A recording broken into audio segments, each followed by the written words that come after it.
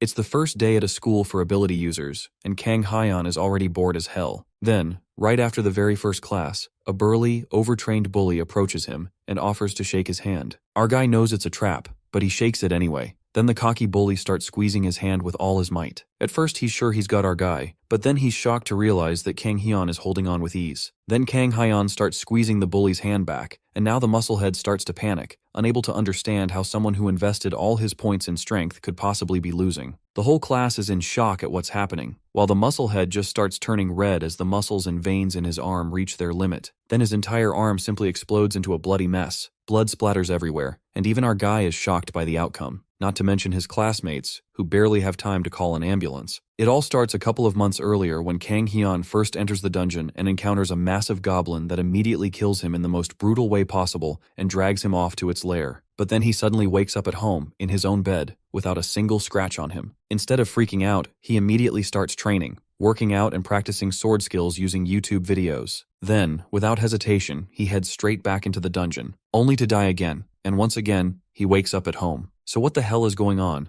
Kang Hyeon has a unique ability, one that only he possesses in this world. Every time he dies in the dungeon, he resurrects back in his bed at home. For anyone else, death in the dungeon is permanent, game over. But for him, it's just another attempt, so he can level up his stats non-stop without worrying about dying. And this whole madness only started a few days ago, back when he was just an unemployed loser living with his sister. Our MC, Kang Hyeon, gets chewed out by his little sister for being a lazy bum. He's currently drunker than a sailor at the pub, and tells his sister that he can't just go back to their parents' house because at this age, he shouldn't be depending on their parents. But that just makes her even more angry, because that means he thinks it's all right to be depending on his little sister. Tomorrow is New Year's Day, and she orders him to get out there and try to find some part-time work which Hyeon nervously agrees to just so that she can let him sneak to his room. She doesn't have to tell him anything more, because Kang Hyeon himself knows that he is pathetic. The most he has accomplished after moving to Seoul was a short internship at a big company. Tomorrow he's going to need to look into some cheap jobs just to get his sister off his back so he can start making money. The light coming from his computer, illuminating the dark room, reminds him that he left the house without turning off his game. It really would be great if reality were like a game.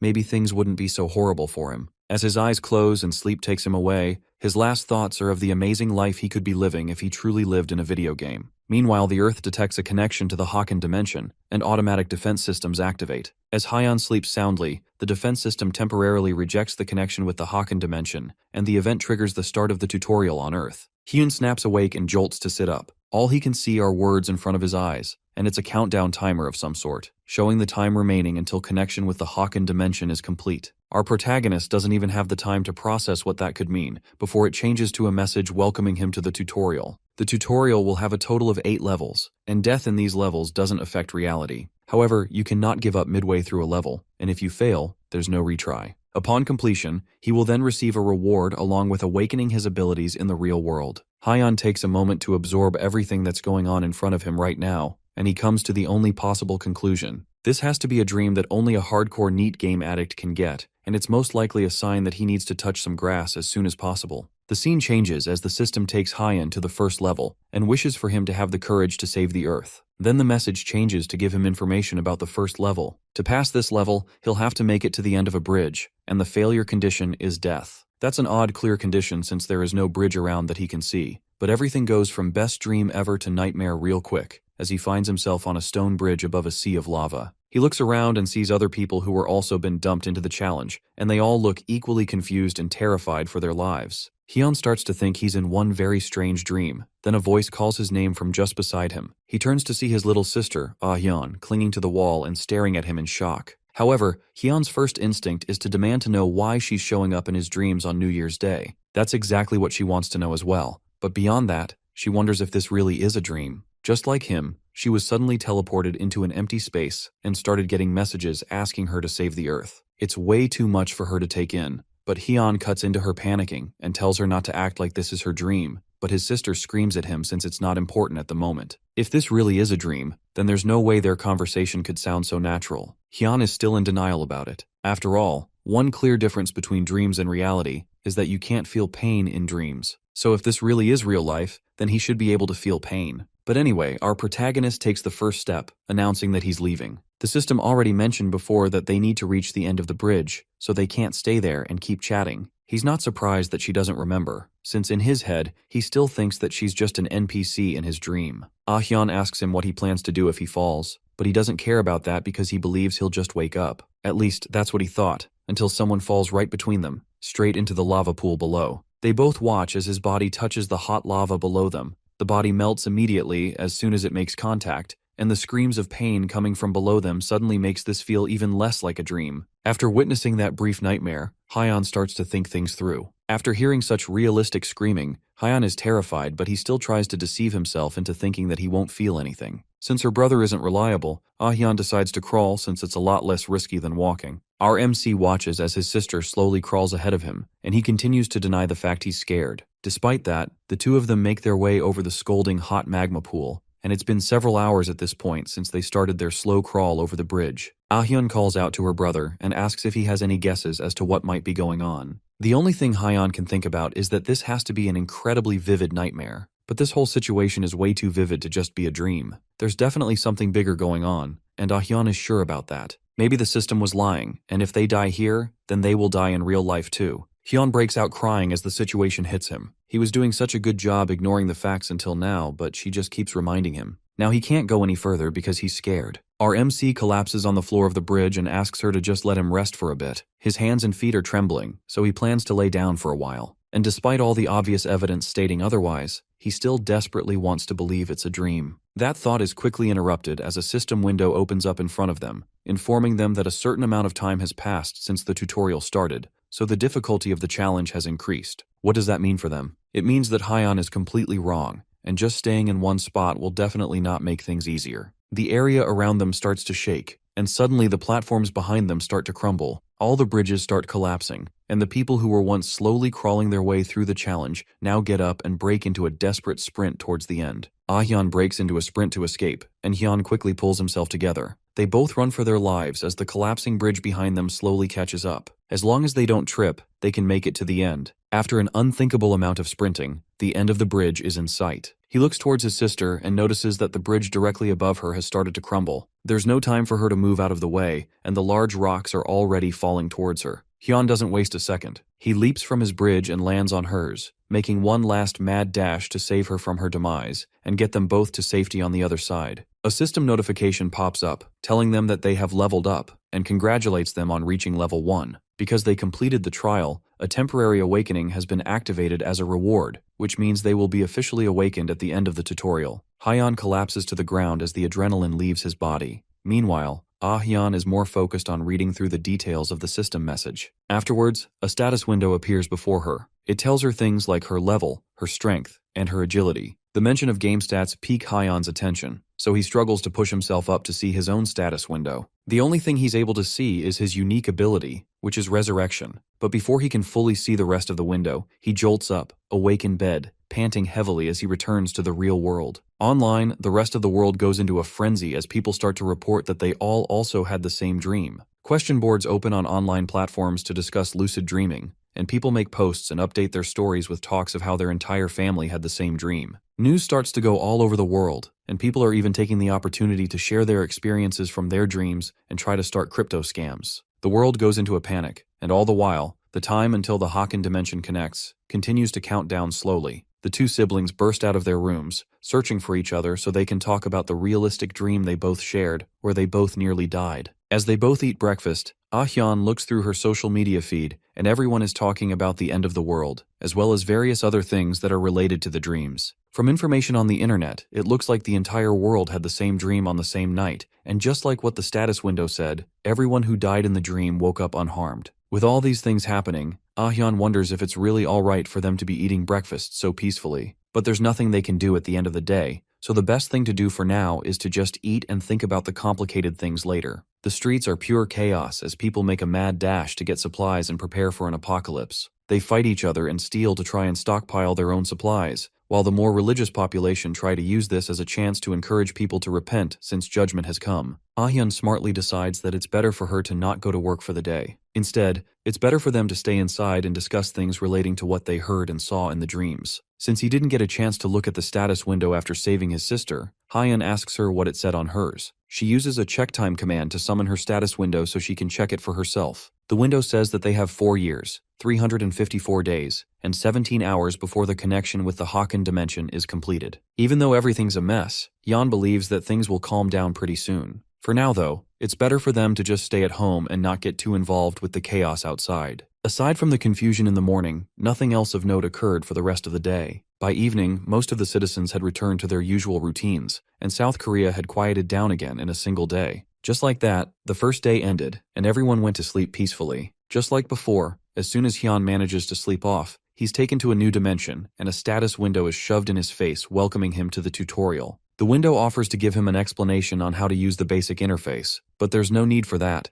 and he goes straight to see the status window. Finally, he gets to see his stats, and they are all pretty average, just as expected. He's just level 1 and he has 1 innate ability, but other than that, there's nothing that really stands out as impressive in his stats. There's one stat that catches his attention, and it's called the magic power stat. A stat like that implies that he will be able to use magic eventually. He's not sure if that's a good thing or not, but his attention finally goes to his innate ability, resurrection. It's an ability that allows him to resurrect 24 hours after death, until the world escapes its current crisis. Then he will be able to return from death as many times as possible. He will respawn at a chosen location, but in the event that he doesn't choose a location before dying, then he will resurrect at the last place he slept. Of course, it's not just a free skill, and anytime he dies, his level will decrease by 1. His ability stats will also temporarily decrease by 50% for 24 hours. All those resurrection penalties don't apply during the tutorial, however, making it an overpowered skill for beginners. Hyun praises his luck since a skill like that almost guarantees that he won't end up being a useless extra during the apocalypse. Now that he has gotten a look at his stats and his skills, it's time for him to enter Stage 2. Whether his stats are high or low, he can just fix them by leveling up. As the amazing Resurrection Man, he can definitely do anything that he puts his mind to. What he has to put his mind to, however, is what comes next. In a castle surrounded by an eerie atmosphere, a bloody goblin screams out a war cry while holding a stained club. The person he's fighting is none other than our MC, who comes out swinging with a powerful attack, sending the goblin flying backwards in shock. Hyun follows up his initial attack with an overhead swing from his weapon. After a long and tiring struggle against the goblin, Hyun emerges victorious but exhausted. He managed to kill it with his mace by ambushing it, but his whole body has gone numb from the sensation of hitting a living thing. Still, he only beat it because it was a goblin, and if he hadn't ambushed it, then it might have been him laying in a bloody pool on the floor. But the challenge isn't over yet, and a much more terrifying monster appears. It's a goblin soldier, and as soon as it notices its comrade laying dead on the floor, an overwhelming wave of anger fills it as it glares at Hyun. It looks like he miscalculated, and there were actually 2 goblins from the start. But that isn't the scary thing here. The scary thing is that the goblins were supposed to be low-level mobs for beginners, but this goblin is way bigger than the previous one, and the sword it's carrying is over a meter long. If he gets hit with that, then it won't end with just a small injury. The goblin growls at Hyun before swinging its blade to kill. Our MC just barely manages to block with his mace, but the impact of the collision is enough to send him flying to the ground. He doesn't even realize when the tears start flowing as the goblin continues to mercilessly attack him with his long sword. Hyun never worked out and only stayed home all day. On top of that, the mace he got in the tutorial isn't that long. There's no way it stands a chance against a meter-long sword. After the completely one-sided battle, Hyun is left near death, but the goblin isn't done yet. It drags his bloody body through the grounds of the castle, leaving blood streaks across the ground as they go. Our protagonist can do nothing but desperately beg for someone to save him from this dream-turned-nightmare. As the goblin used his body to draw a trail across the ground, the steadily approaching fear of death started coldly tightening around his neck. In the few hours before his life finally ended, he was forced to endure the savage torture of 4 goblins. By the time morning comes, Ah-hyun is woken up by the panicked screams of her brother in the other room. She angrily runs to his room and demands to know why he's messing around so early in the morning. Her anger is cut short when she sees the frail frame of her older brother having a nervous breakdown on his bed. She manages to get him to come out of his room for some breakfast, and that's where he tells her what he went through in the tutorial. Apparently, he died from extreme blood loss as the goblins relentlessly tortured him. Despite his trauma, she's relieved that he's at least fine enough to crack jokes as they talk. That means that they don't need to go to the hospital to get checked out. The same can't be said for others, who are also going through the tutorial as well. According to the internet, for the past 2 days, psychiatrist visits have jumped up by a lot, and it looks like there are a lot of people who have also gone through something similar to what he went through. Hyun thinks about it for a moment,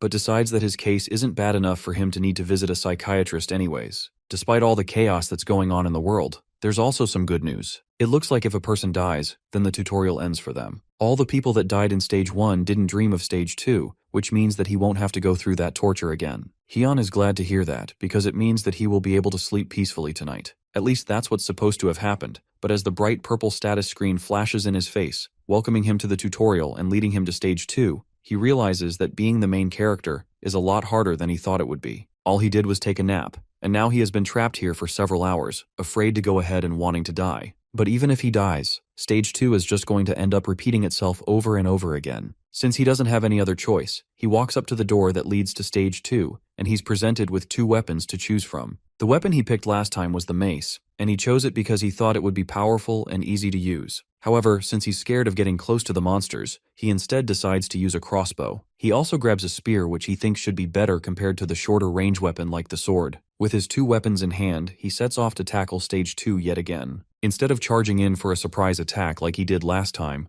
Hyun takes a much sneakier approach and lays down in the shadows to snipe a shot at the goblins before they can see him. He takes aim with the crossbow, and the arrow strikes perfectly in the goblin's head, but the monster takes the hit without a problem. With that, the element of surprise is gone as the goblin looks back towards him with bloodlust in its eyes. Our MC goes in low, holding the spear towards the ground, and manages to dodge under the larger goblin before going in and stabbing the smaller goblin, finishing it off immediately. But unfortunately, he can't pull the spear out of the first goblin's body, and he's left completely defenseless as the second goblin launches its giant body at him. His end is a lot swifter than last time, and he wakes up in bed with a scream. The next night, it's round 3 in the tutorial phase 2, and he's a lot less happy to see the welcome messages from the status screen. Today, he decides to go with the sword and shield instead. Instead of using a weapon that he has at least tried before, he decides to use the sword because he spent the entire day studying sword techniques on YouTube. With the confidence of a keyboard warrior, Hyun charges into the second stage for the 3rd time, and this time, he doesn't even try to use the element of surprise. And just like every keyboard warrior, our MC gets promptly put in his place as the goblins gang up on him and take him out cleanly. This time though, instead of waking up traumatized and scared, it looks like dying multiple times has finally broken him as he laughs creepily while promising to kill them all. Round 4 comes the next night, and Hyun tells the status window to shut up as it wishes him the courage to save the Earth. To start off, he swings a sword to practice for his eventual entrance into the stage. He plans to bring his stats up through hard labor, and surprisingly, his efforts actually allow him to increase his vitality by 1 point.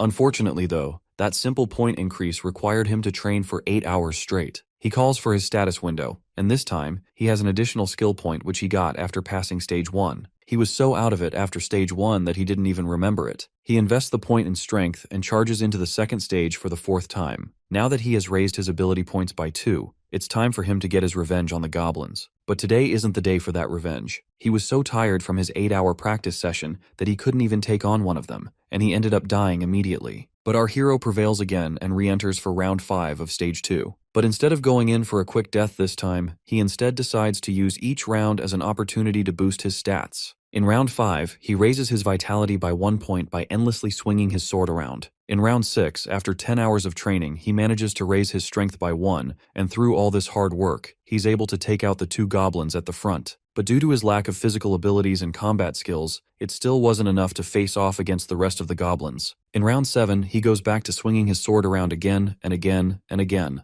After several hours of training, he manages to surpass his limits again and raises his vitality by 1 point. As he collapses to the ground, completely out of breath, another system message pops up. Through his endless training, his swordsmanship has increased to the lowest possible rank of F. This new swordsmanship allows him to effectively swing his sword by correcting his posture when swinging as well as helping with distributing his strength. Finally, after all that hard work and effort, it's all finally bearing fruit. Now the time has come to make the goblins pay for everything they have done to him all these days. Now that he has the skills, it's time for him to think of a plan. From his days of being tortured and killed, he managed to find out that there are a total of 5 goblins in stage 2 of the tutorial. 2 are in the castle at the front, and 3 are in the forest at the end. The first 2 are easy to take down. All he has to do is ambush the first and take it out with his crossbow, then finish off the other with his sword. The issue is the 3 goblins in the forest. He can handle 2 of them in the same way as before, but the last goblin is the hardest. After taking out the other 4, the 2 of them are stuck in a fierce final battle of sword versus battle axe. But unlike all the other times that he has been in this exact situation before,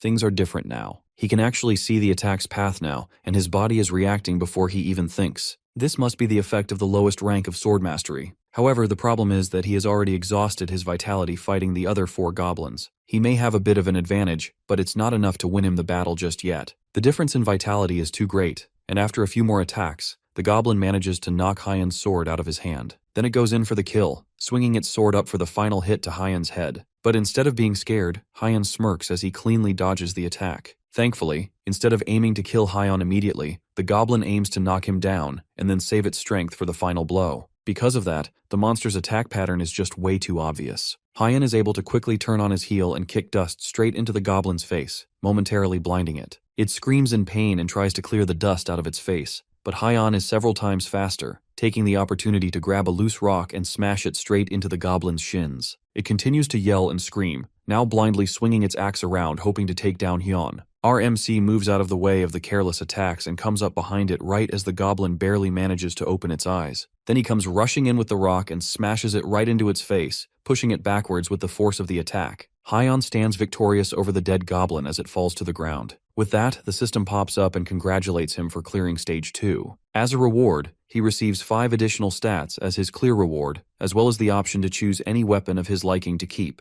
On top of that, he also gets the ability, the lowest rank Shield Master and the lowest rank Crossbow Master. This is the kind of power he has been looking for this entire time, and through his efforts, he finally achieved it. For the first time in a long time, he wakes up without screaming his head off, and heads to the living room to cook breakfast for himself and his dear sister. He's feeling great and wants to celebrate clearing Stage 2 by eating a good meal. As he's tasting his cooking, a loud sound rings out throughout the world. His sister comes flying out of her room as he coughs heavily from almost choking on the food. Then a system notification pops up, informing them that the world tutorial has ended, and they can now freely use the system outside the tutorial. On top of that, dungeons have now been activated around the world, meaning that people will now have to fight monsters outside of their dreams. As soon as that notification pops up, a giant alien-looking door pops up right outside their window, and both siblings go to check it out as the people on the street gather together and stare at it in awe. The messages continue, and informs them that only awakened talents may enter dungeons. It's not just in front of their window that these dungeon doors have popped up.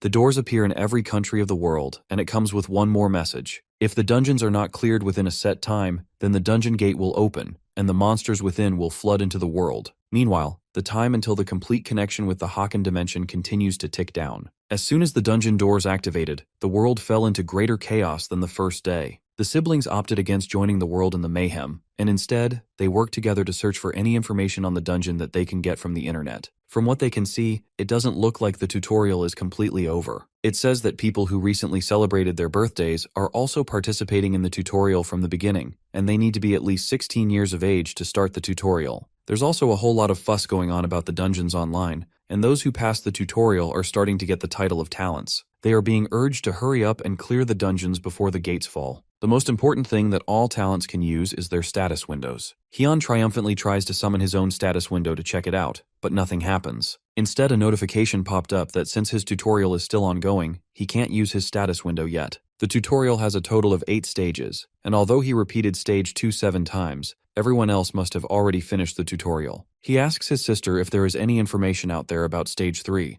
and from what she can gather, it seems like the theme of stage 3 is patience, but that's all she can find. Since only a few people cleared stage 2, there isn't much reliable information, meaning that Hyun will have to work through it himself. Even so, with the efforts that he went through in stage 2, he has gotten a lot stronger, so he won't suffer disgracefully like before. That night, tutorial stage 3 begins for Hyun, and although he isn't suffering, that doesn't mean that he's not being disgraced. Right now, as he tries to maintain his stealth, a monster joyfully pisses on his head, not realizing that our fearless main character is hiding under the bushes that it is relieving itself into. Meanwhile, all Hyun can think of is how much he wants to kill this thing. Let's go back a bit to when Hyun entered into the 3rd stage in the first place. The clear condition for this stage is to defeat the Gorka chief. To help him in his mission, the system provides him with a ghillie suit. It looks like this mission is all about infiltration and assassination. Just as before, he calls for his status window, and happily sees that his level has been increased to level 4. His stats have also increased, and he has gained many new abilities to add to his roster. One of the new abilities is the lowest rank Shield Master, which is an F-tier skill that allows him to use his shield more effectively,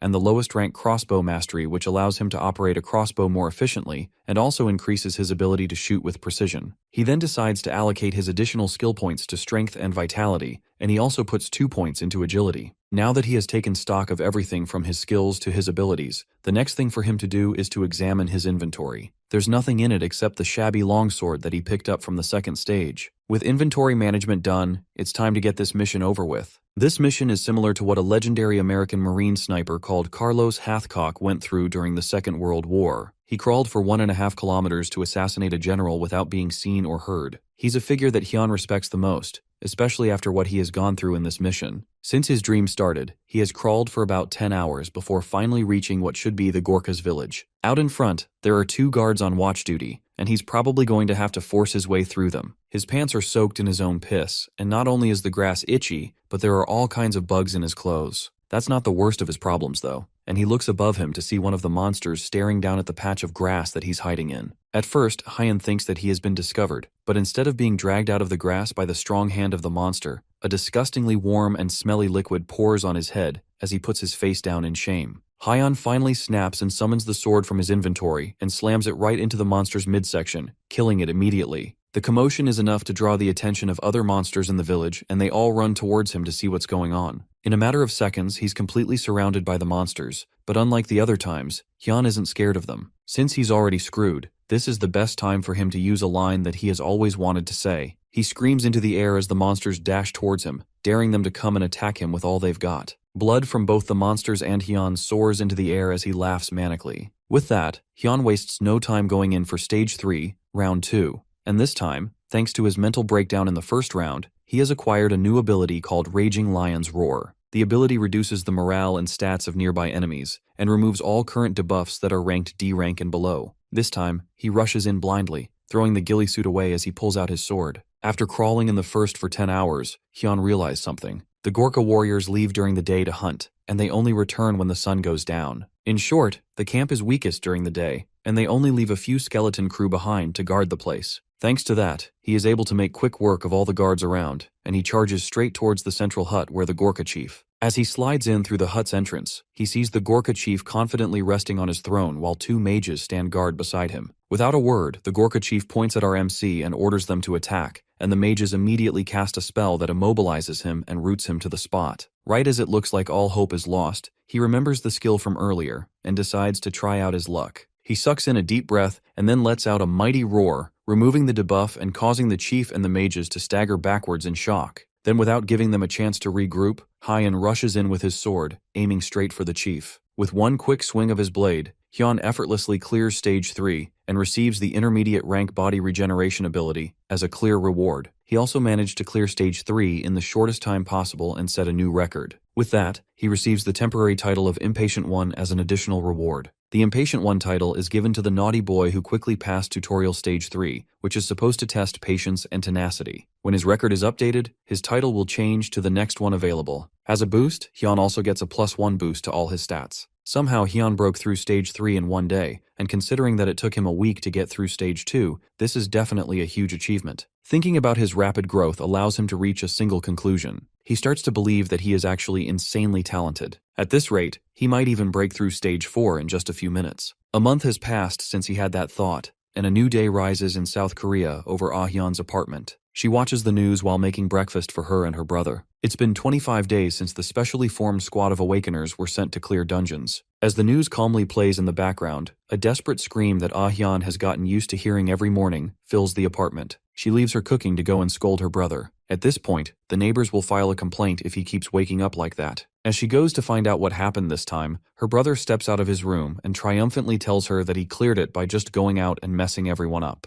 She's about to congratulate him, but her words die in her throat as she bears witness to the absolute unit that her brother has become. She nervously asks him if something happened during this last dungeon run, because his face has become scary. Now that he's out, she asks him what the content of Stage 4 was. To put it simply, it was a group project that is meant to test their leadership skills. He had to find a way to remove the dungeon core, then a portal leading outside would automatically be created, allowing him to escape. His party members were like NPCs who fit into the setting, and they all just argued on whether they should keep going or retreat, and they didn't have enough rations to keep going and brute force the dungeon. A couple of them rejected the idea very strongly, and ultimately they decided to leave the dungeon with Hyun leading. At first it was pretty cool carrying the entire team, and the mission should have gone along perfectly well, so Ah Hyun can't understand what happened that made him take a month to finish the stage. The problem started that same night after they spent the day clearing the dungeon. He sent a group of them to go on night watch, but they disobeyed him. When he caught them trying to run away, they ambushed him and killed him. Every attempt after that ended the same way,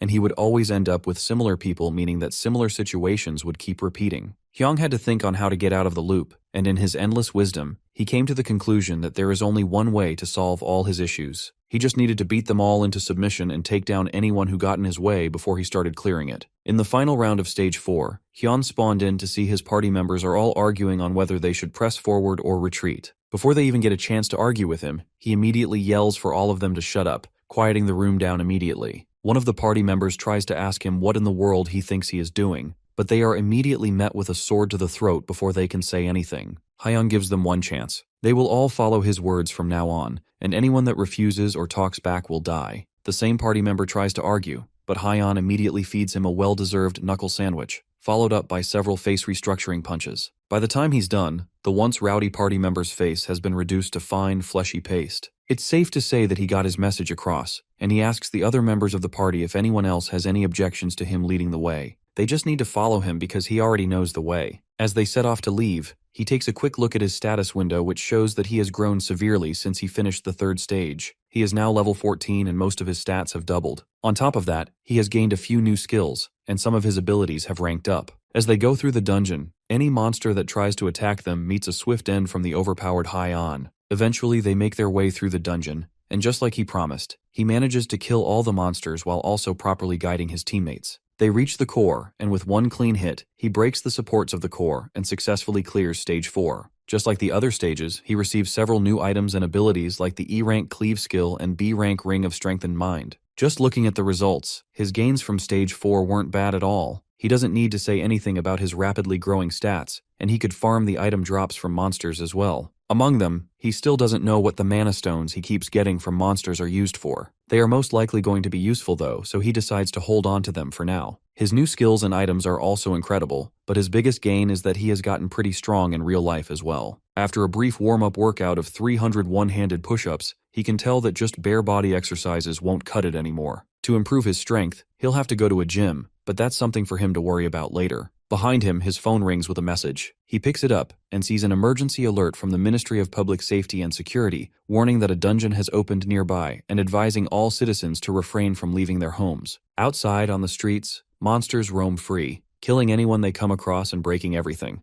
Hyun rushes to his balcony to check what's going on outside, and just like the report warned, the streets are filled with goblins. His mind immediately goes to Hyun, who decided to go to work in the morning. There's no time to waste as he sprints out of the apartment, already trying to figure out what he can use as a weapon. The only thing that he can find that might be useful is a basic, dirty kitchen knife in the sink. It's better than nothing, and he takes it and rushes out of the apartment, onto the monster-filled streets of the city. As soon as he gets out into the street, he yells out to call all the monsters to him. Unfortunately, his lion roar skill still can't be used outside, and he's just going to rely on his physical abilities for one to take care of this. Luckily for him though, his yell was loud enough to get most of their attention. The goblins charge at him, and he continues to taunt them, calling them Stage 2 small fry that he has already taken out before. For some reason, he can tell how strong they are just from the way they move. He stabs his knife straight through the head of the first goblin that gets close to him, and as the monster dies, he pulls the knife out of the goblin's body and prepares to take on the rest. Elsewhere, a group of office workers desperately barricade themselves inside their building. As they cower in fear and wait for the inevitable, they can hear loud banging sounds coming from outside the door as something or someone wrecks the place and monsters scream out. Hyun is among these office workers, and she looks down at her phone, which shows the last text conversation she had with her brother. He was desperately asking her if she's still at work, and she started bombarding him with questions asking if he's planning to come to her office, but he didn't respond. Now, as another set of monsters scream out behind the barricaded doors, the sounds of pounding reach the office where she and her co-workers are hiding. Eventually, the barricade breaks down, and a muscular foot walks into the office. It's Hyun, and he didn't mean to break the door down, but accidents happen when you're stronger than a battle ox. The other workers start murmuring to themselves, and wonder if this psychopath is really Hyun's older brother, while the little sister just blushes in embarrassment. Meanwhile, one of the older office workers angrily asks Hyun why he would destroy their barricade. Now the monsters outside will easily be able to get into the office. They don't need to worry too much though, since he has already taken care of any monster that would have tried to get into the office. Later on, after clearing the goblins out from the whole building, Hyun returns to Hyun's office where she bandages him up and cleans his wounds. Ever since he got his makeover and became buff, he's been acting really tough and letting himself get hit without a care for his safety. In the tutorial, he mostly relied on his insane regeneration skill, so he can tank attacks without a care in the world, but since he can't use his skills in the real world yet, his usual fighting style means that he's going to come back with a lot of injuries. If he can't use skills in the real world, that also means that he can't use his resurrection ability, so if he dies then there's no coming back. Still, even though he's definitely pushing himself, Ahyan can't deny that the way he's charging through the danger is kinda cool. Everyone else seems to think the same thing, and one of Ahyan's seniors was making a fuss trying to get a chance to be introduced to our MC. That night, they all go to sleep in the rundown office building, and as usual, Ahyan is taken to the tutorial level. This is stage 5, and for this level, he needs to prove that he has the wisdom to overcome any difficulty. As the level loads, he's suddenly surrounded by a group of people who are chatting idly with each other. Except instead of being surrounded by a bunch of meddling warriors who can't agree with each other, he's instead surrounded by a group of beautiful women. The clear condition needs him to defeat the succubus, which is a nightmare demon that disguises itself as a human. Hyan is familiar with succubi and knows them as dream demons that suck energy out of men. They usually look like gorgeous women, which should have made it easy to sniff them out, but the issue is that all the women here are ridiculously gorgeous. As he's trying to figure out who might be the succubus out of all of them, one of them approaches him and asks for his opinion on who he thinks the succubus might be. As she talks, he can't even keep his eyes on her, and he looks away while scratching the back of his head. But his attention is brought back to her when a notification window pops up in front of his face. It informs him that his ring of strengthened mind is resisting the seduction attempt from the woman in front of him. It looks like he lucked out and found the succubus right away thanks to his B-rank item. As night falls, the group gather their tents around the campfire while Ahyan sits in front of it, thinking about what he has been through ever since the tutorial started. In Stage 1, it was a circus of hellfire, and in Stage 2, it was a week-long desperate battle with goblins. Stage 3 gave him a golden shower after hours of crawling through dirt and bugs, and Stage 4 was a month-long deadly group project. All those times had him rolling around like a dog, but now he finally has an opportunity to get an easy win. But just because he has found out their identity doesn't mean that he's done yet. The notification window clearly said that he would become a target if he found out her identity. He's not entirely sure how this is going to go, but he knows that a succubus is at least decently strong, especially if she can transform into a human. Instead of acting rashly, he needs to win over the other NPCs, and since the men might already be under her spell, he'll have to approach the girls first. For now, the best thing he can do is sleep on it and figure out what he will do tomorrow. As he wakes up, instead of the open forest sky that he expected to see, what is above him instead is an unfamiliar ceiling. He wakes up with a shout as he realizes that he's back in Ahyan's company. The other office workers approach him as they see he's awake, and they were just about to wake him up anyways. The army has arrived, which means that they are about to be saved. Meanwhile, Ahyan is fuming at the fact that he woke up in the real world. The succubus most likely realized that he had figured out who she was and she killed him in his sleep. Outside, groups of military jeeps speed through the city streets with armed professionals shooting down any monsters on sight. The other office workers celebrate the army's arrival and the fact that the monsters are no match for military-grade guns,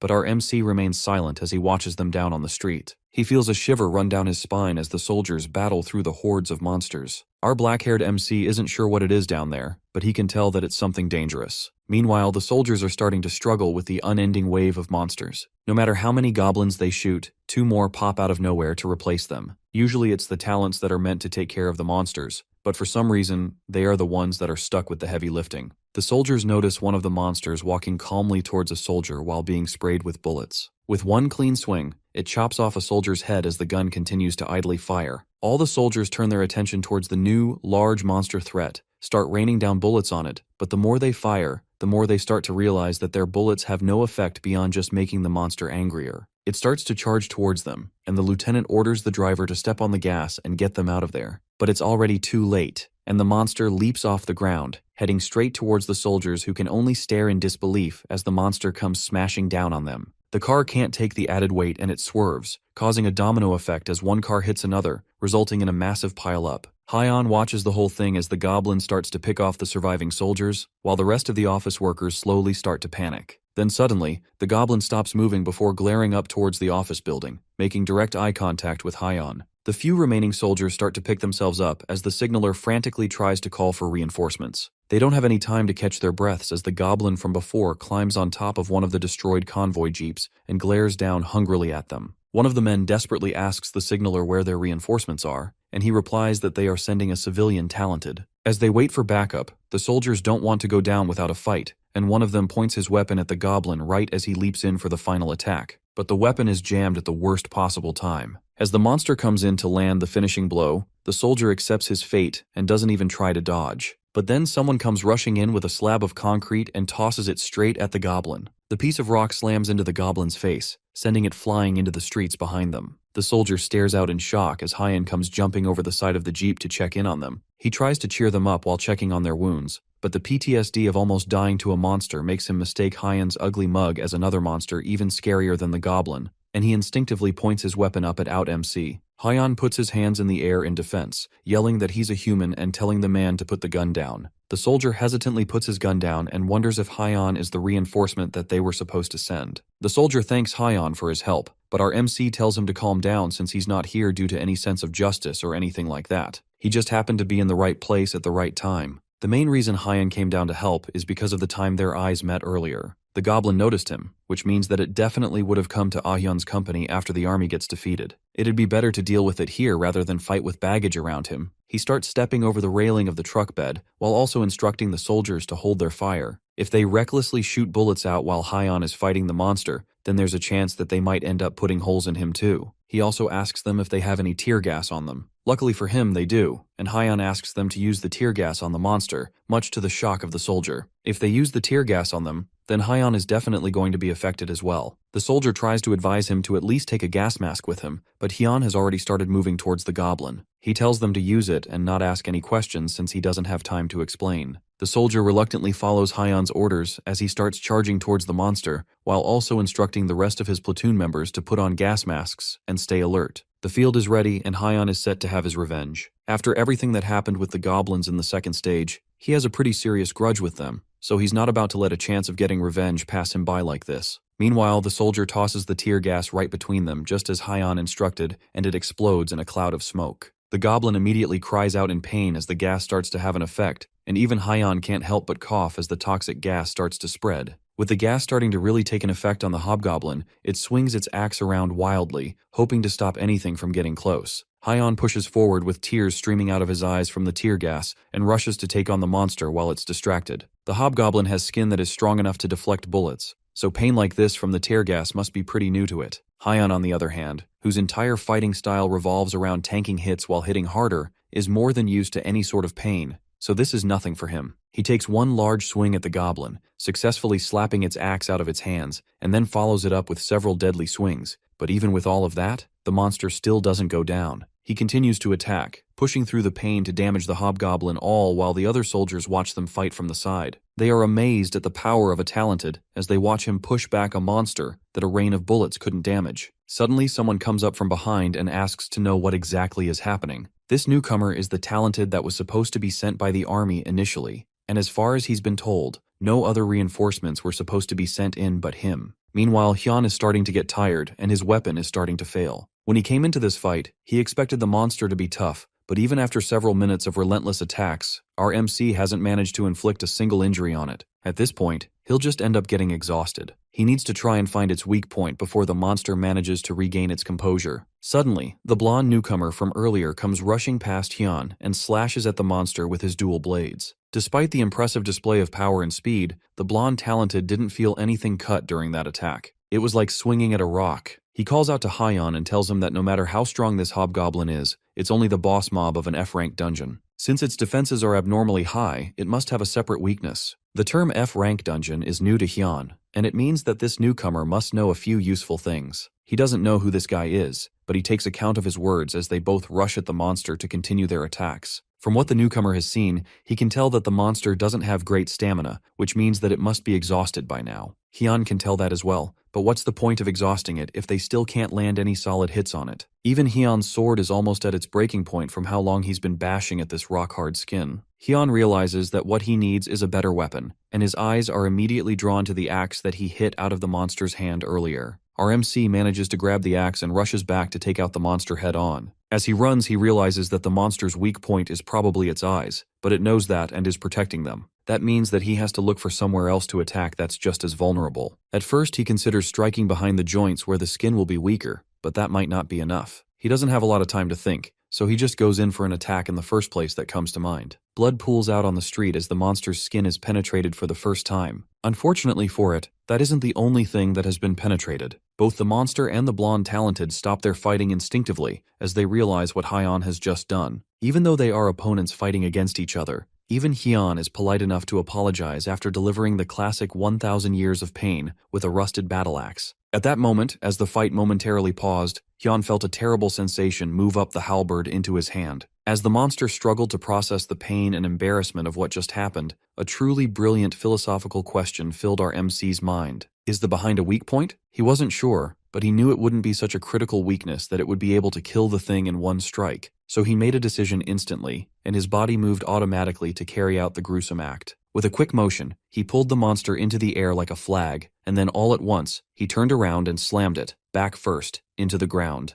Before it can pick itself up, Hyan follows his attack up by rushing at the monster, correctly predicting that the inside of its mouth definitely won't be as tough as the rest of its body. The poor beast is already out cold from being defiled, and it doesn't even try to defend itself as the tip of the halberd comes crashing down into its mouth, killing it instantly. The blonde watching the whole thing can tell from a glance that our MC is strong, but the bigger question is where a person like him came from. Since he has never seen our MC before, he can only assume that Hyan must be an independent fighter. As he pulls out the halberd from the dead monster, a shiny golden item pops out from its mouth. Hyan tries to identify it, but the system immediately pops up and tells him that he cannot find out information about the item since the tutorial is still in progress. He doesn't know what it's for, but he decides to take it for now. The blonde talented approaches Hyan from behind, but our greedy MC thinks that the guy just wants to share his hard-earned drops. He decides to run instead of sharing his drops, and before the blonde man can even ask a question, he gives a flimsy excuse about being busy and runs away, leaving the halberd behind. In an instant, our MC is gone just as mysteriously as he came,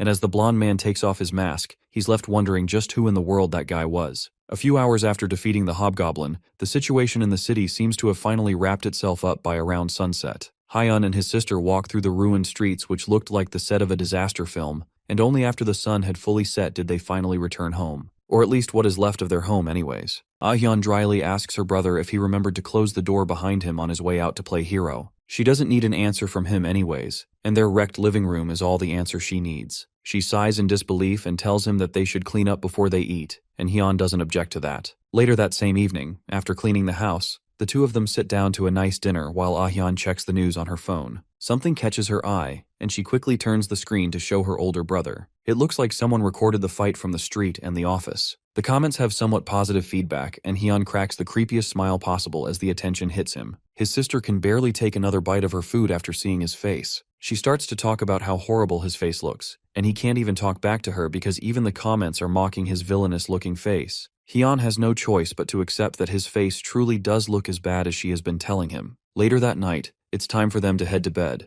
and before his sister can go to her room, he calls her back and asks her to turn off the light and close the door for him. She initially argues, but eventually gives in only because he worked really hard. But in exchange, she warns him not to shout tomorrow when he wakes up in the morning. With that, she wishes him good luck and turns off the light for him. His thoughts go back to the strong man that he fought with earlier that day as he slowly falls asleep. The succubus from yesterday was really pretty, and although she killed him, he's a little excited to see her again. But as he opens his eyes, instead of a beautiful group of women, he sees a monster staring curiously up at him. He doesn't waste any time and punches it right in the face, knocking it out immediately. A notification pops up in front of him with a different clear condition than the last time he entered this stage. The tip for this one is that the cave goblins have dim sight but excellent hearing, so he needs to find a way to divert their attention. It's terrible timing that the system is only telling him about their great hearing now after he screamed and punched a goblin in the face. Within seconds, he's already surrounded by several goblins who were probably drawn to the commotion. Although that's a valid question to have at a time like this, the better question that Hyan wants answered is why the tutorial changed again to this goblin-slaying quest. The next morning, Hyan screams as he wakes up and his sister screams back for him to shut up. Elsewhere, in a deserted office building, a man gets punched in the face and flies back onto the floor. The man asks, through bloody lips and a broken jaw, how a normal person can be stronger than a talented,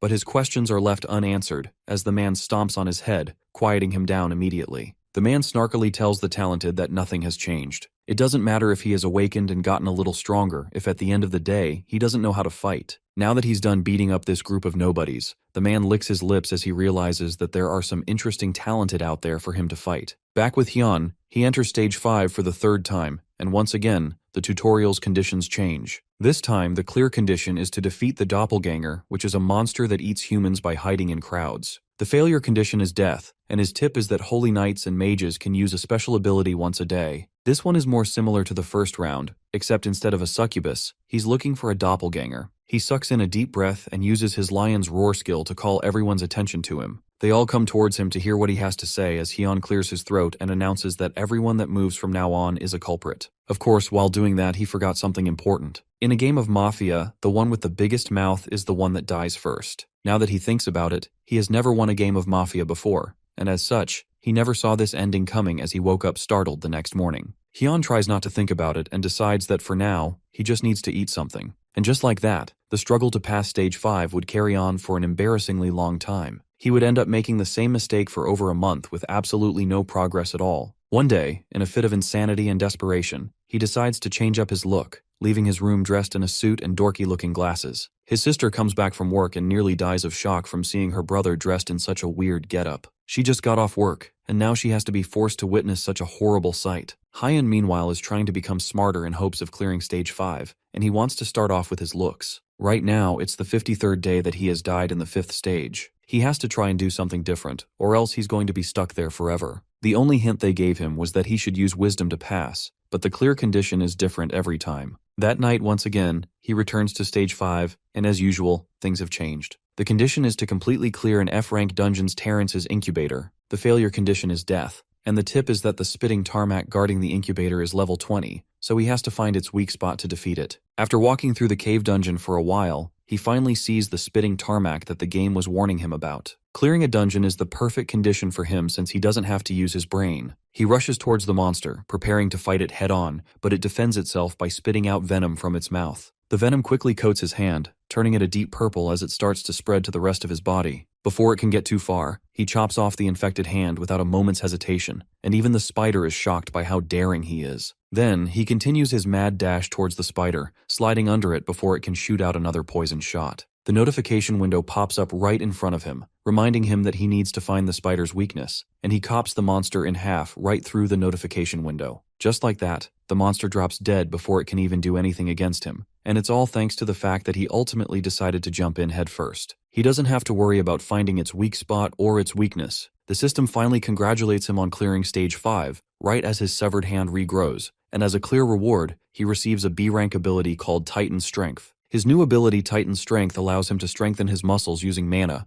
and it in turn increases his strength by 12 for 10 minutes. The next day, in a school somewhere in Korea, some students look through the internet for information about the tutorial and their awakening. One particular student is especially distressed because it's his 18th birthday, which means that he has started facing the tutorial. There are no good tips for any stage after stage 5. They say that you are in the 1% of talented if you manage to get past stage 4. But those that did also definitely hid some good information somewhere for themselves. Eventually, the student finds some good information from an anonymous poster. Apparently, they cleared stage 7, and they are about to go for stage 8. However, after reading through the tips for the next few stages, it's hard to believe that it's actually real. The first tip is for stage 4, which has a theme of leadership. It advises them to make all the party members surrender with their strength. Stage 5 is wisdom, and they advise to use their muscles as the greatest source of wisdom by growing strength. Stage 6 is about being cold-blooded, so one should destroy everyone from enemies to allies. Stage 7 is dedication, where one must focus on destroying their enemies. All the advice sounds horrible, and the kids write it off as just a troll. Even the rest of the comments on the post are mocking the poster for making such a pointless guide,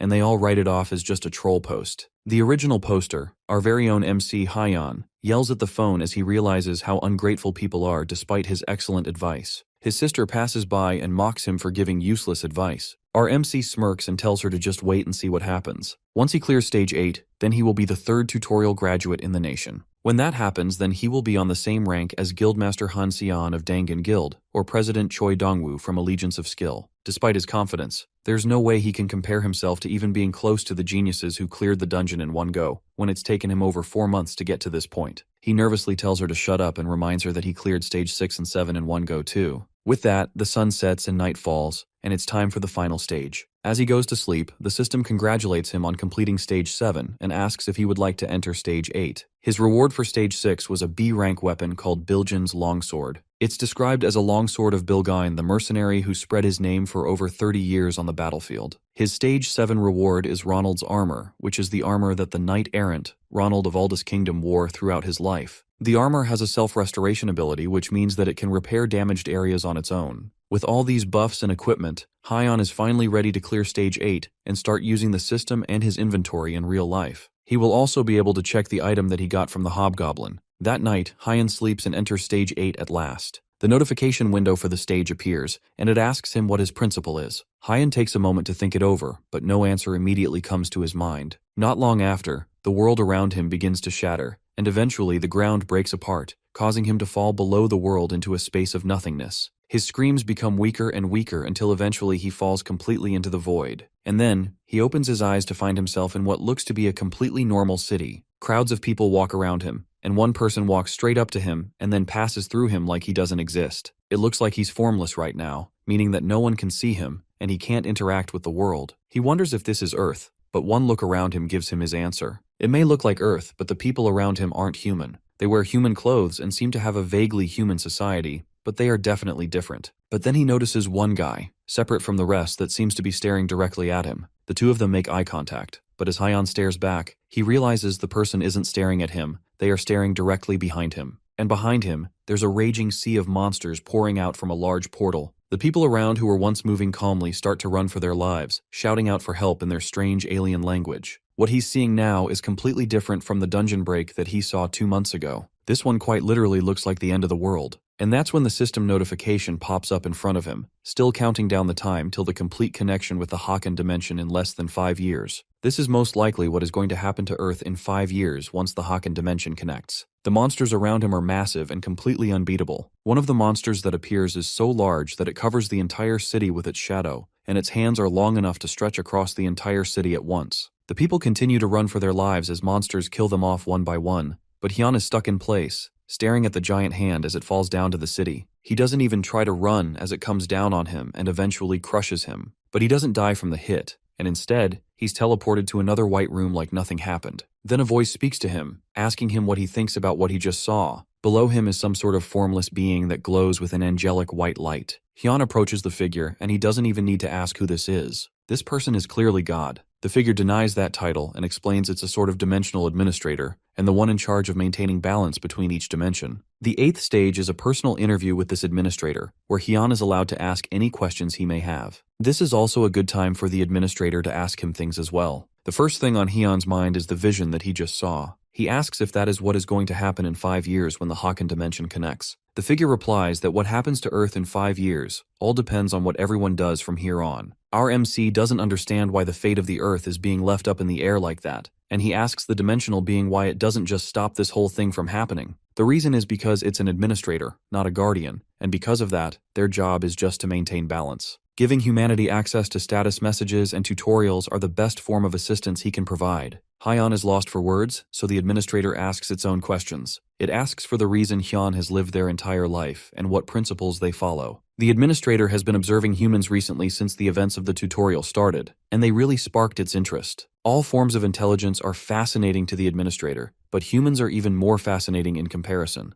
Our MC tells the administrator that they must not have observed enough if they are asking for something grand like a principle. No one lives their lives thinking about stuff like that, or at least, no one around Hyon does. Humans are just doing their best to survive since they just happen to have been born. At the end of the day, they just endure each day and try to make it to the next. The administrator changes their question and asks Hyon if there is something that he wishes to protect. He wants to protect his little sister and his parents. After dying a few times, Hyon has learnt his place in the world. Being a hero isn't for him. Even the administrator agrees that heroism is about innate talent, and from what they have seen, Hyon is closer to a dunce. But personally, the dimensional being is a fan of Hyon. If the administrator enjoyed watching Hyon suffer, then they must be some sort of sadist, which could mean that the future of Earth is doomed. Beyond that, however, Hyon realizes something else. He asks the administrator about Stage 5, which had a theme of wisdom and why it changes its subject every time. Suddenly, the bold and eccentric administrator goes silent before a notification screen pops up in front of his face, telling him that his time is up and he has successfully cleared Stage 8.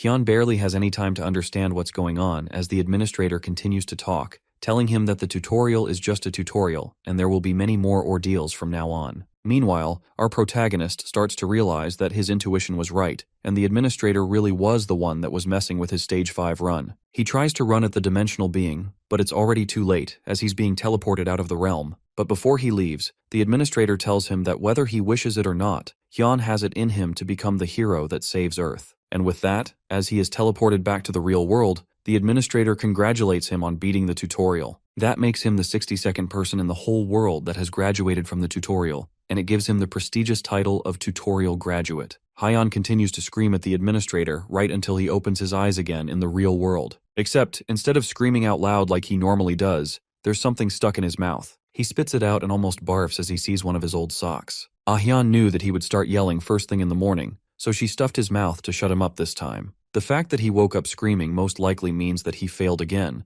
and she snarkily asks him how long he thinks it's going to take to beat the final stage. Hyun smirks and then summons his status window in front of her, proving that he has finally completed the tutorial. With that, he gives a hearty laugh and proudly proclaims that he's now a talent too. That's convenient for them since Hyun can now go out and make some money. To commemorate the special day, Hyun makes him a special breakfast, and after telling him about it, she leaves the room to go about her day. Later that day, Hyun sits on the couch, looking through his status window while his sister heads out to run some errands. The title he got from the 8th stage isn't that amazing, and all it does is give a +2 effect to all his stats, which can be useful, but it's ultimately not that impressive. On top of that, he also can't use more than one title at a time, and outside of the title that is currently active, the rest of the title will have their effects hindered by 50%. Naturally, he decides to use the tutorial graduate title, which when added with the Impatient 1 title gives him a 2.5 point boost to all his stats. Now the most important thing that he has been waiting for all this time. It's time for him to take a look at the item that dropped from the hobgoblin. A window pops up and informs him that the book is a skill book for the E rank skill, Magic Explosion, which discharges magic with explosive energy. Hyun is extremely happy to get a skill book of all things. He immediately learns the skill, and the book disappears in his hands. Now that he has looked into all the rewards, it's time for him to try applying for the Talented Education School. Elsewhere, a bright and cheerful-looking young woman walks through the city streets. This is Mi Young, a new civil servant that's heading for her first day at work at her first workplace at the Talented Education School. It's a place where Awakeners who have just finished the tutorial go to obtain certifications. After 4 months, Korea was one of the first countries to set systems up to manage the emerging talented. As for Mi Young, she's just proud to be working in such a prestigious position.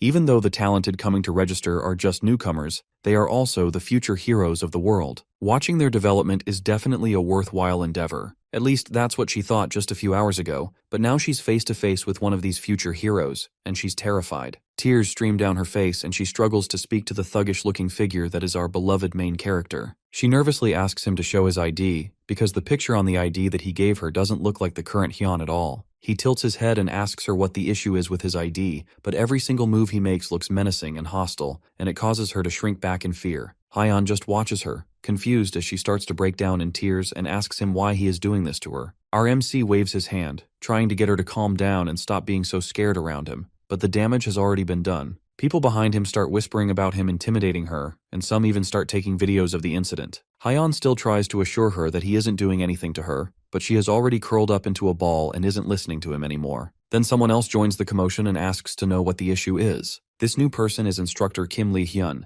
and Mi Young cries out to him for help once she sees him. Lee-hyun comes over because he could see that the line is being held up for some reason, and he wants to make sure that nothing is happening that is holding up the line. As he gets to the front desk, he and Hyun make eye contact, and immediately, a wave of recognition washes over both of them. They don't immediately recognize each other though, and Lee-hyun goes to check out Hyun's documents. The first thing that stands out is that Hyun looks a lot different from the picture on his ID, and our MC hurries to explain that he looks different because of a skill that changes his appearance. He even suggests that they take a fingerprint or DNA test, but Lee-hyun is more interested in the fact that Hyun claims to have completed the tutorial up to stage 5. Hyun is trying to act weaker than he actually is by hiding his strength, so he wrote down his level and accomplishments to be lower than they actually are. The only problem is that he also claims to be level 12, which is much too high for someone that has only cleared up to stage 5 in the tutorial. The only explanation is that Hyun has been illegally raiding dungeons before coming for official registration. The interview seems to still be going on as Lee-hyun takes him away from the crowd to talk quietly in another corner. From what Lee-hyun remembers in the tutorial, talents usually get their skills at stage 3, an accessory at stage 4, and after stage 5, they get another skill as a reward. He wants Hyun to show everything that he got from those stages right in front of him. Hyun thinks that this might be unnecessarily thorough, but he doesn't argue and does as asked. First, he shows off the body regeneration ability he got from stage 3 by biting off a huge chunk of flesh from his arm. The wound heals up immediately, proving the effectiveness of the skill. Then he shows the mind-strengthening ring he got in stage 4, and finally, it's time for him to show off his 5th skill. He wrote Titan's Strength as manly strength and wrote it as his unique ability instead of his resurrection skill, so he will have to show a different skill instead. He picks his Lion's Roar skill to show and explains that it's a skill that lets him scream and terrify his enemies. Lee Hyun gives him the go-ahead to use the skill, and Hyun prepares himself. Meanwhile, in the crowd, a blonde man with piercings looks bored as he stands in line. He notices Hyun taking a deep breath, and notices that our MC looks familiar. Then he immediately recognizes him from the Goblin Slayer video that was circling around the internet some time ago. Realizing that Hyun is most likely preparing to use a sound-based skill, the blonde man covers his ears to protect himself. Not long after he does that,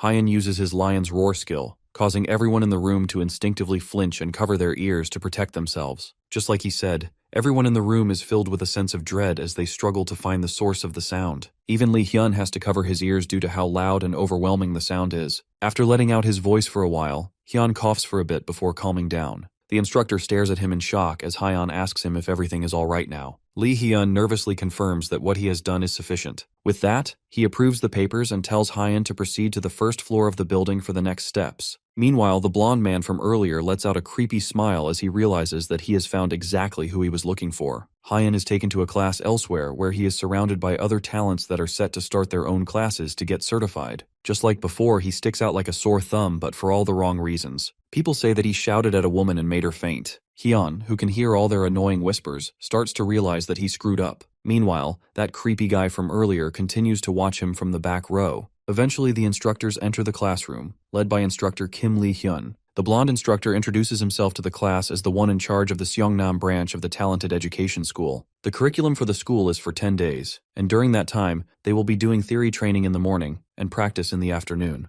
It's only been half a year since the world changed, and even now, new information keeps coming out about dungeons and the monsters within them. Because of that, tactics and strategies of how to deal with dungeons are also still being developed. So in other words, the things that they are going to be learning aren't the absolute correct answer. With that, the classes start in earnest, and the students begin their lessons. Time passes by uneventfully, and the first period ends, giving them a little bit of time to take a quick 10-minute break. By this point, Hyun is bored out of his mind, and he's going to have to endure these grueling classes for the next 10 days. As he's trying to prepare himself for the mental slug of the next class, one of the other students comes over and introduces himself as Gwaksu-il. He reaches out a hand for a handshake, and Hyun is at first hesitant to take the musclehead's hand, but he does it anyway. As soon as he gets Hyun in his grip, Gwaksu-il lets out a devious smirk as he tightens his grip around Hyun's hand. Ever since he made a fuss during the registration period, Gwaksu-il hasn't liked our MC. Now it's time to put him in his place, except Hyun is barely even reacting despite Gwaksu-il gripping his hand with all his strength. Under his breath, Hyun activates his skill, Titan's Strength, and his muscles immediately strengthen with magic. Gwaksu-il can barely believe that he's losing to someone at a test of strength. He put all of his stats into his strength, and now he's getting beaten by some nobody who has been doing nothing but causing trouble. He continues to squeeze his arm as tightly as he can, trying his very best to intimidate Hyun.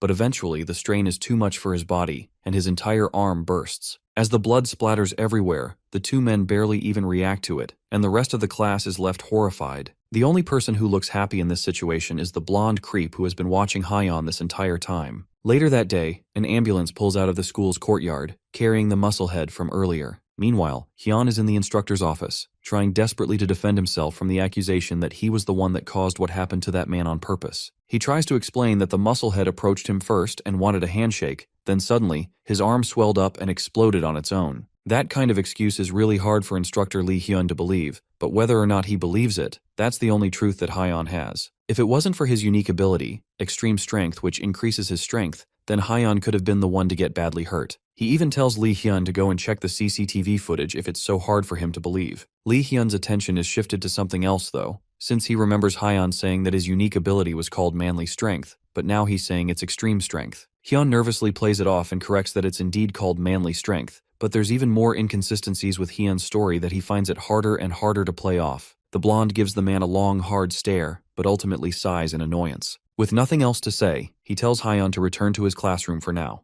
Hyun goes back to his seat and sighs in exhaustion. It's just the first day, and he has already been caught in multiple unnecessary controversies. Meanwhile, another student slides into the seat beside him and politely introduces himself. It's the blonde man from earlier, and he calmly asks Hyun if he can sit down there. Hyun tells the blonde kid to do whatever he wants, but he's cautious about the fact that he keeps getting approached by weirdos. The blonde man introduces himself as an Yu-sung and shakes Hyun's hand. He asks to call Hyun his brother, and reveals that he just recently turned 18 and came to the school after completing the tutorial. Yu-sung changes the topic and asks our MC how he did what he did earlier. From the younger kid's perspective, Hyun must have used some kind of skill to pop the musclehead's arm. From his enthusiasm about popping someone's arm to the creepy face he's making, Hyun can tell that something is definitely wrong with this guy as well. Our MC explains that he didn't do anything to that muscular guy, but their discussion is interrupted as Lee Hyun comes in to start the second period. Since the class was delayed, the instructor starts the next lesson immediately. Currently, dungeons are classified into two types.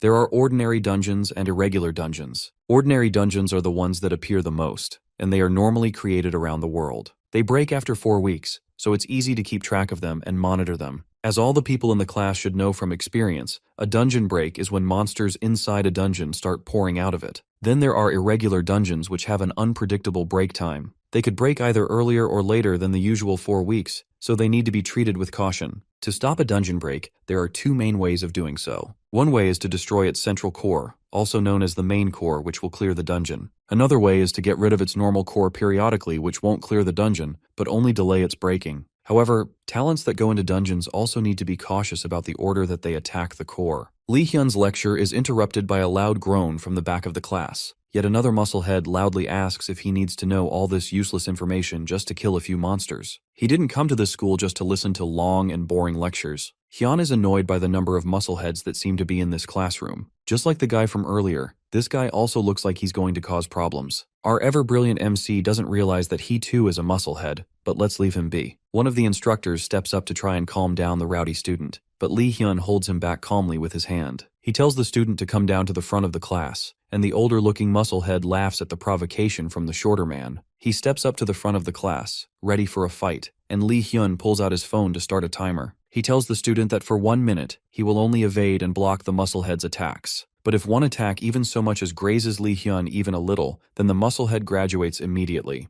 However, if the man fails to hit him within the time limit, then he will get expelled. Seeing the instructor acting so cocky only makes him even more enraged, and he prepares to launch himself at the blonde man. With one large jump, he closes the gap between them in an instant, swinging his sword in a wide arc that Lee Hyun easily dodges. The man gets even angrier and turns to launch another attack, but all he manages to hit is Lee Hyun's aftershadow. The man takes out his anger and swings towards the instructor, but no matter how powerful and fast his attacks are, he's just swinging aimlessly, and Lee Hyun is easily able to dodge everything without any problems. The musclehead throws in a heavy attack, which Lee Hyun easily dodges, and before he launches the final blow, he gives the man one last lesson, telling him that a powerful swing is not always a good move, because his movements will inevitably become exaggerated. With that, Lee Hyun launches his first counterattack since the spar started, kicking the man's weapon into the air and lodging it in the ceiling and causing him to fall to the ground. Then he shows the man his phone, confirming that 1 minute has passed, meaning that he failed. Hyun once saw a video of a professional boxer avoiding an ordinary person's punches just by weaving. But for him to do that against an awakened, it just proves that there's a massive gap like that, even among fellow awakened. The agility and reaction speed he showed were so impressive that even Hyun, who has raised his stats quite a bit, would struggle. But that only makes him want to square up against the blonde instructor even more, and he's not the only person that feels that way. The curriculum for the Talented Education School is theory class in the morning and practice in the afternoon. For the day's practice class, the students will be training their weapon skills. Lee Hyun tells them to come one by one and receive their training weapons. First, they will be given the opportunity to train in their own way, and then an assistant will come and correct them. Before they step up to start the training, he explains to them that due to a lack of manpower, they are unable to do one-on-one coaching. Hyun picks up one of the training blades, and he's immediately disappointed. The blade is rather dull, and just training by themselves sounds boring. Yu-sung comes up behind him and asks if he feels like having a short spar, but as if reading their minds, Lee Hyun tells them that fighting is prohibited until day 6. He watches the other students training, and although he didn't expect much, everyone's average level is lower than he expected. He doesn't need to practice, but at the very least, he can do a little as a workout. He takes the sword and does some basic sword moves, moving around fluidly the way he would have done in the tutorial. Lee Hyun watches as our MC moves his sword with precision, but doesn't say anything. One of the instructors comes over and tells Hyun not to move like that. He gives some advice about the sword angle and his stance, and tells him that he seems to be showing off, but the way he's moving is useless in real combat. Hyun has no idea what this guy is yapping about, and he wants to fight, but it's better to let it slide. As they are talking, Lee Hyun comes over and gets everyone's attention. Once everyone's focus is directed at him, he tells the class that Hyun and the instructor that was just correcting him will give a quick fighting demonstration. Lee Hyun tells the assistant instructor to fight Hyun in the way he just advised him to, while our MC will continue to fight as usual, and the both of them will aim for each other's swords. The two step up to fight each other, and Hyun is beyond excited as Lee Hyun begins a countdown to start. Their swords clash, and immediately, the difference in their strength is clear. With Hyun's technique that has been refined over countless deaths and revivals, he's able to completely overpower the instructor, pushing him down to the ground and causing his sword to land limply behind him. With this brief learning opportunity, Lee Hyun explains to the other students that the weapon skills that they are currently training are to prepare them for real combat, but it's also to train their body's ability to react to attacks immediately. Hyun doesn't understand a single thing about what just happened, but he's just happy that he's getting praised, and he got to fight an instructor. The teacher goes to help the fallen instructor back to his feet, and also apologize for putting him in that kind of situation. The other man doesn't take it too personally, and he's not offended by it. Lee Hyun still apologizes anyway, but tells him that the reason he did this is because he needed to confirm something. Over the next few days, things pretty much go the same way for Hyun.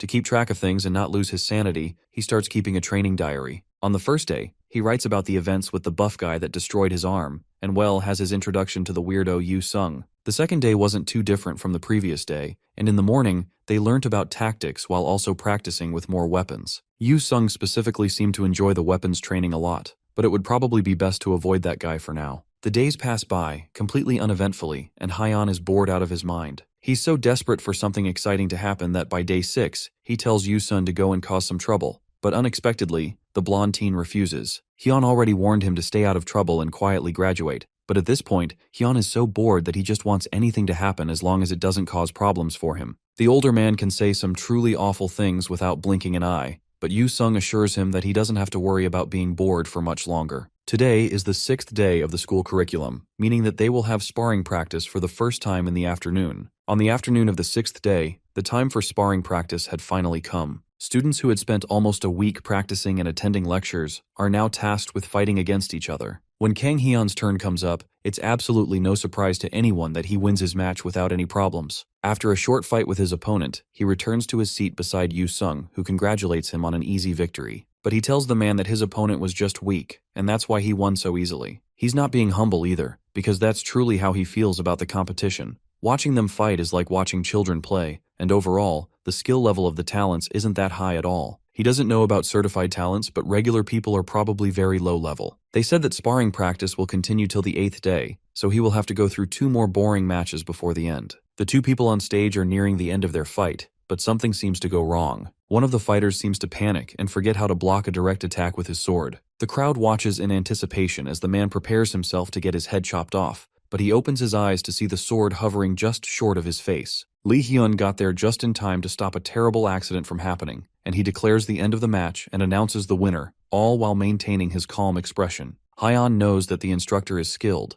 but if he has to fight anyone, he would rather fight Lee Hyun after seeing the way he moves and fights. The next pair is called out, and Yu Sung stands up to take his turn. He smiles deviously, and it catches Hyun's attention for a moment, but he doesn't say anything. Yu Sung promising him earlier that something entertaining would definitely happen momentarily flashes in his mind, and he wonders if the psycho will end up causing trouble. Despite the fact that he just asked the weirdo not too long ago to go and cause some trouble, now that trouble is brewing, he can't help but be worried. At least an instructor is there, so nothing too bad can happen, right? On the stage, Yu Sung steps up to fight a lady who seems to be a mage. Lee Hyun explains that the lady will not be using her training weapons because she's a mage, so she will need to use her personal weapon to make up for the spatial disadvantage. Yu Sung doesn't have a problem with this, but the instructor notices something odd. He's using a mace instead of the sword that he usually used during the actual training sessions. There's no rule against using more than one weapon, so it's not like using a mace is prohibited, but the instructor still finds it rather strange. Regardless, the 2 talents take their positions, and instructor Lee Hyun starts a countdown for the fight to start. At the count of 3, the mage wastes no time in firing some long-range spells at Yu Sung. The psycho easily uses his mace to bash through the crystal projectiles without breaking a sweat, and he smiles cockily while enjoying the thrill of the battle. Meanwhile, Hyun is thoroughly impressed because this is the first time he has seen someone actually using magic in the real world. That means people could also learn magic depending on how they clear the tutorial. He hasn't seen this mage throughout the time he has spent in the school, which means that they were most likely being trained separately. The woman starts to get anxious and charges up a powerful spell towards Yu Sung, who still hasn't moved an inch since this entire fight started. The crystal goes flying at her opponent, who takes a moment to glance at Lee Hyun. Then he winds the mace like a baseball bat and smashes it into the large crystal. But this time, instead of shattering it, he uses the mace to redirect the magic blast and change its direction. It goes flying straight towards the instructor, who has to take a moment to dodge it. But in that brief moment of distraction, Yu Sung is able to make a mad dash towards the girl and clobber her with his mace before she can make any attempts to stop him. Blood goes flying everywhere, and both the instructors and the audience freeze in shock as Yu Sung stands with a fist held high after winning his battle. The only thing that Hyun can think of right now is that this guy is definitely a lot crazier than he originally thought. The instructors move quickly once the initial shock wears off, and they rush over to assist the girl who hasn't moved since being attacked. One of the instructors calls 911 and informs them that there is someone with an open head fracture that needs immediate medical assistance. While all this chaos is happening, Yu Sung watches them try to revive the girl with a sadistic smile on his face. Lee Hyun immediately confronts the blood-soaked psycho and points his sword straight at the student's throat, demanding to know what in the world that little scene was. The blonde plays dumb, and the instructor has no choice but to call a forced break for the class, all except Yu Sung, who he orders to follow him. Hyun watches them leave and stares specifically at the instructor's dagger. That's definitely the same dagger that the blonde talent used when they fought together to take on the hobgoblin. Despite the incident, the sparring practice continued as normal for the remaining 2 days, and Yu Sung wasn't expelled and continued to participate in training, but it seemed like his fights are given special interest because multiple instructors stand guard to keep an eye on him. Although he mostly ended up winning through forfeits more than anything else. They even have a healer on standby to make sure that anyone injured can get immediate medical assistance. Thanks to all of their precautions, the 8th day passed uneventfully, but Hyun noticed Lee Hyun looking particularly anxious for the rest of the day. Later that night, he heads over to Lee Hyun's office with an offer to have a match with real swords. The instructor, who is already stressed enough and stomped with work, calmly tells his student that not only is he not supposed to barge into an instructor's office unannounced like this, but this period of time is particularly exhausting for him to deal with. Hyun doesn't understand why he's so tired, and asks the man if he isn't tired of playing this childish game. He can tell that the man is really itching for a fight, and just reading and filling out paperwork isn't his thing. On top of that, Hyun reminds Lee Hyun that the two of them have already met each other before, a fact that he is very sure the instructor should remember. That's enough to convince him to follow Hyun back to the training stage. Lee Hyun had some suspicions, but it's confirmed now that he has heard it from Hyun himself that they fought together during the dungeon break incident. It's a bit late considering how much time has passed, but the instructor thanks our MC for helping to prevent additional casualties. But beyond that, Hyun claimed that he stopped at stage 5, yet the sword that he's holding is a reward for clearing stage 6. Hyun lies and says that he found the sword on the ground, but even Lee Hyun comments that that is a pretty lazy excuse. That's fine by him though, since it's clear that our MC has no intention of answering honestly no matter how much he's asked. Lee Hyun pulls out his dual daggers from his inventory and prepares for a harsh battle. Without wasting a second, he moves so fast that he seems to disappear, and immediately appears behind Hyun. Just before his attack lands, Hyun turns and blocks the hit with his sword before the attack can land. The teacher thought that Hyun was all strength, but it turns out that he's quick on his feet too. Despite his large size, Hyun made sure to assign his stats evenly so that he wouldn't just be good at only one thing. He tells the instructor that there is no need to hold back since he has a healing skill, and Lee Hyun happily takes him up on that offer. In a second he flies off again, coming down for multiple consecutive super speed attacks which Hyun skillfully manages to block and parry. Lee Hyun, who is going at near full strength at this point, can't believe that Hyun is actually managing to withstand all this. Hyun, on the other hand, is slowly going mad with bloodlust. His healing skill is just as good as he suggested, so Lee Hyun decides to go a little bit rougher. He readjusts his sword and rushes over to Hyun at a different angle. This attack is completely unavoidable, and should be just good enough to create an opening. Except, this is exactly what Hyun was looking for. He brings up an arm and takes the dagger head on. It seems like it's stuck between his bones, keeping it firmly lodged in place. With nowhere to run, Hyun pulls Lee Hyun closer and smashes his large head into the instructor's face, knocking him backwards and immediately beating him. Later on, after treating the heavy hit to his head with a cold ice pack, Lee Hyun and our MC sit down to enjoy a drink together and talk about the fight. They both acknowledge each other's strength, but Hyun decides to be honest and call this match a draw. They were not supposed to use skills during the spar, but Hyun ended up using his. Since that's the case, Lee Hyun decides that they should call it a win for him, and Hyun tries to argue that passive skills can't be helped. Once they are done drinking, Lee Hyun gets up and thanks Hyun for allowing him to distress with this sparring session. Now he can head in and get a good night's sleep with less worries to think about. They are definitely going to need the rest too, since the next day is set to be a practice dungeon raid.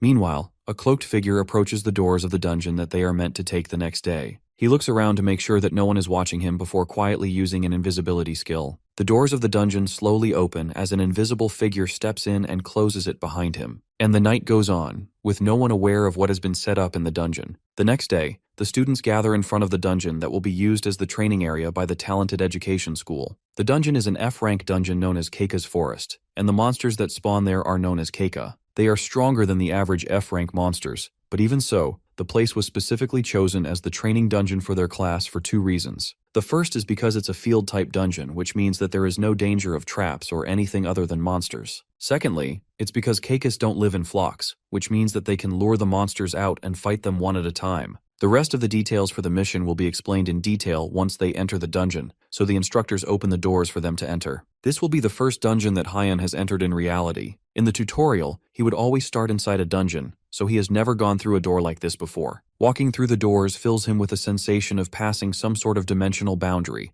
and then once he opens his eyes, the scenery has completely changed. Inside the dungeon, the instructors will first lure in the Keika to provide an example, and then they will split into groups of 5 to hunt down Keika on their own. Lee Hyun gives the other instructors a signal to begin the hunt, while he continues giving explanations of how to monitor and track down Keika. Outwardly, Keika resemble ostriches, and they are known for their nimble legs and solid beaks. They are even capable of crushing metal plates with just their stomping power. As they walk through the forest with Lee Hyun still giving them explanations on how to take care of these monsters, they all suddenly receive a system notification informing them that the main core of the dungeon has been destroyed, and the portal leading to the outside has opened. As a result of this, the dungeon will soon collapse, and they are to leave the dungeon immediately. The sky around them starts to break apart like glass, and it looks like the dungeon really is about to collapse. Lee Hyun calmly tells the students not to panic, and to calmly leave through the portal one step at a time. They have to leave before the dungeon completely collapses, but they have plenty of time, so they can afford to move in an orderly fashion. The students safely leave the dungeon and immediately begin to question what in the world happened and why the dungeon is suddenly starting to collapse. Lee Hyun does a quick head count and is able to tell that everyone got out safely. That doesn't answer the question of who cleared the dungeon. There's more pressing concerns though as the dungeon starts to break and run wild right in front of them. As soon as Lee Hyun sees this, his orders for the instructors to go and get support, while telling the trainees to step as far away from the dungeon as they can. Lee Hyun calls for Hyun to come and help out at the front line. The reason the dungeon broke is because of how dungeon laws work. If the main core of the dungeon is broken without defeating the boss monster, then the dungeon collapses,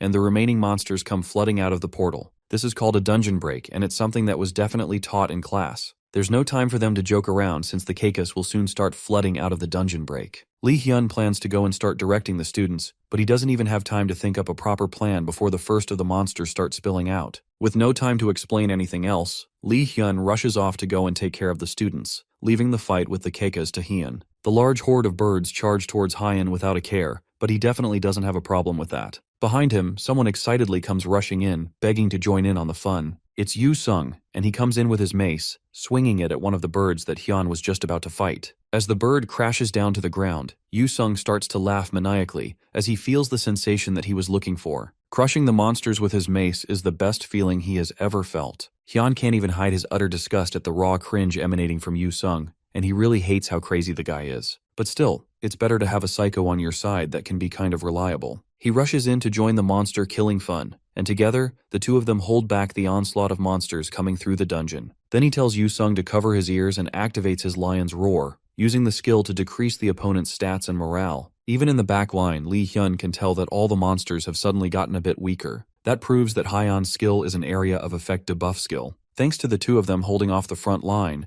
and the skilled instructors fighting in the back, they might actually be able to clean up this mess a lot easier than they expected. The only problem is the largest monster that is still yet to make its appearance. Back at the front line, Hyun uses his mana explosion skill for the first time. He punches a bird in the face with the skill, and although it manages to one-shot the monster, it leaves his hand completely wrecked. This kind of skill is only usable because it's him, but there's no one else who can handle this kind of skill. Yu Sung eagerly asks Hyun what kind of skill that was, and our MC coolly refuses to reveal where he learnt it from. As they are chatting, another monster finally makes its appearance, and this one is bigger and much more terrifying than the rest. It's the mutant Keika, and it's clearly the boss monster of this dungeon. Lee Hyun can't believe that the boss monster arrived so quickly, especially since his support hasn't arrived yet. Even though Hyun has faced boss monsters before, the pressure caused by one of this size is an entirely different problem. Despite his panic though, a completely different emotion is going through the two brothers of chaos as they argue with each other on who gets the chance to take on this monster.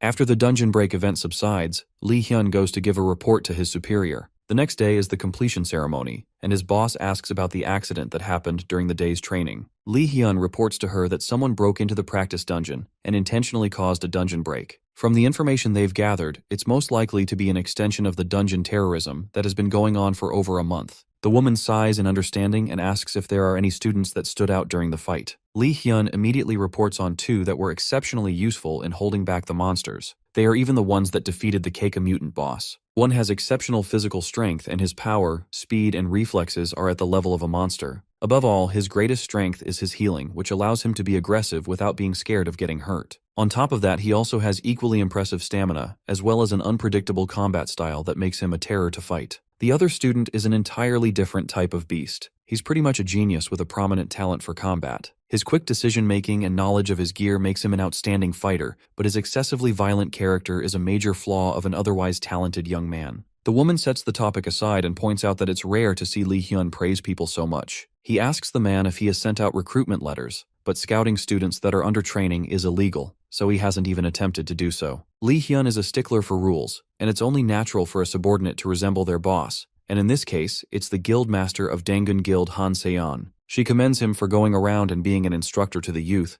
but she wants him to return back to the guild. After this accident, she has a bad feeling that things are only going to get worse going forward. The next day, the completion ceremony takes place as the principal of the school congratulates the newly graduated talent on their hard work for the past 10 days. The ceremony ends, and Hyun joins his peers in clapping for the big man on stage. He heads outside with Yu Sung, and there's a limousine waiting for them. Despite his personality, it looks like Yu Sung is loaded, and the rich kid offers to give Hyun a ride home. As the two of them slide into the car, someone calls Hyun's name from behind them. It's Lee Hyun, and he comes over to inform them that regarding the dungeon break incident that happened the previous day, both of them will be receiving a clear reward since the two of them were the most useful in subduing the monsters. He just wants to let them know that someone will reach out to them soon to give them the rewards. With that, he turns to leave, and Hyun angrily shouts at him to give them some kind of praise at least instead of being so cold. Lee Hyun sighs and decides to at least give them some advice. He tells Hyun that he's strong, and he's only likely to get stronger from here, so it's very likely that the two of them will see each other in a dungeon again at some point. Lee Hyun just hopes that our MC will never forget the responsibility that comes with being strong, since he's now a talent too.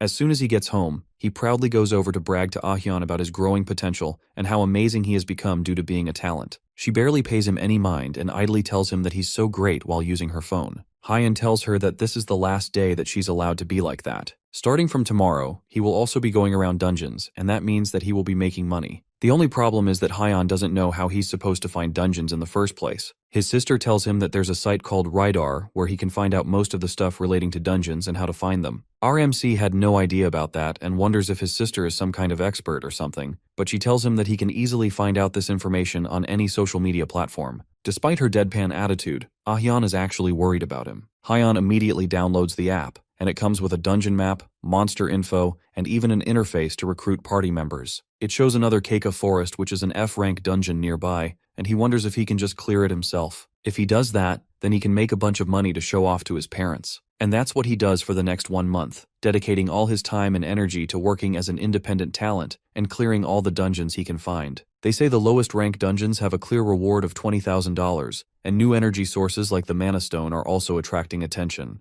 Those Mana Stones, as well as items dropped by monsters, are a bit of extra money that wouldn't be too easy to obtain. In a small apartment somewhere in Korea, a man asks his wife if they have heard from their son Hyun lately. The last time they spoke to him, he said that he got a degree in something during the last month. His wife calmly tells him that Hyun sent him $10,000 in pocket money recently, and it also looks like he bought a used car as well. The man accepts that his son most likely makes more than him now. Even though their son is sending them money, Hyun's mother can't help but be worried about him. They say a lot of people get hurt and die in dungeons, and she doesn't want anything to happen to him. Hyun's dad tells his wife to just let the boy do what he wants. After all, it's better than a full-grown man being jobless. Apparently they group up into parties to raid dungeons together, so he's sure that Hyun won't do anything reckless. and he should have everything under control. After all, the Hyun they know has always been a bright little boy. Unfortunately, the Hyun they know has dedicated all his intelligence points into muscle, and bright wouldn't be the right word to describe him these days. But those points he dedicated to muscle are really working overtime as he cuts his way through yet another dungeon with ease. A horde of monsters are no match for Hyun as he uses his skills and sword mastery to completely crush everything that stands in his way. Meanwhile, in his new Burnley car parked outside the dungeon gate, his phone desperately rings with a call from his mother. His father tells her that Hyun must just be asleep and warns her not to wake the boy up when he could be busy. His mother reluctantly agrees and goes back to washing the dishes. Although the things she wanted to talk to him about weren't too important, the main thing she wanted to mention are the gates that appeared around their town. His dad shuts the idea down since there's nothing that Hyun can do about that. He's sure that the government will do something about it, and they don't need to be senselessly calling their son for these sorts of things. Little do they realize that their worries about the gate are actually incredibly valid as the doors to the dungeon open slowly and an army of orcs and orc warriors come pooling out into the city streets. Following closely behind them is the dungeon boss, clad with iron armor and a screech that sends shivers to whoever hears it. By the next morning, the central core of the dungeon Hyun was just raiding is finally removed, and he exits through the exit portal. He manages to clear the dungeon in one day and wonders where he should go next. Maybe an E-rank dungeon, although even he thinks that it would be a stretch for him to take on that kind of dungeon solo. He starts to think that maybe it's better to be careful, especially since he hasn't confirmed whether his resurrection ability works in real life yet. For now, he'll just go home and get some rest, and then make plans to eat beef with his sister the next day. As he opens his car and picks up his phone, he sees 36 missed calls from his sister Ah Hyun. She calls him back immediately and asks what happened to make her call him so much, and he's immediately greeted by a raspy voice. She calms herself down and tells him that they are in a lot of trouble. Their mom and dad are in danger. Hyun listens carefully to what she's saying, but he's not paying attention, and a wave of anxiety and anger fills him as he thinks about his parents' safety. The news reports on the dungeon break incident happening in Hangray country, where their parents are.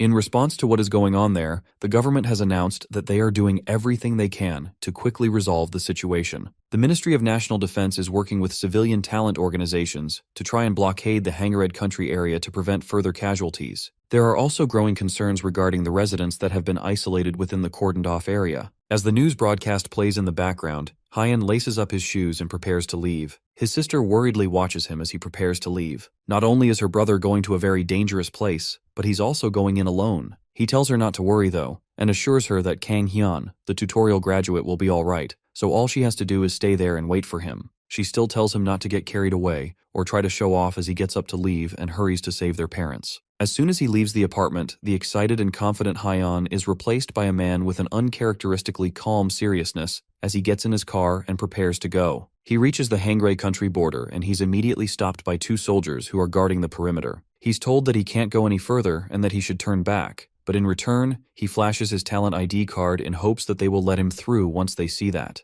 But even though he's a talent, he's still just an individual without a party, and they don't want to let him charge into this dangerous situation by himself. However, as they are trying to turn him back, their superior informs them from their truck that they should let him through. All talents are allowed in, so he can enter without restrictions. However, they won't be responsible for whatever happens to him afterwards, so they tell him to be careful as he goes in. Hyun salutes the guy and tells them that he understands the risks before driving in. The guy that let him in definitely isn't a soldier, so he's more likely to be a supervisor of some sort. Regardless of what he is though, it works for him as he zooms through the streets on his way to his parents' place. From what he can find online, there are 5 confirmed dungeon breaks in the area, and even some E-rank dungeons have been mixed in with the mess. He just needs his parents to hold on till he gets there, but the question is if he will make it in time. So long as he doesn't encounter any monsters along the way, he can probably make it there in 2 hours. Right as he thinks that, a giant boar comes charging in from the forest, slamming itself into Hyun's car and knocking it over. Hyun comes charging out of his newly destroyed Burnley, determined to avenge it by taking down the giant beast. His bravado is immediately challenged as he realizes that this monster is surprisingly bigger than he thought it would be. Just before their fight can start, a stampede of goblins come running down the road, straight at them. Hyun must have burned down a goblin kingdom in his past life, because just when he barely manages to forget his screwed-up past with these annoying monsters, they always end up showing up right in front of his face at the worst possible time. Defeating them isn't a problem for him, though. The real problem is if he has enough time to take them all on. Instead of starting a fight that he doesn't have the time to finish, Hyun decides to head on his way and leave the 2 groups of monsters to fight between themselves. The pig yells in outrage that Hyun would just leave in the middle of their fight, but a rain of arrows from the goblins proves that it has way more pressing matters to worry about. The goblin's attack is the perfect distraction he needs to escape before the boar monster can give chase. His Burnley was destroyed, meaning that he can't waste any more time. He has to make the rest of the way on foot. By nightfall, he's still running through the forest, trying to get to his parents' place in time. As expected for him though, trying to get there on foot in a single day is tough. He also needs to conserve his phone battery, so he can't even use the flashlight. Had he known that things were going to turn out like this, he would have taken the main road with streetlights. Behind him, something charges in to try and ambush him from behind. Hyun notices it in time and cleaves his sword through whatever was coming at him. A dyslupin wolf appears out of nowhere with a deep gash from Hyun's sword. It looks like there are now monsters that can turn invisible, which means that having a comfortable journey all the way to town is out the window. Suddenly, the monsters appear out of nowhere, and he is left completely surrounded. They aren't a match for him though, and he makes quick work of them, killing them all off immediately. Hyun takes a deep breath as he prepares for a long fight, inviting the wolves to give him all they've got. By the next morning, the forest floor is bathed with blood and Filipino wolf corpses. Hyun rests on a tree above the carnage and sluggishly wakes up from a terrible rest. Since he spent the entire night fighting, he couldn't get much sleep. Now that he's awake, he starts his journey again to reach his parents as fast as possible. Back in his parents' place, Hyun's mother asks her husband if it's really alright for Hyun to come to this place when it's so dangerous. They've been trying to call him, but he hasn't been picking up, and his mother suggests that it could be a problem with the cell towers. His dad once said that things will be alright, but now he's starting to have doubts. Orcs have appeared in the city, and he thought that they could be easily handled given their level since the news said that they came from F-rank dungeons. However, the real problem is if Hyun can defeat the monster that just appeared and wiped out all the monsters. Little do they know that the monster that they are most terrified of is actually their own son. Hyun laughs like a maniac as he kills the monsters with ease. After all, he's someone that roams F-rank dungeons alone, so defeating 15 orcs at a time is a breeze for him. But before he can catch his breath, there's already more of them approaching from behind him. Except these aren't ordinary orcs. These are orc warriors, which are usually boss monsters, but there are a lot of them. It looks like this was actually an E-rank dungeon and not an F-rank, which makes this several times harder to take care of. He screams out to his parents that he is here to rescue them, so they need to not make any noise and stay where they are. From the voice, they can tell that the monster on the ground fighting the orcs is actually Hyun. He's completely unrecognizable, and they wonder what in the world happened over the past few months. Hyun rushes in to take on the orc warriors, and his sword clashes with the closest one as the rest of them fall in. He's able to use his mana explosion to quickly take care of one of them, which shocks the rest for a moment as they stare at their fallen comrade. Another one comes in to try and surprise attack Hyun, and he uses his hand to block it, immediately suffering from a fracture, but he ignores it, using his mana explosion again to make quick work of the second monster. Then he uses the body of the second to take out the third. Once the last one is on the ground, he puts his fist in the monster's mouth and uses mana explosion to kill it quickly. Blood splatters everywhere as Hyun struggles to catch his breath after the hard fight. But in the time it took him to kill these few monsters, he has already been surrounded by more orcs and orc warriors. They stomp their feet while keeping him trapped in a circle of bodies. All the while, a larger and much more terrifying orc makes its way through the circle, and this one is an orc great warrior, which is several times stronger than any orc Hyun has faced so far. It's also several times more ugly than anything Hyun has faced up till this point. Our MC was planning to save his mana for regenerating, but in a situation like this, he has to finish things quickly without wasting any time. He activates his Titan's strength, and then uses his Lion's Roar on the monsters, prepared to go in and finish things up once and for all, only to get absolutely bodied by the stronger monster. The other orcs don't allow him to escape, and they push him back to the fight anytime he gets knocked down. He's out of mana, so he can't regenerate, and he is already exhausted from fighting too long. At this point, he has been beaten up so badly that the orcs are just toying with him. It's still unknown whether he can resurrect in the real world now, but it looks like it's time for him to finally find out. Even though he's definitely going to die, and there's no way out of this situation, Hyun is determined not to abandon his family. He gets up again and again, every time he's kicked to the ground, but his attention is diverted as he hears a scream coming from one of the buildings. He looks up to see his father and mother desperately trying to hold back some monsters that are climbing towards their window. Hyun tries to run over to save them, but the orcs hold him back. He still struggles to push through, but a giant hand calmly plucks him up like a happy meal toy, then smashes his head into the ground before he can escape. As his eyes close, and his consciousness starts to fade,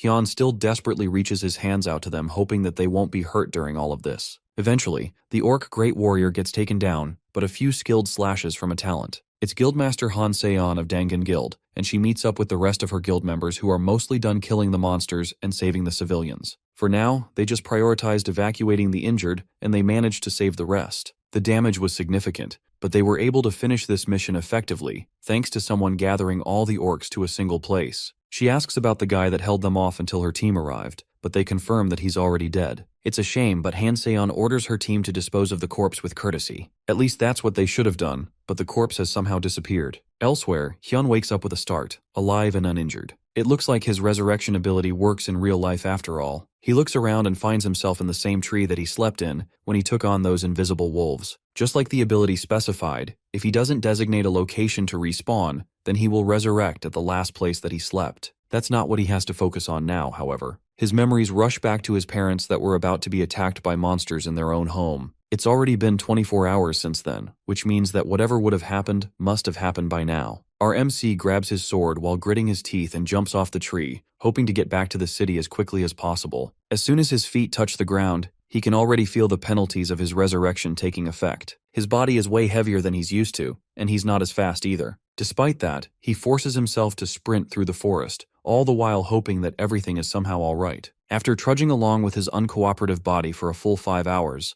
Hyun finally makes it to his parents' abandoned empty home, but all that greets him is a scene of chaos and fighting. With his head hung low, Hyun wanders aimlessly through the night until he's eventually spotted by an army group. He borrows a phone from one of the officers and manages to reach Hyun. From his phone call with her, she tells him that their dad has lost an arm and their mom is in a coma. Hyun can barely hold his emotions as the phone cracks in his hand from the anger of hearing the news. And just like that, this event finishes, and 2 months pass along. In Hyun's little sister's home, the news talks of how guild leader Han Se-yeon is addressing the new C-rank dungeon that has appeared, but the two siblings in the house couldn't care less about the random news broadcast. Hyun is going off to another dungeon, and his sister anxiously watches him leave. He has already died 3 times this week, and yet it seems like he's not even done yet. Hyun claims that he's fine, but Hyun knows that he's just blaming himself for what happened to their parents. She tries to assure him that what happened wasn't his fault, but our MC slams the door to the apartment as she's talking and walks down the stairs to head to his next dungeon. Hyun peeks her head out the house and watches him go, still looking extremely worried. Meanwhile, in a dungeon, a group of talented fight a monster type called Anteria. After killing off the monsters, one of the talented is able to level up,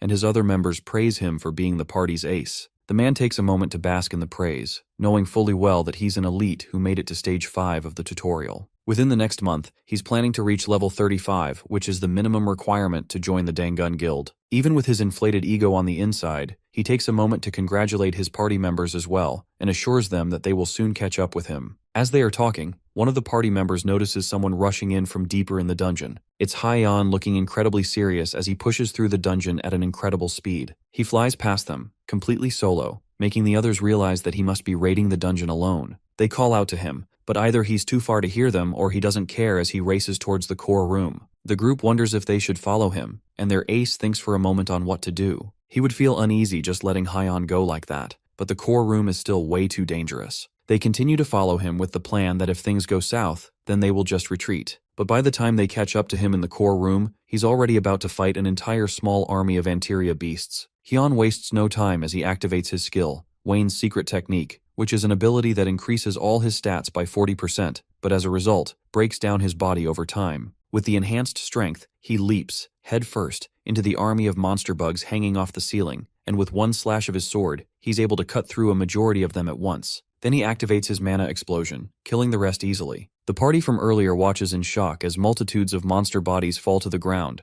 and eventually, they are all cleared, leaving Hyun alone with the core. The Wayne's secret technique skill that he acquired the previous day goes very well with his body regeneration skill, since the degradation of his body can easily be repaired, and he would have been in trouble had it not been for his now advanced rank body regeneration, which is now A rank. The other party nervously approaches him to ask him if he's alright after going through such a tough battle. But when Hyun nonchalantly tells them that he's fine, they all seem to be too stunned for words to say anything else. Since they have nothing else to say, Hyun takes the normal core and makes his way out of the dungeon, but they stop him and ask if he's not taking the mana stones from the bodies of the monster. Hyun doesn't have any reason to take them, so he tells the party that they can have it, and with that, he leaves them alone. They don't waste any time and immediately start trying to gather as many mana stones as they can. Meanwhile, Hyun mutters to himself that he has no need for mana stones or money at the moment. All he needs to do is try to get stronger. As the party leaves, they wonder just who that mysterious musclehead from earlier was. The party ace tells them not to worry since, thanks to him, they managed to make a fortune in mana stones. There are all types of weirdos in the world, and it's best not to think too much about them, and instead, move on. What's important for them now is that thanks to that person, they have earned several days' worth of pay in one swoop. One of the party members has an idea that it might be the person who has recently been sweeping through dungeons and clearing them alone. There's no way that rumor can be real though, because the person is usually known to clear F-rank dungeons, and the dungeon they are currently in is an E-rank dungeon. Even Guildmaster Hansi Yan or Choidong wouldn't be able to clear an E-rank dungeon alone. As they are still talking about it, a notification window pops up, informing them that the central core of the dungeon has been removed, and they are all to head to the exit portal as fast as possible. Deeper in the dungeon, Hyan stands over the body of the dead dungeon boss as he stares at the exit portal. That marks another dungeon clear for him, and he even managed to get a new skill book that grants Antria's integument, which hardens his skin when activated. With all his other skills together, his mana is already running low, so adding this skill on top might make things difficult in the future. Having many skills doesn't necessarily make someone more proficient. For example, the Berserker ability that he gains from Bilgein's longsword. It increases his strength, but impairs his judgment, and severe after effects occur after using it. The best abilities become useless if you can't use them at the right time. He remembers the fight with the orcs to protect his parents, and thinks to himself that even though the situation was urgent,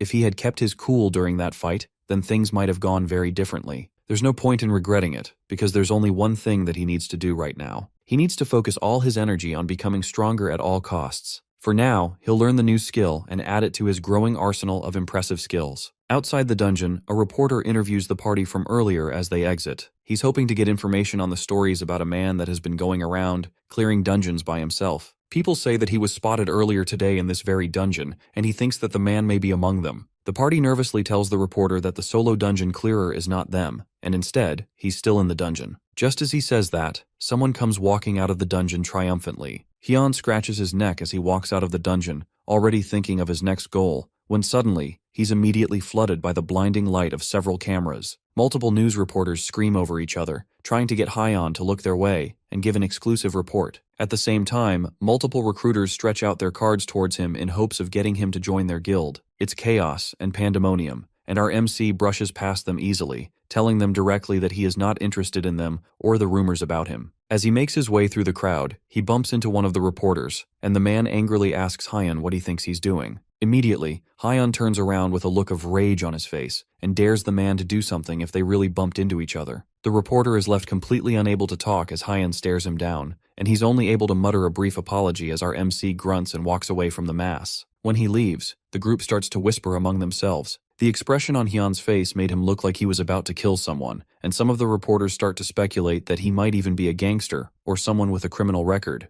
Hyun makes it to the parking lot and uses his key to find his car, Buntley number 2. He's still grumbling about how the annoying reporters wasted his time when someone calls his name from behind. It's a man dressed sharply in a nice suit, and Hyun immediately demands to know who this person is. The man calmly tells him not to be so wary since he is here to help our MC out after all. With that, he hands Hyun a card, showing that he's a talented association member named Sun Yun Ho. The talented association has been keeping their eyes on him for some time, and Sun Yun Ho came over to personally promise Hyun that if he chooses them, then they will use all the resources they have to aid him. Then he tells our MC that he doesn't have to give an answer right away, and instead they would be thankful if he gives them a call at any point. With that, the man bows his head and leaves Hyun to continue his business. Hyun watches the man leave while staring down at the card. The Talented Association is definitely a group that Hyun has heard of before. The Talented Association was the first guild founded to promote the rights of talents. Unlike other guilds who focused on making profits, the Talented Association put their talents above everything else.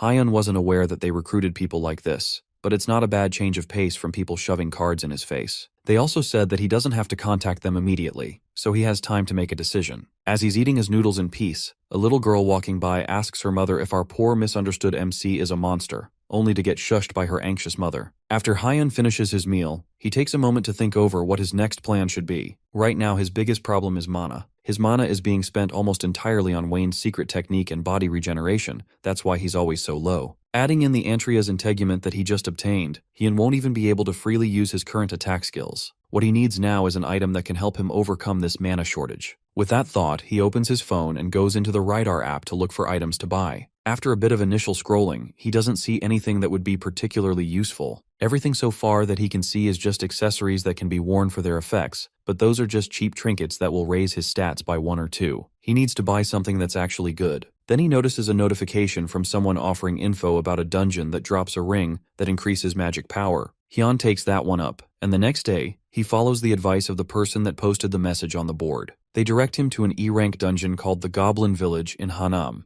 Inside that dungeon, shamans appear that have a somewhat high chance when killed to drop a ring that gives a 1 or 2 point increase to magic power. They can also rarely drop a ring that gives a 4 point increase in magic power. The dungeon's boss is the Goblin Great Shaman, and there's a high chance that it might drop an even better ring when killed. The dungeon was originally a quiet hunting ground with good income that only a select few knew about, but recently, unauthorized people have occupied it, and they are arguing that it's their territory while not letting anyone in. The government also hasn't done anything about it since there is no dungeon break, so the only thing the person posting can hope for is that a major guild clears it after seeing their post. Hyun heads up to the Goblin Village dungeon, and initially, it seems like there is no one there. According to the post, there's supposed to be people guarding the entrance. That doesn't matter to our MC though, and he pushes his way into the dungeon to start another solo raid. As soon as he enters the dungeon, he sees 3 people standing guard at the entrance. The man in front admires the gear that Hyun is wearing, and assumes that they will get a nice treat from defeating him. The other 2 also agree that taking Hyun's gear will be a nice treat for them. One of them approaches Hyun first, telling him that the dungeon is the territory of the Bait Guild, but Hyun couldn't care less. The man continues by telling him that anyone who enters Bait Guild territory without permission will have to pay a toll. They tell him that if he gives them everything he has, then they will let him go. Hyun's response is to calmly toss the man that approached him like a javelin, knocking him out immediately with a single punch. The remaining 2 barely have a moment to react, and they immediately pull out their weapons to start a fight. The other man rushes towards Hyun with his sword held high, and Hyun doesn't even try to dodge. He catches the sword with his bare hands and shatters it, then kicks the man backwards, sending him flying.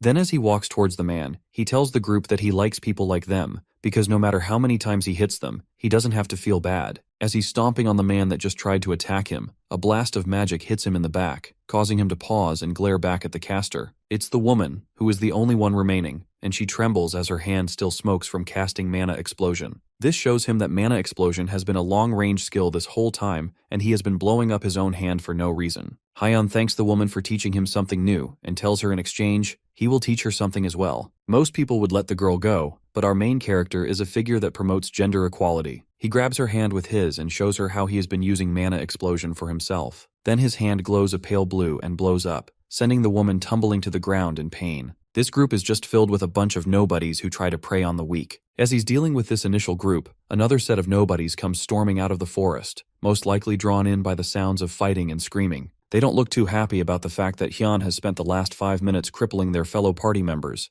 and the leader among them reaches into his inventory to pull out his weapon. He tells Hyun to give up on returning home alive as his sword glows with bright energy, and the other party members around him also prepare for a fight. Meanwhile, this is fantastic news for Hyun. After all, he needed someone to guide him through the forest anyways. For one of the Bait Guild members, the tutorial completely changed his life. With the appearance of dungeons came an environment where power alone decides your rank. Violence and money are all things that can be leveraged if your rank is high enough. And for this lone background character, who was just another cog in society's machine just a year prior, thanks to the appearance of this new system, he can now live a plentiful life. On top of that, he became the executive in a big guild like the Bait Guild. With all these things by his side, he's sure that inside of dungeons, he has nothing to be afraid of. But as the roaring fist of our main character makes its way to his face, a man who was once untouchable realizes that there are still a lot of things to be afraid of. In a matter of seconds after declaring that our MC would not be making it out of the dungeon alive, he and all his fellow party members are on the ground in pools of blood, and he has no idea what in the world just happened. Somehow, they all lost to a single unarmed man.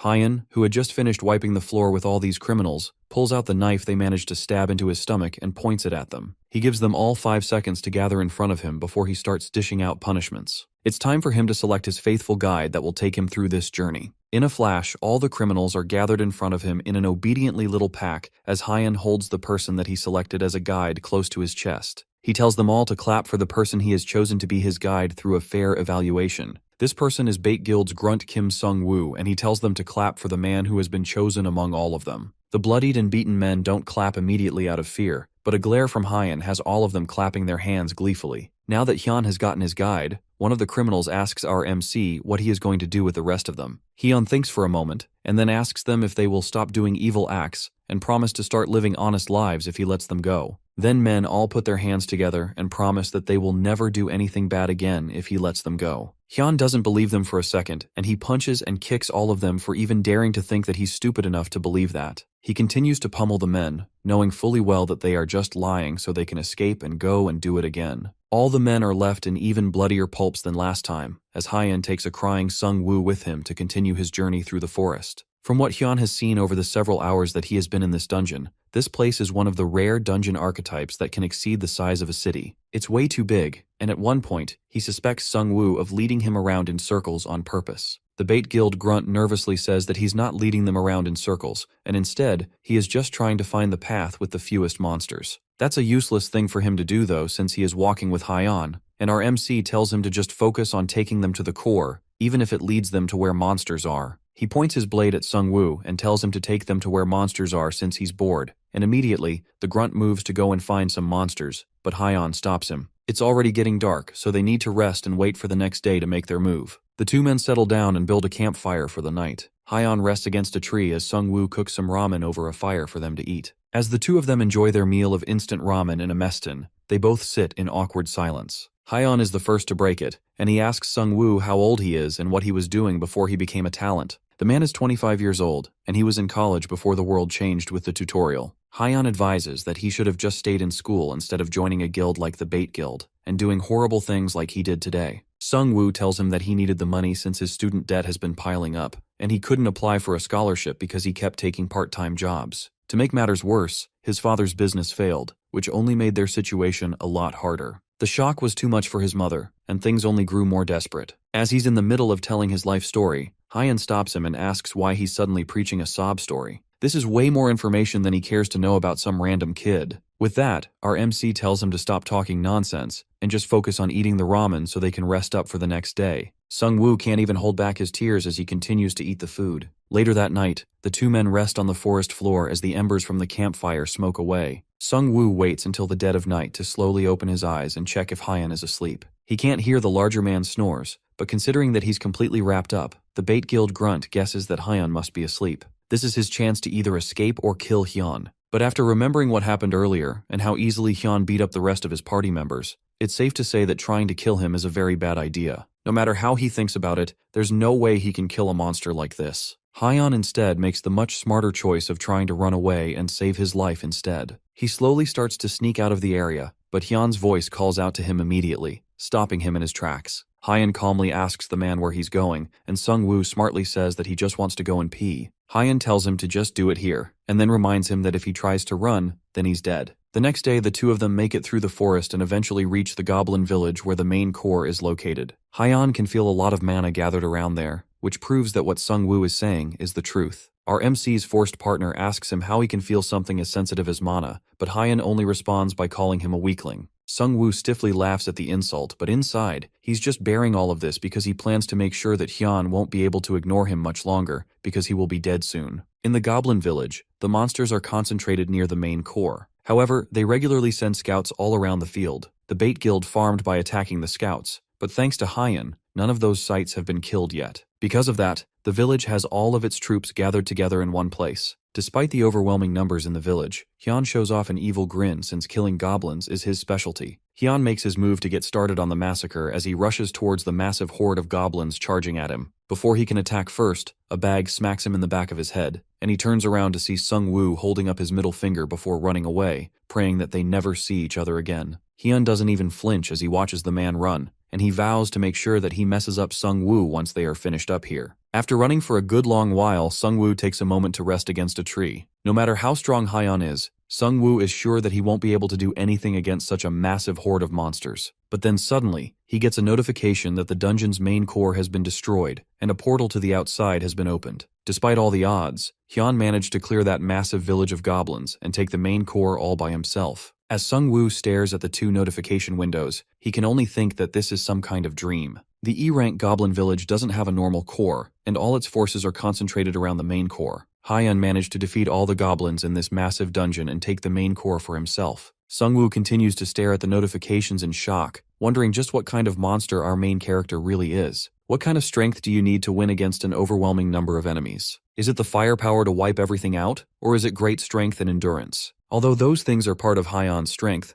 it doesn't really match the way he fights. What's most important isn't any of those, but instead, its overwhelming defense and decisiveness in the face of waves of enemies. If he was able to endure their attacks and take the most optimal path to the commander, then it's not impossible that Hyan could have won on his own. That's a dangerous tactic that could lead to failure if there is even the slightest hesitation, but for a madman like Hyan, it's not impossible. Sung Woo thought he was just stupidly good at fighting, but it looks like he has ended up offending a true boss monster. He must be some sort of exceptional strategist, and now Sung Woo is absolutely terrified. Meanwhile, Hyan, after defeating the great goblin shaman, receives the boss monster's magic stone as well as a D+ rank ring, which grants an additional 4 magic power as well as 10% mana regeneration speed. With that, Hyan has achieved his goal, and now it's time to take on his next mission of messing up his dear Sung Woo. As he steps out of the dungeon, he's immediately confronted by a massive group of people who are all most likely from the Bait Guild. It looks like since they couldn't beat him by themselves, they decided to bring in all their men and gang up on him with the whole squad. This large gathering of people isn't what he's looking for though, and his eyes dart through the crowd until he eventually spots his lovely Sung Woo hiding out in the crowd.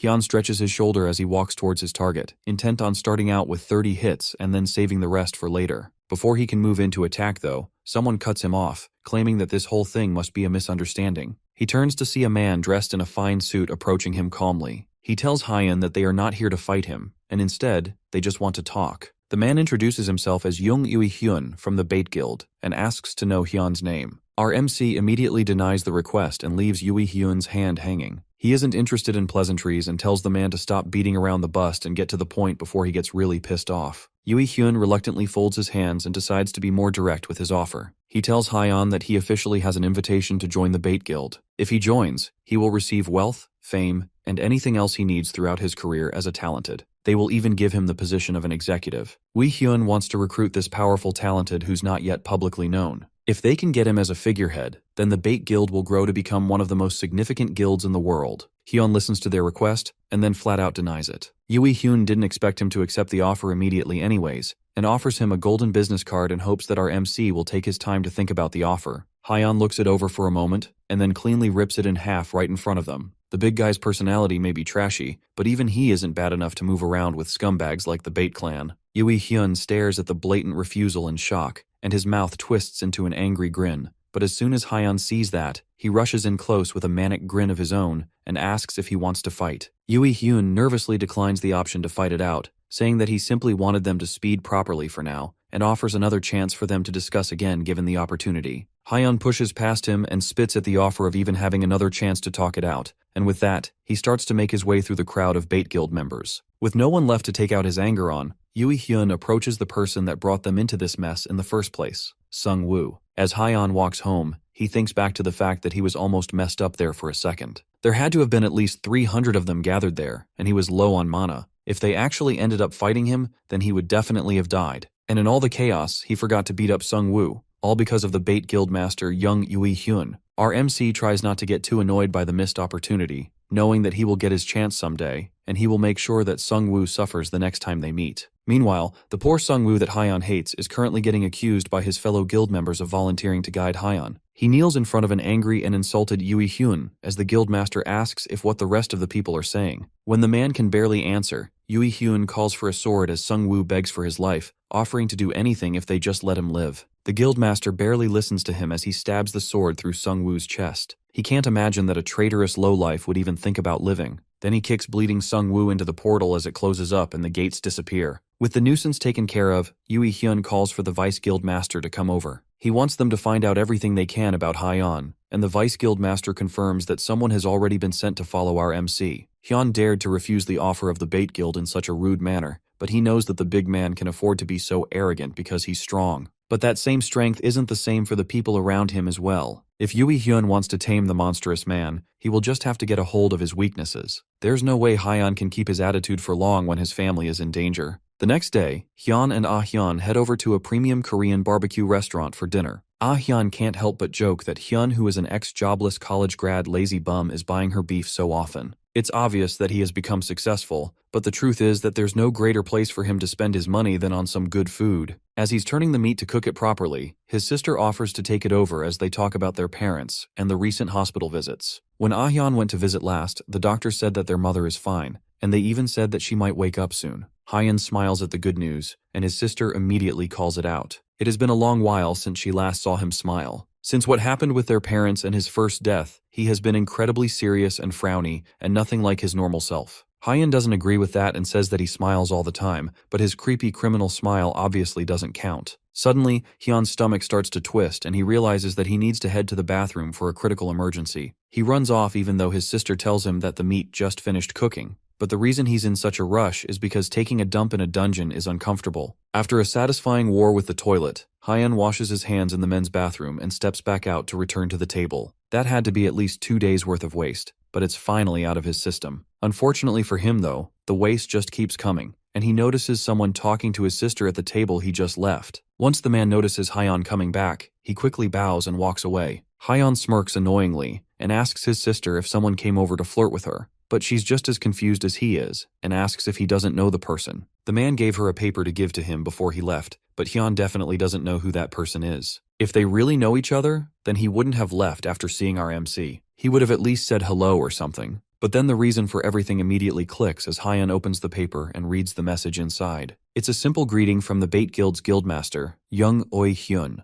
The siblings head home despite the ominous letter, and as soon as they return to the apartment, Hyun complains that she should have gone to the convenience store on the way back. She asks Hyun if he wants another bear, and when he refuses, she sighs and decides to go and buy a drink for herself. Hyun tells her to go back inside so he can get it for her, and she's initially surprised by his sudden hospitality, but doesn't argue to a free beer. As he walks out of the convenience store with a newly purchased can of beer, Hyun silently wonders what the people of the Bait Guild are scheming. They have really tasteless methods of achieving things if they dared to approach his family. Hyun filters through his options, wondering if he should stop going to dungeons for a while and stay home, but there's no guarantee that will be enough. Hyun also goes to work, among other things, but there's no guarantee that they will even do anything yet. As he's walking through the streets with his thoughts, his phone rings. It's a call from his dad, and he picks it up immediately once he sees it. The older man first asks Hyun if he's home before dropping the news that their mom has finally woken up. Hyun starts bombarding him with questions asking how she is and if she'll be alright, but for now, all they can do is wait and see. The doctor said she'll be alright, which is a huge relief for our MC, but the relief immediately fades away when his father informs him that someone claiming to be a friend visited them earlier. Hyun has no friend that would be close enough to visit his parents, and he can't think of anyone. Then his father reveals that this friend is someone called Young Yui Hyun, and he asks Hyun's father to pass along a greeting. His father asks Hyun if they are from the same neighborhood since the older man can't remember ever seeing the intruder before. All the while, Hyun stays silent as he slowly starts burning with rage from the inside. The next day, An Mi-young, the woman from the talented education school that cried at the mere sight of our MC's handsome face, heads over to work and spots one of her co-workers also making her way to work. She's a little later than usual, and she admits that it's because she slept in a little. Both of them stop when they hear someone greet them from the side. It's a talented named Shin Sung-ah, and she brought them some coffee to start the day. They tell her that she really didn't have to go out of her way to do that, but accept the coffee anyway. She tells them that they don't have to thank her since she's doing this for them because she wants to. With that, she bows and leaves them alone to continue their conversation.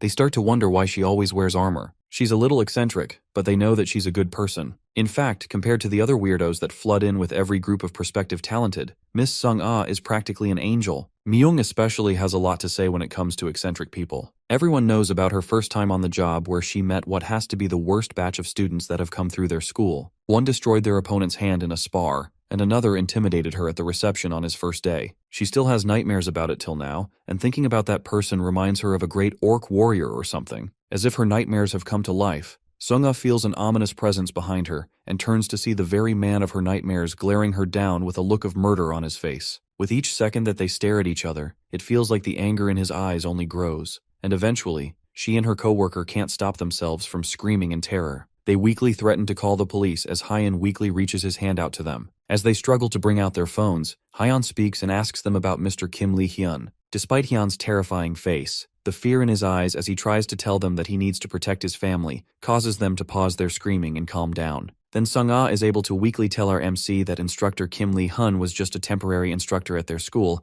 and he isn't with them anymore. Elsewhere, in a meeting room, Kim Lee-hyun gives a presentation on the research that his group has done. From the research, he tells them that the rank of the emergent dungeons that have been popping up will only continue to increase, and because of that, they need to recruit talented individuals to combat this. His presentation is cut short by some frantic knocks at the meeting room door. He opens it and tells the man that they are in the middle of a meeting, but this isn't something that can be put off if they want the building to keep standing. There's a man with monster-like strength that is making a mess in their lobby, and he says that he knows their vice guild master. That catches Kim Lee-hyun's attention. The vice guild master heads over to the reception room to meet with a very panicked Hyeon. When the former teacher said that the two of them would meet each other soon enough, he didn't think it would be like this. He gets straight to the point and asks Hyeon if there's anything that he needs help with, and our MC replies that he wants to hire Lee-hyun. The vice guildmaster has no problems with that deal and asks to know about the details of him being hired. The reason is because the bait guild threatened him and his family and they are taunting him. Hyeon just needs a bodyguard to protect his family while he goes to finish them off. Lee-hyun nervously wonders just what Hyun has been up to over the past few days for things to get this messy for him.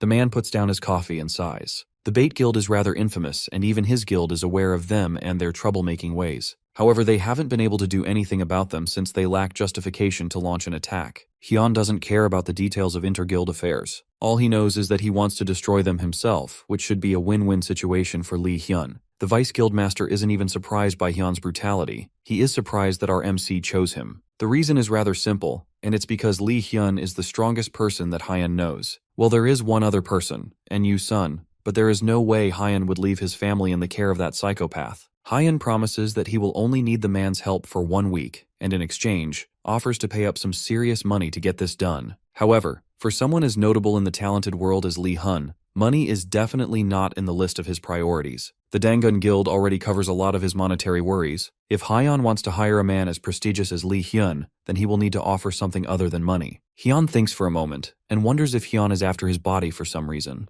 The absurd idea of that is almost enough to end the negotiations right there. Lee-hyun smartly realizes that he will go insane if this conversation continues and decides to drop his offer first. He offers that if this job finishes without any problems, then he would like Hyeon to meet with the Dangun Guild master. Hyun will still have to provide some monetary payment, but if he agrees to this condition, then the entire Dangun Guild will help him with his issues. The answer to that offer is a no-brainer for Hyeon, and in an instant, the Dangun Guild provides all the support that Hyeon needs. They place 5 bodyguards in his mother's hospital ward, and 5 more in the company where his sister works. That's rather generous of them, but in situations like this, it's better to be safe than sorry. The real problem child here is Hyeon, and his plan to dart into a guild as large as the Bait Guild to cause chaos. Hyun isn't worried at all and even points out that the Bait Guild doesn't seem as large as Lee-hyun's guild. But the Vice Guild Master reminds him that a guild isn't determined by the size of their office. The Bait Guild has an abnormal number of dungeons, so there's no doubt that they have some kind of powerful supporter. Hyeon called them and made an appointment on the day that he received the ominous note, so they've definitely prepared all their available forces. It would have been better if Hyeon ambushed them, but after getting the note, he called them in a desperate panic, saying that he would do anything they want him to. He had no choice back then, especially since his family came first, but thanks to that, he managed to buy himself some time to meet with Lee-hyun. Now that they are done talking, Hyeon hands Lee-hyun his wallet and instructs the confused man to park the car at his place. For Hyeon to make that kind of request, Lee-hyun can only imagine that he has a plan to sacrifice himself. But our MC assures him that it's not like that. He can't explain the situation in detail, but he assures Lee-hyun that he will be back the following day, alive and well. With that, he heads over to the Bait Guild to meet with a very smug-looking Jung Yui-hyun, who welcomes him along with a group of very well-equipped talented. Hyun gets straight to the point, seeing that so many people have come just to welcome him, and immediately offers a fight. But Yui-hyun calmly explains that the members of the Bait family simply came to welcome him. The word family coming from this man's mouth makes Hyeon laugh hysterically. Hearing that is enough to push Hyeon over the edge in a fit of rage, and he activates his mana explosion, using it to completely destroy the building around them. The talented around him are completely caught off guard as the floor explodes, but Yui-hyun laughs at his attempts. The floor is made from reinforced steel, which Hyeon is already aware of as he pulls out his sword. He knows that his mana explosion isn't enough to destroy the floor, but with the activation of his skills, Wayne's secret technique, Titan's strength, and swift strike, he's able to cut through the floor with ease, sending all of them plummeting through the ground. Hyeon pushes himself through the debris and appreciates the effects of one of his new skills, Antria's integument, which hardens his body. Behind him, Yui-hyun casually drops down into the room to meet with the man that just destroyed his office. He advises Hyeon to be rational, still not giving up on the hope that they can be allies and not enemies. Hyeon, on the other hand, says that the guildmaster has already crossed the line and removed his right to ask for any sort of partnership. Yui-hyun apologizes for visiting his family before, but then he lays out his offer for Hyeon. If our MC joins the Bait Guild, then they can work together to bring down even the Dangun Guild. The arrogant guildmaster, Han Se-yeon, would be brought down to her knees, and the large guild would be toppled from the ground up. Yui Hyun asks our MC if he understands the gravity of what they are discussing, but Hyun is not invested in this conversation at all, and just wants to fight. Yui Hyun laughs and tells at the audacity of this man. There are currently over 200 guild members in this building alone, and the members in the country is several times that number. Even with this huge size, the Bait Guild is only missing a figurehead. They need an absolutely strong person who can be the vanguard of the Bait Guild members. With Hyun in that position, then the Bait Guild could expand beyond Korea and go to take over the rest of the world. Hyun's answer to that is to grow the largest spitball from the back of his throat and hawk two-eye it straight at Yui Hyun's unsuspecting face. This entire ramble felt like he was listening to an elementary schooler's presentation. He advises the man to become an ex-tuber instead of coming around and spouting nonsense to him. Yui Hyun takes a moment to wipe the spit off his face and stare at it in his hand. Then, the mask of politeness that he has been trying to keep this entire time finally falls. He knew from the very beginning that there is no way a lowly peasant like Hyun could possibly understand his grand aspirations. Hyun's face twists in amusement before he bursts out laughing. The man really thinks he's so large that he called Hyun a peasant of all things. That's certainly a weird choice of words for someone living in the 21st century. Hyun starts to poke fun at the man who has already long since reached the end of his patience, and eventually, Yui Hyun can't take it anymore. The other guild members gather as the guildmaster gives them the order to kill our MC. Several of the mages all start by casting various mind and status effects to bring down Hyun, but all of them get cancelled out as Hyun activates his Lion's Roar skill. That, as well as the Ring of Strengthened Mind, come together to remove all the status effects as well as shock his opponents, decreasing their stats and morale. Yui Hyun is not affected due to his unfiltered rage, and he tells his guild members to forget about restraining him and just focus on killing him. With that, the mages change their tactics and send magic attacks down at Hyun, who is more than happy to test out his Antria's integument skill against magic attacks. The mage attacks him, causing a massive explosion as several of the guild members all rush him at once. In a matter of seconds, he's surrounded by dozens of talented, while still getting blasted by multitudes of attacks from dozens of mages. But none of these things are enough to even faze him, and he comes shooting out of the explosions with his sword, easily cutting down several guild members. Yui Hyun continues to seethe in rage as Hyun takes in a deep breath and screams out a war cry for everyone to come at him all at once, while the building erupts in explosions. By the end of the day, the building is completely destroyed, with smoke coming out from the window as Hyun stands in the lower floors, out of breath and bloody. Around him are the corpses of several guild members and the wreckage of the destroyed building. But even with that, there are still quite a few guild members left, as well as the guild master himself. Yui Hyun laughs out nervously as he asks Kang Hyun if he's feeling alright. After the rampage that he just went on, he is also a murderer, and now he's the same as them. Hyun calls bull on that and warns the man that if he's trying to somehow make him feel guilty for what he's doing, then he should just give up now. After all, he knows that if you're going to try and kill someone, then you have to be ready to be killed. The guildmaster grumbles in annoyance and warns Hyun that he is acting way too nonchalant for a man who is about to die. Even if he pretends to be alright, it's obvious that he's tired. As Yui Hyun says that, tentacles spring out from the ground and restrain Hyun, who is too tired to resist it. Before he can gloat about how much energy he has left, he stares down at his own reflection in the sword sticking out of his chest. With that, Hyun finally accepts that he's done for, but at least he lasted long enough to deal some damage. Yui Hyun commends his vice guild master on the good job of incapacitating Hyun and tells the man to back up so he can deal with the finishing blow. Even though things worked out for them in the end, Yui Hyun can't help but praise Hyun in the back of his mind. He went up against hundreds of other talented, and even with his many injuries, he's somehow still alive. The level of strength is so absurd to the point where Yui Hyun wants to replace every single person in the guild with just him. Despite that though, he calmly mocks Hyun, asking him if he has any last words. Hyun smiles and tells the man that he will find a strand of hair in every stew he eats. It's obvious that our MC is going to act tough till the very end, so there's no use talking anymore. Yui Hyun places a hand on our MC's face and activates a mana attack that completely burns Hyun from the inside out, leaving him as a screaming ball of flames. With one of the biggest messes in the guild's history taken care of, Yui Hyun takes a puff of a freshly lit cigarette to celebrate a job well done. He asks one of the guild members to give a rundown of the situation. Over 30 are dead, and around 50 are seriously injured. All of that damage happened because of one person. As he leaves to relax and get this whole incident out of his mind, he tells them to grab any equipment Hyun drops. Hopefully whatever they can get off his corpse will help make up for the losses they face. However, behind them, the corpse is gone, and in its place is only the sword that they used to stab him in his last moments. The next day, Hyun revives in his sister's apartment, having lost a level and with all his stats reduced by 50% for 24 hours. He steps out of his room to see his sister, who's not even surprised that her brother just popped out of his bedroom. It's obvious that he died again, even though he promised that he wouldn't do things like that anymore. Hyun doesn't answer and just asks if there's anything for him to eat since he's hungry.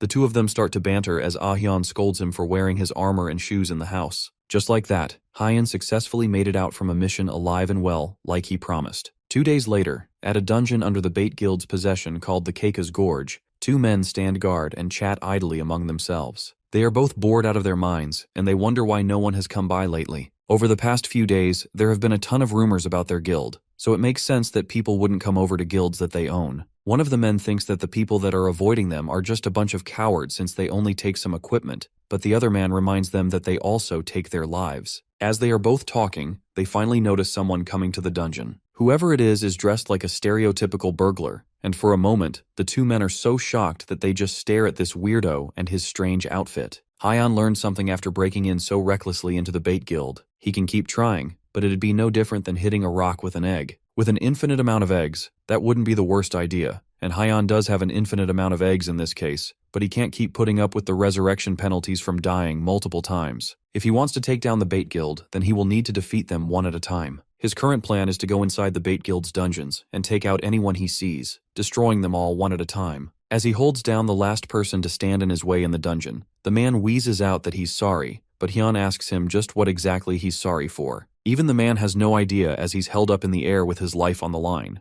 Hyun throws him away like a dirty rag and then tosses down a piece of paper and a pen to him. He wants the man to write in detail where all the Bait Guild dungeons are. If he does that, then Hyun will spare his life. The man gratefully takes the pen and starts frantically writing everything he can remember. As he's writing, Hyun asks the man how the guild hasn't gotten caught despite the fact that they kill so many people. Even if they work to keep it quiet, they have to get caught eventually, if they keep it up. Hyun initially wonders if they bribed the police, and the man tells him that it could be that, or it could be the fact that the Bait Guild intentionally picks dungeons with no CCTV cameras in the area. After writing down a list of all the dungeons he knows about, the man nervously gives the letter to Hyun. After reading it and making sure that it's correct, Hyun stretches his hand to the man's face and activates his mana explosion, blowing his boy apart instantly. Since the Bait Guild chooses places with no cameras, that means that he won't get caught either. With that, he gives a silent warning to the bad guys, promising that an even bigger and badder guy is on his way. The Bait Guild hasn't been having the best week since Hyun came into their lives. News headlines theorize about a captured monster being released,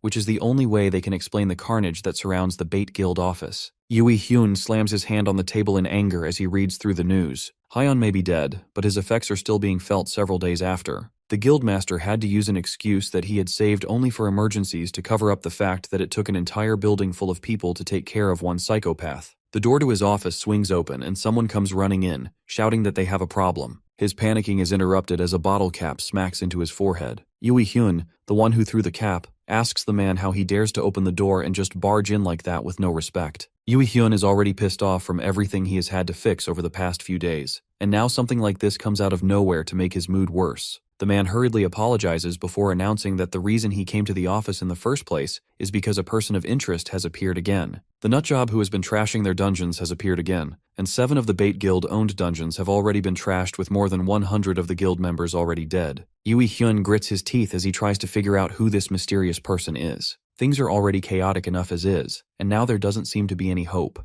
It feels like the more guild members he sends to take care of the situation, the more of them end up dead. There's no time to think, and Yui Hyun is forced to make quick strategic decisions. He orders for there to be no more rotating shifts. From now on, everyone will head into a dungeon at once, and each other will take turns sleeping while keeping watch. With that, he orders the secretary that came to report the incident to get out and close the door behind him. The guildmaster sits down to think about the situation rationally. 5 days ago, Kang Hyun attacked their building, and his corpse disappeared by the end of the fight. Then 2 days later, some psychopath goes around attacking Bait Guild's dungeons. He has been considering something in his mind for a while now, but with the recent events, things have just gotten painfully obvious. He realizes that Kang Hyun must have an accomplice. That's a perfectly valid assumption, even though he's completely wrong about that. He assumes that the corpse must have been taken away with some sort of skill, but even after figuring that out, there's not enough information to form any countermeasures. Right now, Yui Hyun has no choice but to resort to something that he didn't want to have to do. He picks up the phone and dials a number that picks up after just 2 rings. On the other end, someone picks up with an overly cheerful voice that angers an already pissed off Yui Hyun. The guildmaster gets straight to the point and says that he needs help. The voice on the other end laughs and asks what the big bad bait guild would need his help for, but the answer is obvious. News of the guild getting wrecked has spread at this point, and the person on the other end is able to tell what the reason is. Since there's no need to question what his motivations might be, the next question is what the person on the other end has to gain from helping the bait guild since they are way richer. Yui Hyun offers them a fight in return for their services. If the person on the other end helps them, then they will likely get into a fight with someone that definitely isn't just an average guy, and that should give them the entertaining fight that they are looking for. A hooded blonde man smiles at the request and wonders if he should just give the man the benefit of doubt and go for this potentially satisfying fight. Later that night, as usual, 2 men stand guard at the entrance of another one of Bait Guild's dungeons. The hooded blonde man is one of the guards, and he asks the other person what his name is. The second guard's name is Kim Il-woo, but the blood man doesn't care and decides to rename him as Yui Hyun's Grunt. He asks Yui Hyun's Grunt when this powerful guy is going to show up, and if they are sure that he will even be here. If the hooded blonde guy is forced to wait for nothing here, then things will get ugly once he gets bored. That doesn't need to happen though, as our MC makes his triumphant entrance to the area. The hooded blonde smiles in glee as he feels something that he hasn't felt in a while. His unique ability, Sixth Sense, starts to react violently, even though for the longest time, it has only been some sort of vague intuition. This time though, it's screaming inside his head with all its might that if he doesn't want to die, then he should run away from the monster approaching. The monster himself stops for a moment as he realizes that one of the guards he was just about to kill is in Yu Sung. From the voice, our favorite blonde psycho can tell that the person speaking is his big bro, Kang Hyeon. And Yu Sung drops his aggressive pose as he realizes that the person who has been going around messing things up for the bait guild is Hyeon. He's not even surprised that his big bro is looking for fun things to do as well. Meanwhile, Hyeon hasn't dropped his guard yet, as he remembers Lee Hyun's words about the bait guild having some kind of backing. Now that he thinks about it, Yu Sung is definitely rich, so it's possible that he could be the bait guild's backing. Regardless of whether he is or not, it doesn't change the fact that he's working with the bait guild. Hyeon turns up the hostility, holding a sword to the man's throat, but Yu Sung calmly says that he can't be lumped in with some trashy delinquents.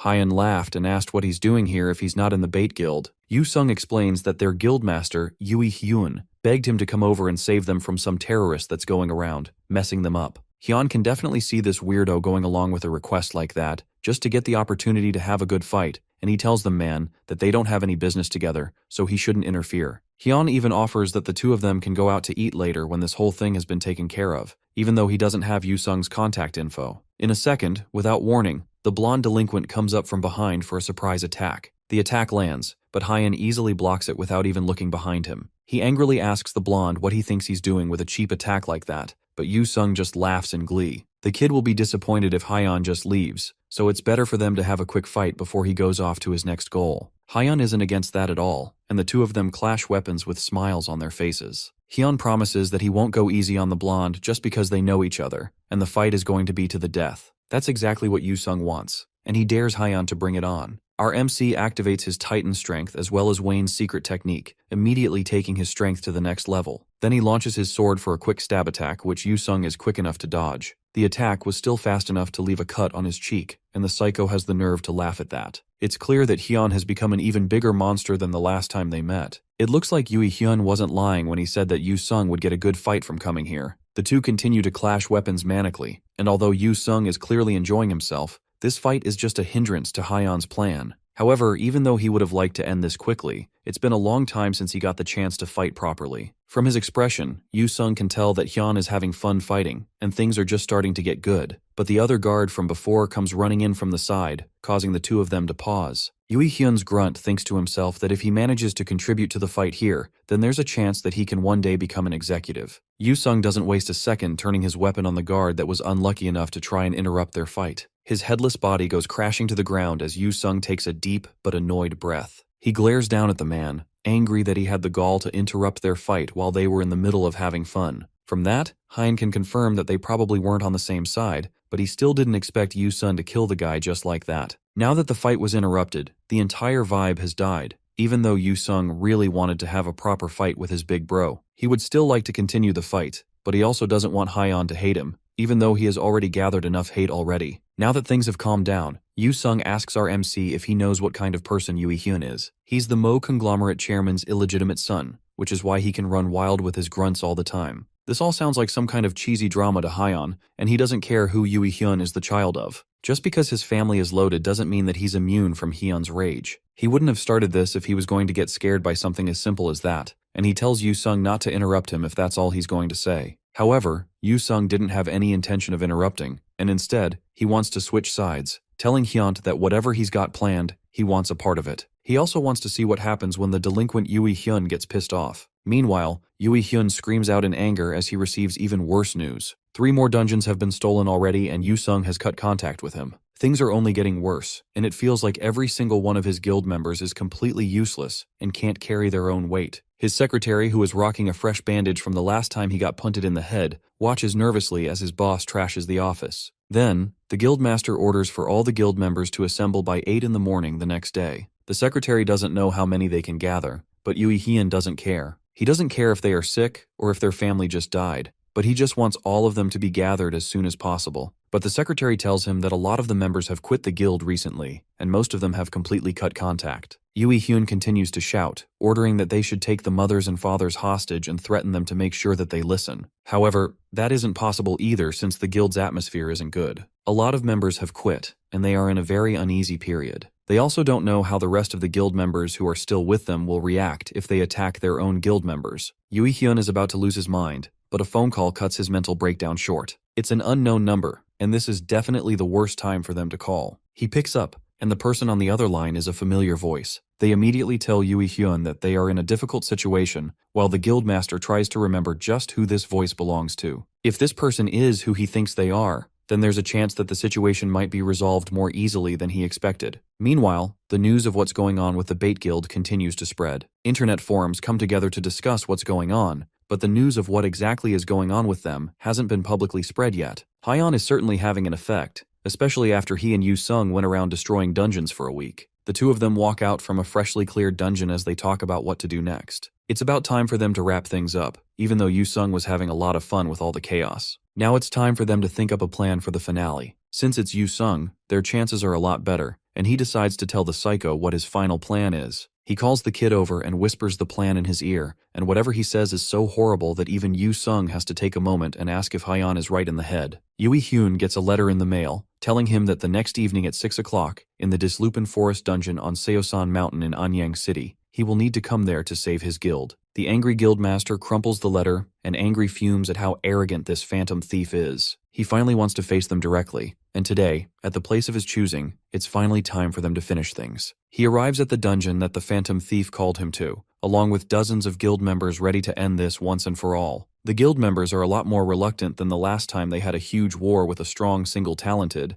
but they didn't have a choice. If they didn't come, then there's a chance that Yui Hyun would have made things a lot more difficult for them. Right now, it might be better for them to lay low and take it easy while just focusing on survival. Yui Hyun grumbles as he listens to the loud grumblings of his guild members. If only he had been able to convince that person that called him, then this would have been a lot easier. He remembers the conversation he had with the man earlier after he pointed out that he seems to be in a bit of a difficult situation. From the voice, he's able to tell who it is, and the man contacted him to provide a helping hand in this difficult situation. Yui Hyun had to ask for help from someone like Yu Sung because he had no way of contacting this guy. But now, the very person that he was looking for is the one who contacted him on his own. If it's this guy, then surely they have a chance of clearing up this mess. Yui Hyun immediately jumps at the opportunity since this person contacted him at just the right time. He promises the man that if he manages to help, then Yui Hyun's father will reward him handsomely, and his father will also provide some backing. That seems to set the man off, and the thought of him saying that his father will provide any sort of backing makes him realize that Yui Hyun still doesn't know his place. With that, he changes his mind and says that he won't intervene in the matter, and then he cuts the call after telling Yui Hyun to go and cling to his oh-so-mighty father. That man is just acting like a child, and it's like he's worse than in Yu Sung. It looks like there are nothing but arrogant people around him, but he'll let them continue trying to remain stubborn.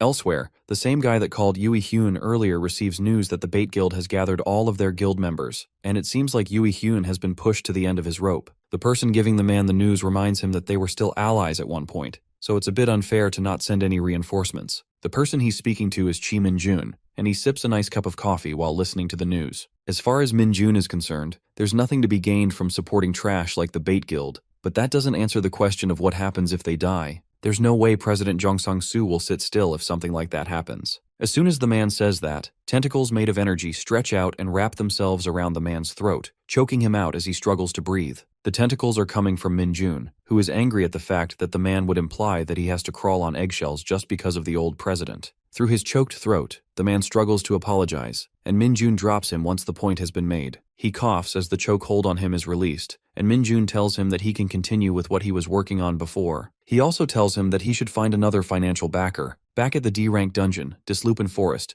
Yui-jun and his guild members wait impatiently for the phantom thief to arrive. It's already 6:03, and it looks like the guy is so disrespectful that he's late to a meeting that he organized. Despite this, Yui-hyun tells his guild members that they should keep their guard up since they don't know how many enemies there will be and if they could be laying an ambush. They don't have to wait for long though, as the vice guild master notices something rushing at them from straight ahead. They look closer and see Hyun rushing at them with a bag on his shoulder while several angry wolves chase him down. Yui-hyun screams out in shock as he sees the ghost of a man that he killed himself. At first he thinks that this might be a twin brother of our MC, but it's clear at this point that Hyun really is alive. Hyun happily greets Yui-hyun since it's been a while since they last saw each other, and since they meet again, he has a gift to present. Hyun reaches into his bag and pulls out an adorable-looking Dislupin pup. The guild members are immediately frozen by just how cute the little guy is, but they don't have time to admire it as Hyun winds up and throws the pup towards the bait guild members. Even the hardened talented for the guild can't ignore such a cute pup in danger, and they drop their weapons to save it. One of them is able to catch the pup, and they all coo at it as it starts to tear up in the man's hands. Then they turn their outrage to Hyun, the person that threw the pup in the first place, and they are even more motivated to kill him now after he put such an adorable creature in danger. However, Yui-hyun tells them to shut up as he realizes the true reason that Hyun threw the pup. He didn't just take one, and instead, he kidnapped a whole bag of pups, which in turn brought all the Dislupins towards them. Hyun throws the bag of pups into the air, and the guild members rush to catch them before they fall. But in their rush to save the pups, they are unprepared for the pack of Dislupins charging towards them. Yui-hyun is able to block a few of them that come charging in, and Hyun slickly dodges behind, wishing the guild master good luck as he rushes off to take out the rest of the guild members. Yui-hyun chances a glance behind him while holding off a few of the monsters trying to kill him. The Dislupins are already difficult enough to deal with because they can turn invisible, but Kang Hyun threw their entire formation into disarray as soon as he appeared. His plan to take down the bait guild is way too effective, and Yui-hyun is forced to order the rest of his guild members to retreat.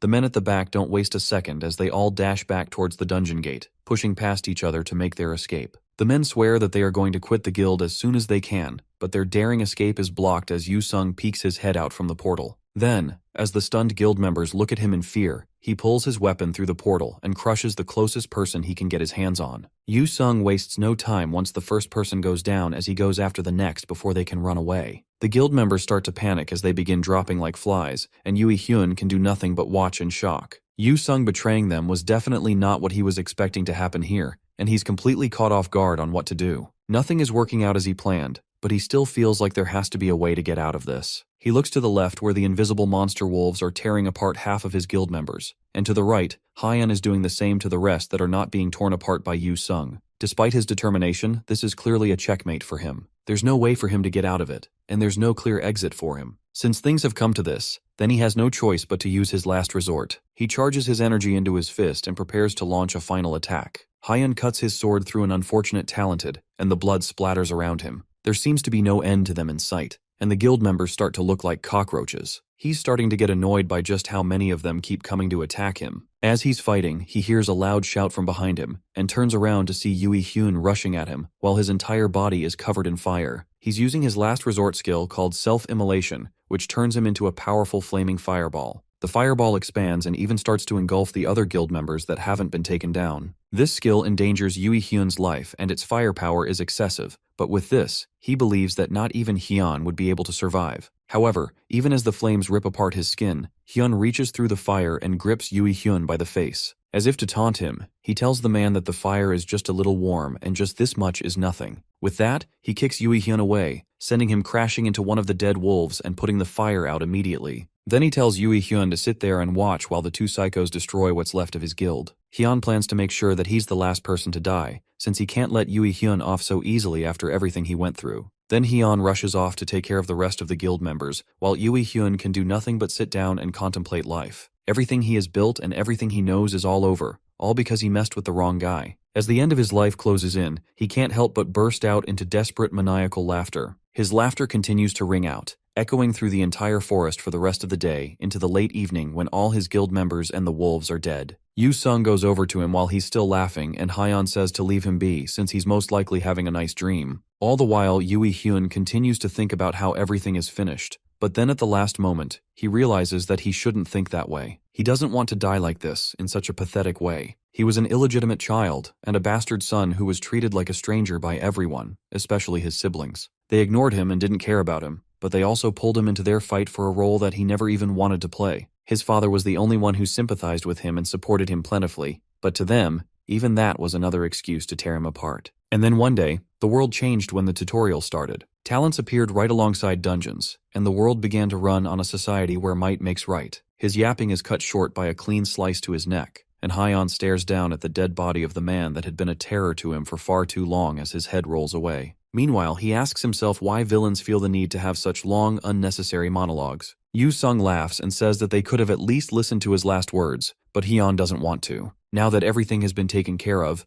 Hyeon thanks Yu Sung for helping him out, and Yu Sung doesn't mind at all since this whole thing was fun, so it doesn't really matter. Now Yu Sung asks him how it feels to get his long-awaited revenge. Hyeon isn't sure, but he's heard that vengeance leaves you feeling hollow, but Hyeon doesn't agree with that at all. He killed people that deserved it, and it may not feel the most amazing, but it does feel refreshing. The next thing to figure out is what to do with the items that the monsters and hunters dropped. Hyeon offers to sell them and split the money in half, but Yu Sung doesn't need the money. If that's the case, Hyeon won't say no to more money and more loot. Money isn't something that Hyeon has been obsessing over recently. He receives a decent amount from dungeon clear rewards, so he doesn't have to think too much about it. However, this recent incident made him realize that he can't protect everything with just strength and a decent amount of money. He needs to gather as much money as he can, so he can make his own guild. As the gate fades away, taking with the last remnants of the bait guild, Hyeon wonders what to do next. He asks Yu Sung what he would say if Hyeon suggested making a guild. Before our MC can even finish his sentence, Yu Sung immediately agrees to join without missing a heartbeat. If his big bro is making a guild, then it'll definitely be a fun experience for the blonde.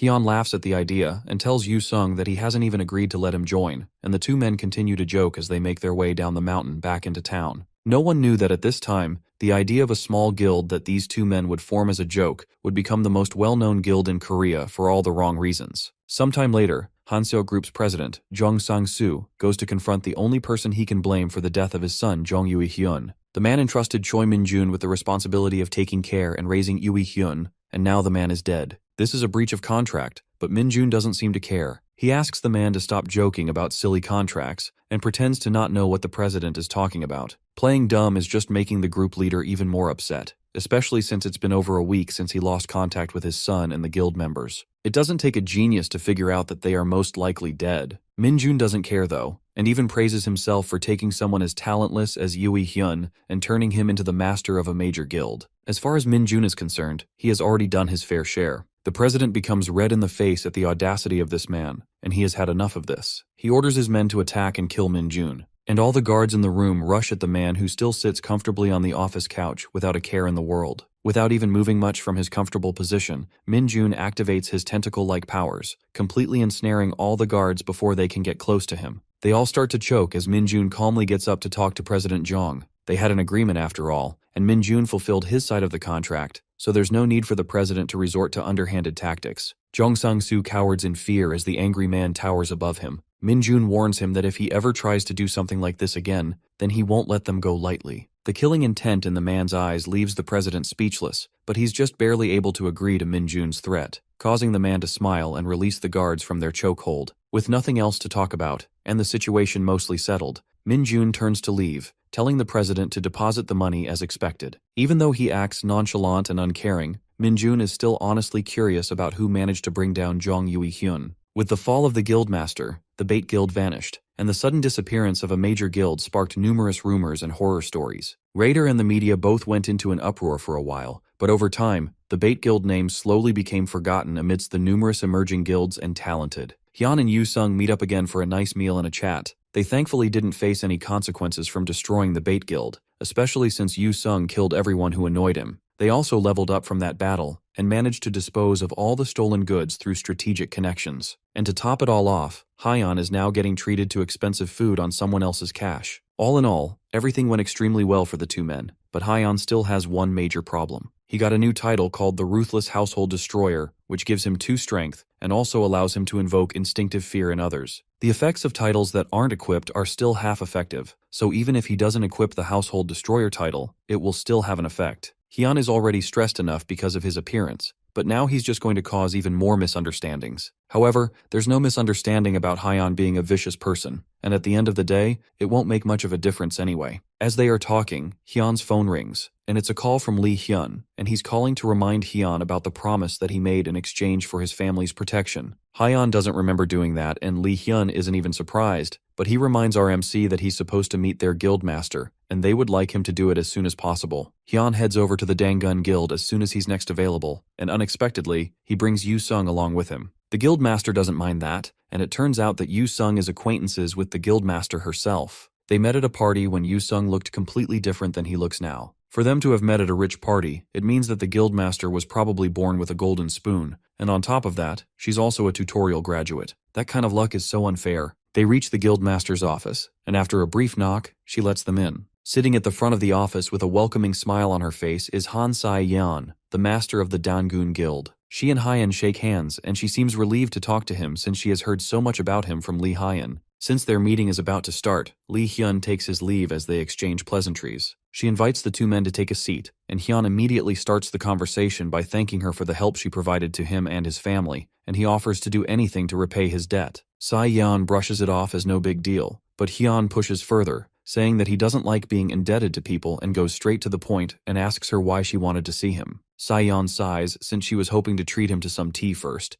but it looks like there's no time for that. She asks Hyan to join the Dangun Guild so they can work together, and our MC immediately refuses the offer. The silence in the room afterwards is deafening, but Se-yeon quietly acknowledges his refusal. His answer was so sharp, but because of how resolute his answer was, it's easier for Se-yeon to give up on him. But Hyun still wants to repay her in some way, even if joining the guild is off the table. He offers that they can contact him if anything comes up that he can help with. Se-yeon can't say no to having a powerful awakener indebted to them, so she agrees to keep him in mind if they need him. Hyan doesn't think that there's anything he can do for the #1 guild in the country, but he still leaves the offer open for them anytime. Se-yeon shifts the discussion to something else and asks Hyun how long he thinks the current peace in the world will go on for. Hyun wouldn't call a world where criminals have roamed unchecked since dungeons appeared a world of peace. But since she's also a tutorial graduate, it's very likely that she also had a meeting with the administrator, and she also saw the scene of chaos from the tutorial's 8th stage. Compared to what he saw, calling the current world a place of peace definitely fits. He decides to play dumb though, and tells her that he doesn't know. But whatever happens, it's probably not a problem that can be solved by worrying about it. For now, the only way they can prepare is to get stronger. Besides that, the Haken dimension that started this whole thing still has 5 years left on its cooldown. Sai-yeon's eyes darken as she tells him that within 3 years, some countries will start struggling to survive,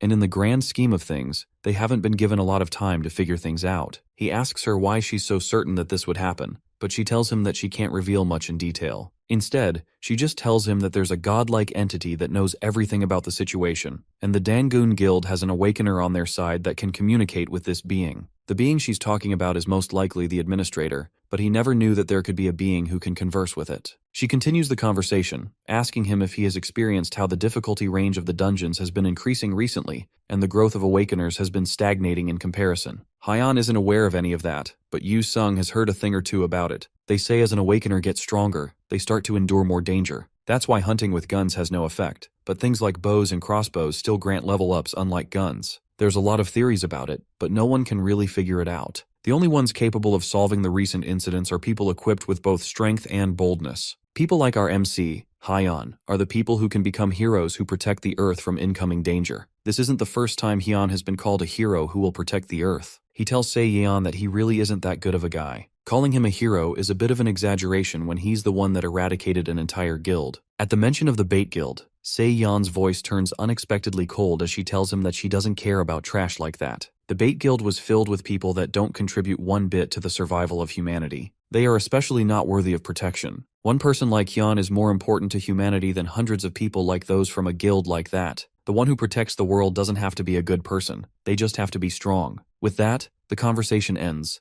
and after seeing them off, Lee Hyun returns to the guildmaster's office and confirms with her that he even saw them enter the car and drive off. Then he asks her how the meeting went and how it was seeing him in person, Se-yeon leans forward in her seat as she comes up with a response. He definitely exceeded her expectations, and from their conversation, she managed to confirm something crucial. When she mentioned the administrator, there was a flash of recognition in his eyes. That confirms that he is definitely a tutorial graduate. Elsewhere, a dungeon gate stands ominously as people drive by and walk around it without a care in the world. This dungeon is different from the usual dungeons though, and much stronger. It's a D-rank dungeon. An E-rank and a D-rank dungeon only have a one-letter difference, but there is a big difference between the two. There is an increase in the strength and number of monsters, but the most obvious difference is the variety in the monsters that appear. Especially in the D-rank dungeon that Hyeon is currently fighting his way through called the Dience's Research Institute. Here the variety of monsters is even greater, and it makes things a lot more annoying for Hyeon to deal with. Normally, the regular mobs and the boss mobs are all the same type, which makes it more convenient. But this place has so much variety, which means each monster has a different attack pattern and fighting style.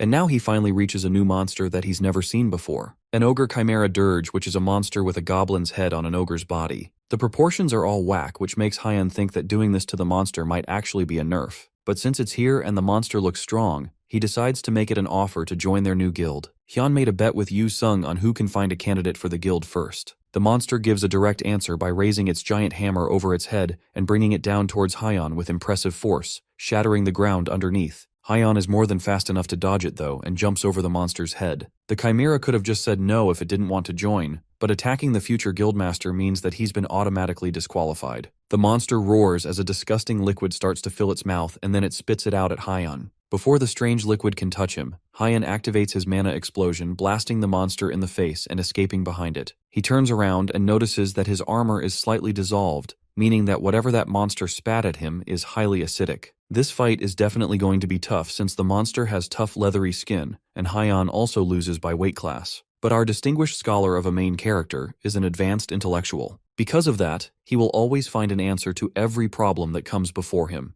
and the answer here is the monster's hammer. Hyeon just has to have it. Elsewhere in the dungeon, some delinquent talented walk through the dungeon just like any other day. One of them points out that he has been hearing monster screams for a while now, but the group leader, Hyung, dismisses it, saying that someone is probably just hunting. More than that, what they should be thinking about is the prize they have right in front of them. A young woman stands, completely surrounded by the group of men who definitely don't have her best intentions in mind. This is why people like them love dungeons so much, because they find unexpected treasures in the strangest of places. The hunter from earlier still keeps talking about the strange sounds that he's hearing around them, but Hyung still tells him not to worry about someone else hunting. The only problem that the group leader failed to account for is if this person is hunting them. Behind them, an angry-looking Hyun drags his newly stolen hammer across the dungeon floor while muttering something to himself. They all turn their attention to him as his words finally start to come out more. Hyun, our intellectual, also has a good nose, and with that nose, he can smell the scent of weak pieces of criminal trash that he can beat the hell out of. The men can already tell that something is severely wrong when they see the psychopath dragging a giant hammer towards them. He continues walking towards the stunned men, and without another word, he raises the hammer over his head, intent to smash it down on the entire group, but it instead slams itself into the ceiling above their heads. Dust and rubble fall on all of them as Hyeon tries to pull the hammer out from the ceiling. They can't tell what's wrong with this nut job and why he would try to swing something so large in this kind of narrow space, but they simply cannot fathom the massive intellect of our main character. The hammer starts to budge, and eventually, Hyeon pulls it out, slamming it down on the ground in front of him. More dust and debris flies around the area, and Hyeon takes a deep breath as he realizes that the hammer might be a bit too heavy for him right now. It'd be impractical to use as his main weapon, so he puts it away for now. The group continues to stare at him, completely dumbfounded, until their leader speaks again. He was wondering what happened that would make a crazy guy like that suddenly start showing off his strength, but it looks like Hyeon doesn't even understand the situation. For him to put the hammer away and disarm himself in front of so many people, he has to be completely stupid. The man rushes towards Hyeon, ready to finish him in one blow, but a swift slap to the face sends him flying before he can even think about seeing Hyeon move. In an instant, the man is on the ground with a swollen cheek and broken dreams. Then Hyeon picks up the criminal and holds him up by the hair with a knife pressed to his neck. He tells the man's teammates to drop everything they have if they want their friend to stay alive. Instead of trying to save their friend, the men waste no time as they charge at Hyeon and attack together. Even Hyeon is surprised that they would decide to attack together despite the hostage. RMC disappointedly tells the man that it looks like he wasted his life and he has horrible friends. He asks the man what his name is, and it's Kim Gyu-shik. Now that he has a name, the thug is going to have the honor of becoming Hyeon's partner as they work to get revenge for him being betrayed. After Hyun finds a good grabbing handle using the guy's nuts, he turns a full-grown man into a battering ram, knocking out the first person that comes close with a headbutt to the face. That brief test attack brought back positive results for Hyeon as he realizes that the impact from the weapon wasn't bad at all. Now that he has his new weapon, Gyushik the battering ram, Hyeon feels unstoppable. The men, who once charged fearlessly, now shiver in fear as they warn Hyeon not to come any closer. But their pleas are not heeded as Hyeon uses his battering ram to beat up the rest, knocking them all out. The young woman from earlier watches in shock as Hyeon stands over all the knocked out men and stretches as if he just completed a hard day of work. From what Hyeon can tell, the group was most likely a D-ranked clear party, which is why fighting them took longer than it would usually take for him. A soft voice calls out to him from being, and it's the woman from earlier who wants to thank him for his help. If Hyeon didn't appear when he did, she would most likely have met a terrible fate. Hyeon waves her thanks off, telling her that beating them up was fun for him at the end of the day, so there's no need for her to bow to him. Then the woman introduces herself as Shin Sung-ah and asks for his name in return. Hyeon can't help but blush at how polite she's being with him, but he introduces himself to her anyway. But then Sung-ah continues, asking our MC what she must do to become as strong as him. Hyeon stares at her in confusion while she looks back at him with determination. This, right here, was the historic moment when South Korea's worst troublemakers were united, but it would still be a little while before they realized that. Hyeon scratches his cheek as he tries to come up with a good answer to her question on how she should become stronger. The only thing Hyeon can think of to tell her is that she should work hard and put in effort, but in terms of effort, Sung-ah has also put in a lot of work. Of course, not all effort is equal after all. For her to reach the level of power that she wants to achieve, she has to quite literally be willing to die for it. Sung-ah seems to take those words to heart, but Hyeon feels weird telling her that kind of thing when he has the power to revive, so death doesn't mean anything to him anymore. He has nothing else to tell her, so she tells her to be careful on her way out of the dungeon and to do whatever she wants to the guys that he beat up earlier. As he walks away, Hyun pauses for a moment and comes back to ask her if she can even leave the dungeon by herself. Sung-ah tells him that she can't, and even though it would be normal for her to ask for help in cases like these, she doesn't. Hyeon would like to help her find her way out, but he came to clear the dungeon, and he doesn't have any intention of leaving until he does so. In that case, Sung-ah offers to accompany him for the rest of the time he spends in the dungeon. Our MC is shocked by her proposal and thinks that it might be because of what he said earlier about being willing to die. He starts to tell her to forget what he said, but she cuts him off and tells him that it's not because of that. She knows her place well, and she will be content to follow him as silent as the dead, while also working to mine mana stones for him. She also promises to not be a nuisance to him, and even says that all the mana stones she mines will be for him alone. At the very least, she may be weaker than him, but she's still talented, so she can protect herself easily. Hyun thinks about it for a little bit more before finally relenting and telling her to follow him. The two of them make their way through the dungeon towards the main core, all the while leaving a trail of monster bodies behind them. As Hyun drops the last monster, Sung-ah commends him on a job well done, and then brings out a knife to start collecting the mana stones. She skillfully cuts through the monster corpses as Hyun watches her. Just like she said, she's skilled enough to protect herself and she doesn't get in his way. It also looks like she has some sort of stealth skill because when combat started, she fell back and occasionally supported him with her bow while never obstructing him. She even takes care of the mana stones, which he normally leaves behind because he can't be bothered. All in all, clearing this dungeon became a lot easier with her help, and he doesn't regret bringing her along. Now the next step is figuring out what to do from here. With the amount of energy he's feeling in the air, the boss room should be up ahead, and it will definitely get more dangerous from here on. Sung-ah's decision to follow him till the end still hasn't changed, and she has no reason to not continue along with him. However, as they are talking, they both get system notifications that the dungeon's main core has been destroyed, and the portal to the outside has been opened. Hyun wonders if someone beat him to it, but he quickly realizes that he can still feel this boss's energy. That means that this is a dungeon break, and not just an ordinary dungeon clear. And this is a D-rank dungeon, which means that this is Korea's first ever D-rank dungeon break. The incident reaches the news immediately and is reported as a phenomenon in a Seoul suburb. Approximately 10 dungeons opened at once, and this is regarded as another monster wave. The incident occurred on February the 8th, and it's the third occurrence, nationally, of a monster wave in the country, following the blockade of Hangre County. Unlike the previous two incidents, though, this wave was artificially created by terrorist acts, according to professional analysis. In the hallways of a guild, a man rushes down towards an office at the end of a hall. He barges into the room, screaming for the association president,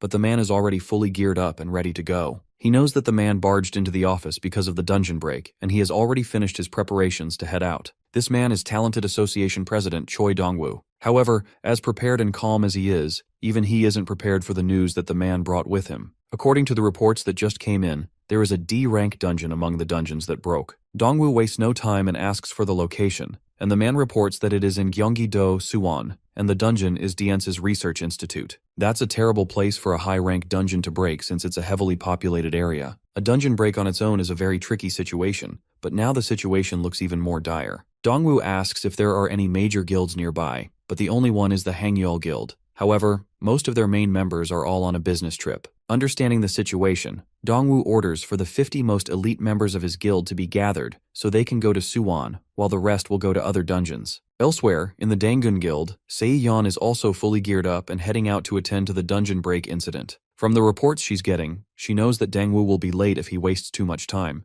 and she wonders if there are any guilds that can defend until everyone arrives. Ignoring the Hangyan Guild that has all its members abroad, the only guilds available are smaller guilds. However, there is one talented that is already on the scene and working to eliminate monsters quickly. Lee Hyun smirks as he tells the guildmaster that he has a massive longsword, a muscular body, and a brutal face that is difficult to differentiate from a monster's. Se-yeon smiles as she realizes just who Lee Hyun is talking about, and she confidently says that there won't be any problems in that area with our MC on the scene. Over in Suwon, Hyeon pants heavily as he stands over the monsters that he just barely managed to take out. Other talented who came over to help out watch on, completely surprised that just one person managed to kill all these monsters on his own. One of them tries to come over to thank Hyeon for helping them since they all managed to survive thanks to him, but before they can ask for a way to repay him, Hyeon yells for all of them to get out of the area as fast as they can if they don't want to die. The talented can't understand what he means by that, but Hyun knows that things are about to get very bad. The dungeon break hasn't closed yet, meaning that the boss monster is still inside. He tells them that the boss monster still hasn't come out yet, and if he stays there, then they are all going to die like dogs.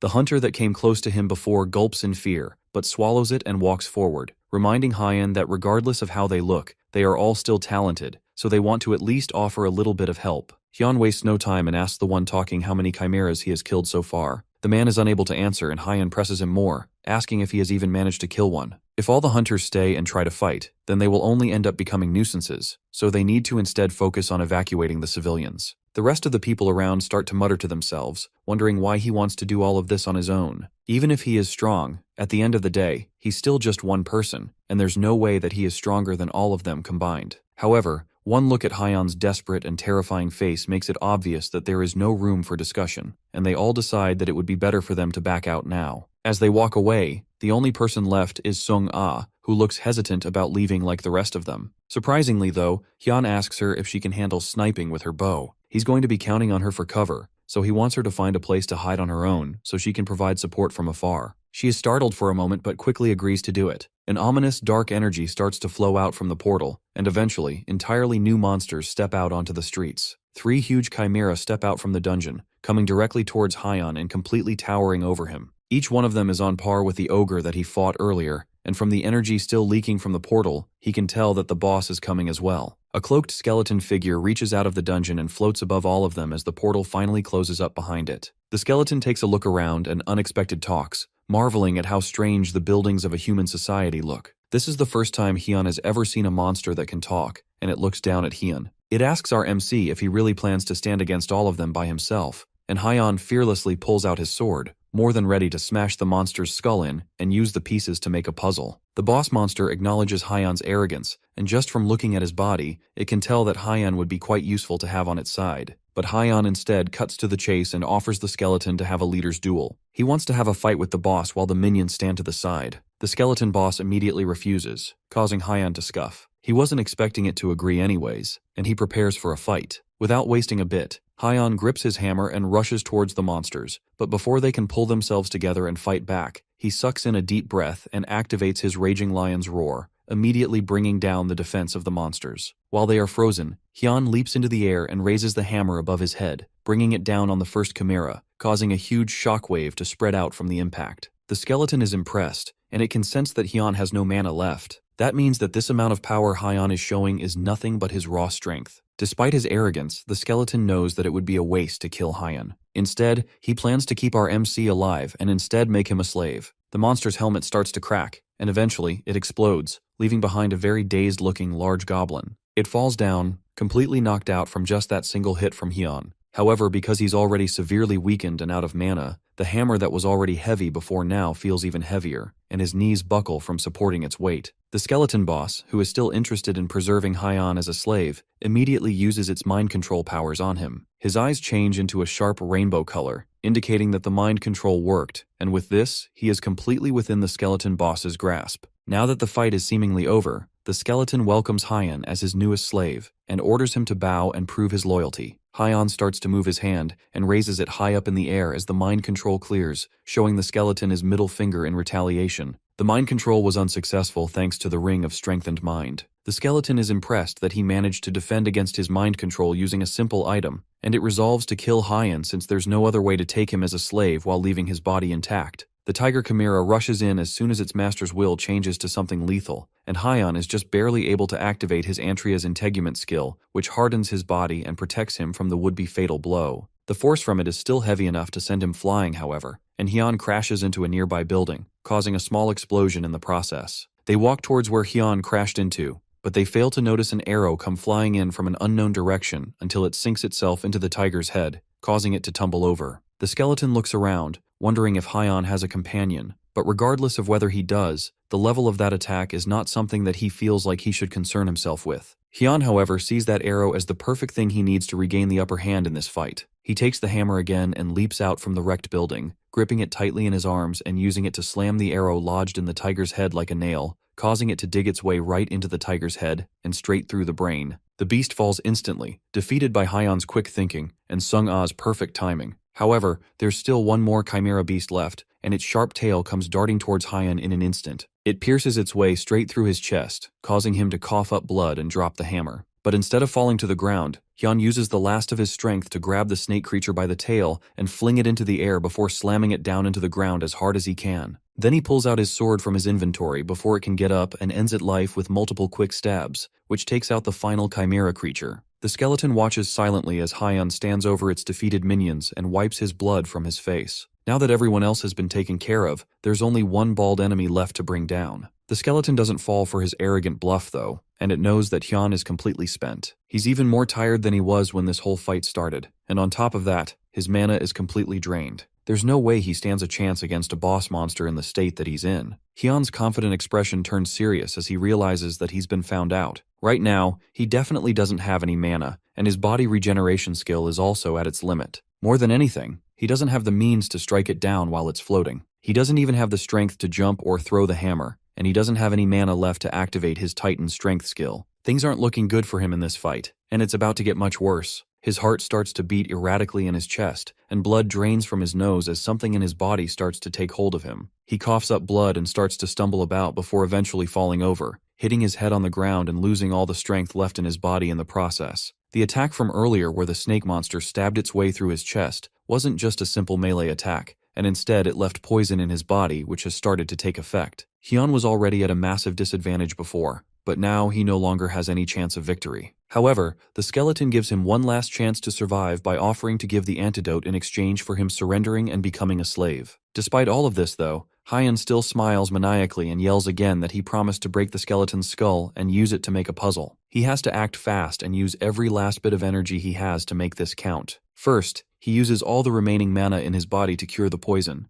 Then he brings out his last resort. From his inventory, he pulls out Bilgene's longsword, which is a B-rank item that gives him the Berserker trait, as well as a durability enhancement. The Berserker trait increases his strength and vitality by 1.5 times for 5 minutes. However, during that time, his judgment is severely impaired, and there will be severe after effects to using the skill. As the Berserker trait activates, he taunts the skeleton, daring him to come over and fight to the death, because even if he has to go to the afterlife, he'll make sure to take responsibility and bring the skeleton boss with him. Before they can start fighting though, a voice from behind calmly informs him that he has done enough. Hyan turns to see Dongwu approaching with a hand held up to help. Before going forward into the fight, he tells Hyan that they don't know each other, but he can tell that Hyan has done something amazing. But now it's his time to rest because the talented association will take care of things from here. Hyun recognizes Dongwoo as the tutorial graduate and the Talented Association president. Dongwoo tells him that he has serious injuries, and he should go and rest for a bit, and Hyun tries to erogue, but immediately, his body crumbles as his injuries start to take over. He almost had it,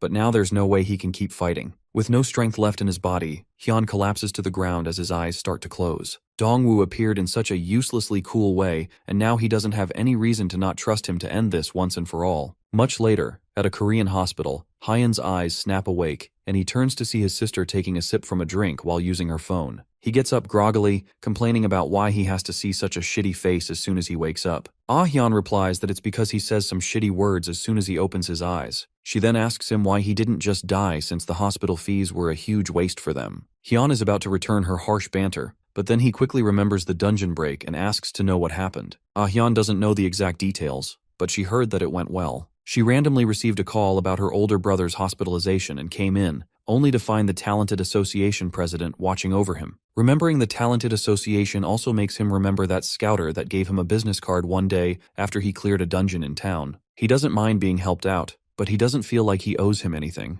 Hyun notices him thinking to himself and tells him that he shouldn't push himself. After all, she's worried about his unique ability and the fact that it's a possibility that one day he could just die. Hyun tries to argue that it's not like dying just because he wants to. He doesn't like it when he dies, and his level gets cut down too, which makes it even worse for him every time, but his words die in his throat as he looks at Hyun's face. She's glaring at him with a lot of emotion, and it looks like his constant deaths are worrying her a lot more than she lets him know. So he quietly agrees to not die as often as he has been over the past few months. Elsewhere, at the Talented Association, the president is trying to learn more information about Kang Hyun. Dongwoo has never heard of him before, but he can see reports that the Talented Association has tried contacting him once. But since Dongsu doesn't know him, his subordinate wonders why he went through so much effort to evacuate him and even pay his hospital fees. The reason is because he witnessed the birth of a new hero. Dongsu knows that he probably won't get the honor of helping him if not now. From his memories, Hyun looked incredibly heroic as he swore to lay down his life to defeat the boss monster. Of course, his memory is heavily glorified, and Hyun's words were a lot less elegant than he seems to remember them being.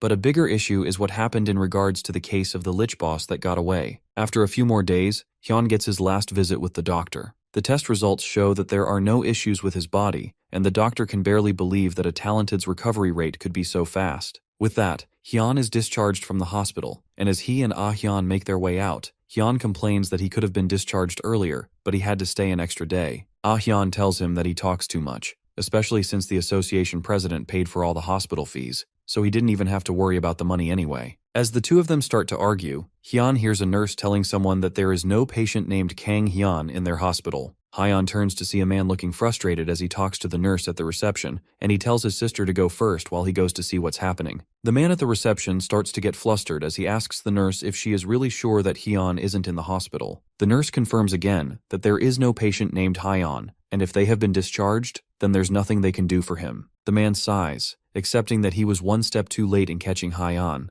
but luck must be on his side, because Hyun comes over from behind, asking the man directly who he is and what he's searching for. Hyun came over because he heard his name, and although he was initially shocked, the man quickly composes himself and tells Hyun to hold on while he reaches into his suit pocket. He pulls out a card for the Ministry of Interior and Safety and introduces himself as the team leader, Shin Tae-gil. The Ministry of Interior and Safety seems to be some sort of special talented management team, and it's clearly a government organization. Hyun asks directly why the government would be looking for him all of a sudden. The two men head over to a restaurant and Hyun asks the man if it's alright for them to come here since the place is quite expensive. Tae-gil assures him that there's no issues, and Hyun laughs to himself, realizing that this is where all his taxes went. But now that they are in a more private area, Hyun gets to the point, asking if they want him to work for the government. Tae-gil assures him that they won't force him to work, but they are just making him an offer. That also means that Hyun would become a civil servant, but he doesn't see much good in that. To start with though, Hyun won't be a regular civil servant. The Special Talented Management Team is an organization dedicated to preparing for the rapidly changing future. The government already knows that there's no way they can control the talented. The number of talented goes up every day, and it's impossible to control them by force. They don't want to antagonize them either, so the best way to work with them peacefully is to make them offers like these. The government has decided to build a relationship based on helping each other out, and to do that, they plan to support the talented as much as possible. As they talk, Hyun focuses intently on how Tae-gil cooks the meat, and he is severely dissatisfied. He doesn't point it out immediately and asks what the benefit is for him to become one of these government-favored talented.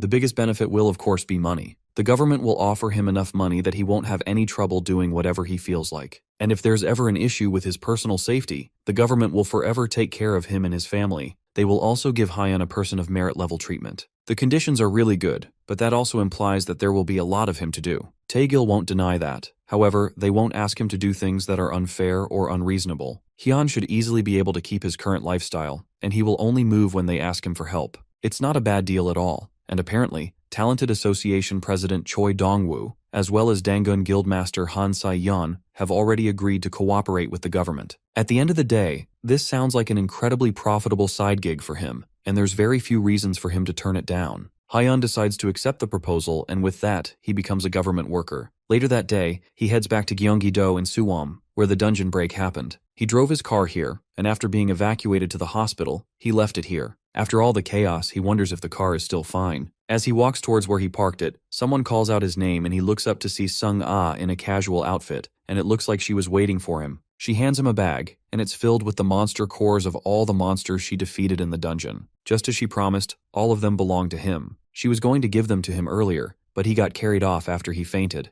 and she couldn't track him down, so she came back to this place and waited for him endlessly, even though she didn't know if he would ever return. He tells her that she can just take the monster cores since he doesn't need them, but she assures him that she doesn't want to break her promise with her benefactor. At the end of the day, he won't say no to that, and he walks away with the bag of cores, thanking her for her consideration. Then with that, he continues his search for his car, but he's called back once again by Sung-ah. He turns to see her bowing to him as low as she can go, and she asks him to take her in as his apprentice. Hyun pauses for a moment, completely confused. Meanwhile elsewhere, close to the doors of an F-rank dungeon called the Gorka Village, a badly beaten lich rests in the forest, and looks down disappointed in itself. He can't believe that mere humans have managed to corner him to this extent, to the point where he's almost cowering in the darkness in fear. Suddenly someone comes over to it, surprising the D-rank dungeon boss. It's almost pitiful to see a dungeon boss cowering in the corner of a forest, and of all the people to find it, it had to be Chi Min-jun. The lich carefully asks the man who he is, but Min-jun assures the monster that it doesn't need to be so wary. They are no enemies, and on top of that, Min-jun is the one that liberated the monster from its dungeon. Instead of fighting, Min-jun has come to offer the Lich of Dance an opportunity to join hands and work together. The next day, Hyun brings Sung-ah over to meet Yu-sung,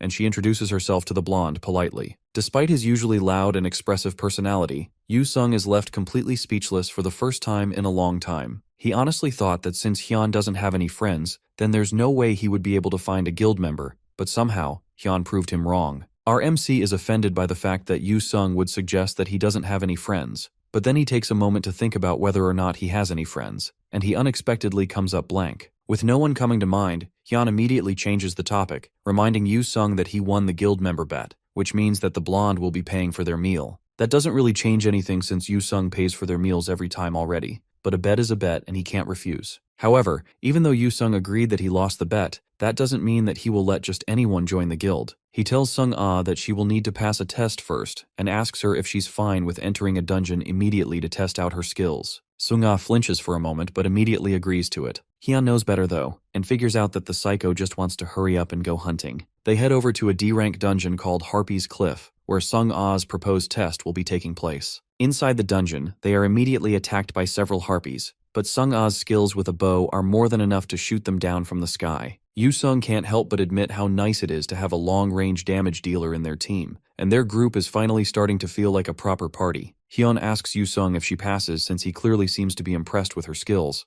but the blonde has clearly forgotten all about the test, which confirms that he just wanted to head into a dungeon to hunt. Hyun tries to remind him about the test, before he finally remembers, and that only further proves that he just wanted to hunt, and nothing more. With all the harpies dead, Sung-ah starts to collect mana stones from the corpses. Hyun reminds her that she doesn't have to collect the mana stones so thoroughly, since it's especially annoying. Sung-ah tells him that it's alright since she likes collecting it. Yu-sung says those mana stones are worth it, so he shouldn't waste them since he doesn't have a lot. Hyun doesn't care about mana stones since he can get more than enough money from just taking the core. He asks Yu-sung if he takes mana stones for himself, but obviously the blonde doesn't care since he's rich. As the two of them are talking, Hyun notices something around them and starts to pull out a weapon from his inventory. Yu-sung doesn't notice it immediately, but after focusing a bit more, he can feel something as well. Sung-ah can't feel the same thing that the two of them are feeling, and she asks them what's going on, but they don't answer. Instead, Hyan closes his eyes and focuses, and after a moment, he swings his fist into the air, hitting something. Then suddenly, someone appears out of thin air and falls to the ground, completely unconscious from Hyan's punch. The guy must have had some high-quality stealth for Hyan and Yu Sung to barely be able to sense him. Seeing as he didn't have any killing intent though, it looks like he wasn't trying to kill them. That doesn't mean that he came to the dungeon with good intentions in mind though,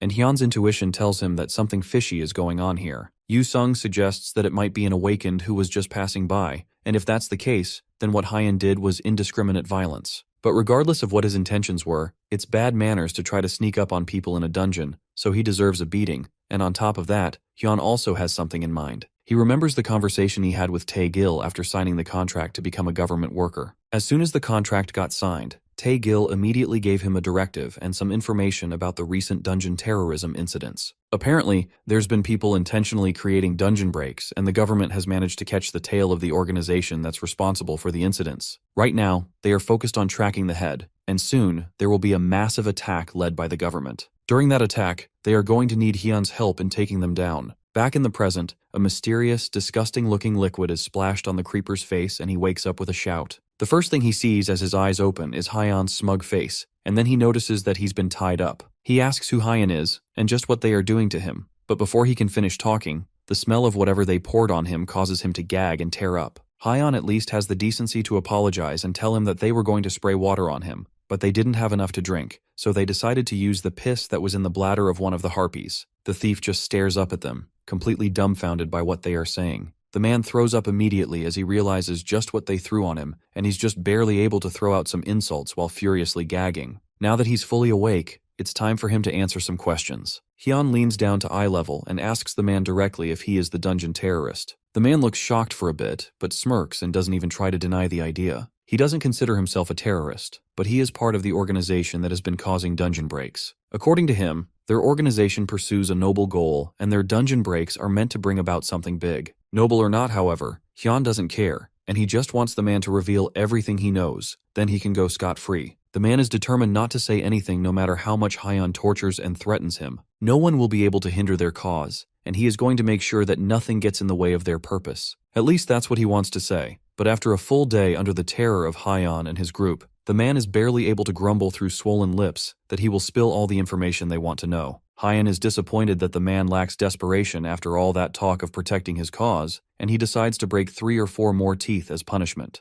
Outside the dungeon later that evening, Tae-gil and his subordinates arrive after Hyan reports that he caught a terrorist. Our MC hands the man over like a piece of cargo, but the man is so badly beaten and injured that he begs the government workers to arrest him. Tae-gil nervously asks Hyan why the man is in such a sorry shape, and our MC feigns ignorance, claiming that he probably got beaten up by harpies or something. Regardless of the state of the criminal, Tae-gil thanks Hyan and his group for their cooperation and turns to leave. Before he leaves though, Yu Sung waves hello to him from behind Hyan. The two of them have met before because the government tried to recruit Yu Sung as well, but he refused immediately. He thinks that being part of the government is boring, and it looks like the teen is surprisingly bad at thinking things through. With all their issues taken care of, Tae-gil takes his leave, informing Hyan that they will discuss the details the next day. Right now, there are outsiders present and it's late, so he advises Hyan to just call it a day. The next day, Hyan and Tae-gil meet up again to talk about the criminal that Hyan captured. The terrorist's name is John Young-shik, and his unique ability is stealth, which is the ability he used to try and sneak up on Hyan and Yu Sung in the dungeon. He seems to have an important role in the organization.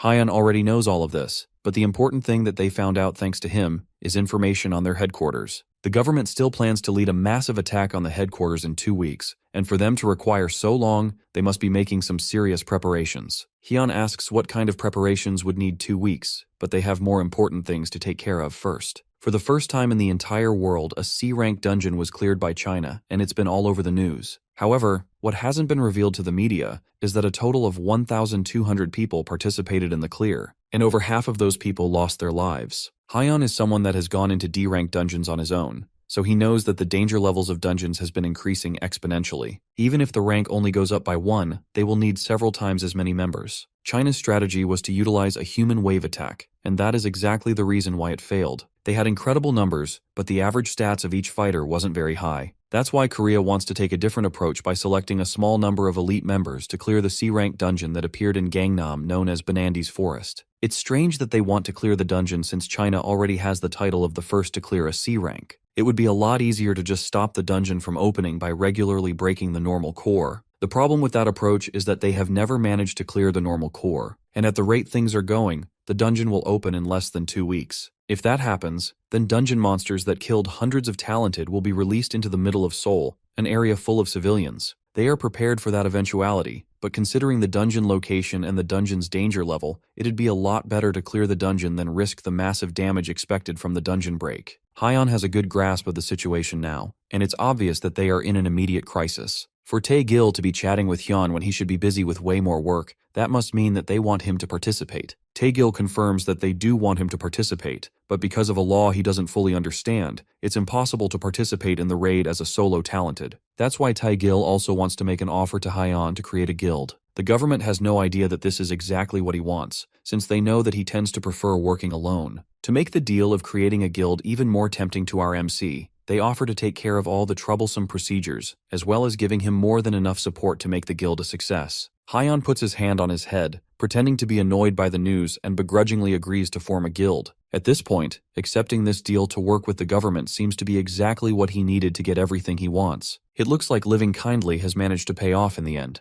In a random cafe in the middle of town, Hyun meets with his new guild members to discuss the most important thing that goes into creating a guild: getting a cool and memorable name. Yoo-sung thinks it might be too soon considering the fact that it's just 3 of them in the guild at the moment. That has already been handled thanks to Tae-gil, and Hyeon explains the conversation he had with the man the day before, including how they are going to clear a C-rank dungeon in the near future. To Yoo-sung it sounds fun going into a strong dungeon, and to Sung-ah, it just proves more that Hyun is a very strong individual and worthy of being followed. On that note, Sung-ah tells Hyeon that the 2 of them can speak comfortably to each other since she has become his apprentice. Although our MC never agreed to make her his apprentice, he wouldn't mind speaking comfortably with her. He clears his throat and brings the topic back on track, reminding them that the choice for their name is going to decide the guild's future. Before that, though, Hyun has chosen some policies that they will uphold as long as the guild is available. Firstly, they won't pick pointless fights. As he says that first rule, he glares daggers at the person that is most likely to break that rule. Secondly, they will pay back as much as they receive, be it debts or grudges.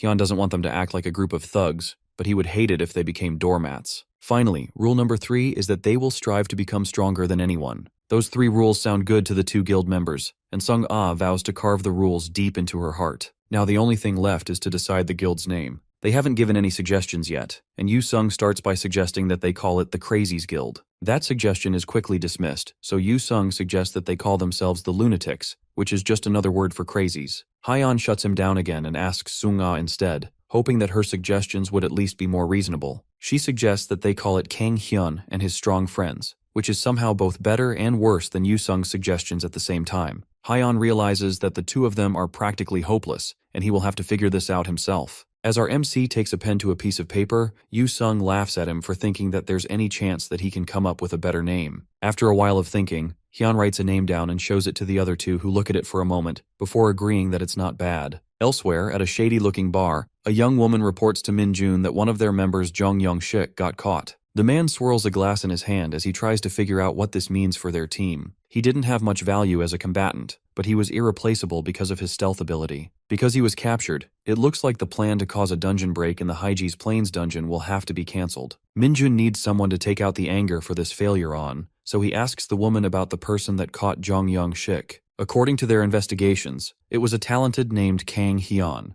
That's a name that Min-jun has been hearing a lot around town recently. 4 months ago, he fought a mutant in the Talented Education School, and then he took on a large-scale dungeon break practically solo. Then he defended against Dayance's research institute. Everything about him has been nothing but a problem for Min-jun, and the man has finally had enough. He changes the topic since it was starting to get irritating, and he asks how the drug they are promoting is going. The woman says that producing it still needs time, but there have been some problems procuring test subjects. To make things progress faster, he tells her to move up the schedule by any means necessary, unless she would want to become a test subject herself. Meanwhile, the news of a small elite team being created to take on a C-rank dungeon starts to spread all over the internet. A list of potential guilds that will be participating in the raid is also released, and people go crazy with conversations about it. The guilds mentioned in the list aren't too surprising to see. First on the list is obviously Seiyeon's Dangan Guild. The second is the Talented Association with Choi Dong-woo leading the pack. The third is the Fire Dragon Guild, which is not as well known as the first two, but is still a pretty reputable guild. Next is the Immortality Guild, and the list goes on with all the guilds being a powerful gathering of people led by strong talented. The list goes on with the Guardian Guild, the Black Knights Order, and so on.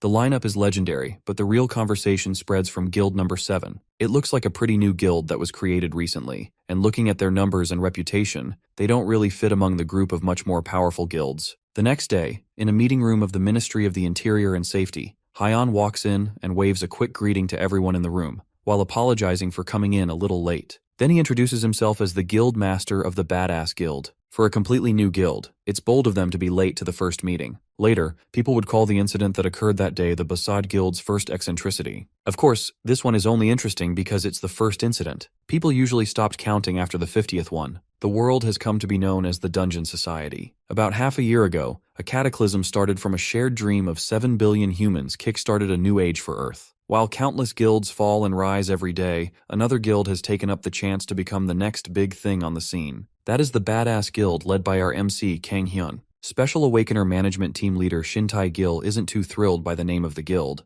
and he skeptically asks Hyun if this is really what he wants to name his guild. Since it's an English word, it's clear that Tae-gil doesn't know that it means that something is very cool or awesome. Despite the meaning though, Tae-gil is still wary of the unorthodox name, and he asks one more time if Hyun is really sure that this is what he wants. Our MC is already certain that this is the perfect name for his guild, and Tae-gil hesitantly approves it. Now that the guild has been set up, he tells Hyun that there will be a strategy meeting for the C-rank dungeon Vanandi's Forest. Tae-gil will send the details to him separately, and he urges Hyun not to be late. In the midst of the chaos rocking through the Dungeon Society, there were hundreds of people who die every day. 4 days later on the Monday that they were meant to meet up, Yu-sung and Sung-ah wait at the office building where the meeting is supposed to take place. Yu-sung asks his guildmate if she has any idea where their leader might be. He calls her his big sis, which confuses Sung-ah. Despite his appearance, Yu-sung is actually just 20 years old, so he is younger than her, which is why he decided to call her his big sister. Sung-ah hesitantly agrees to the casual nickname, just before their attention is drawn to the loud footsteps of the person of the hour.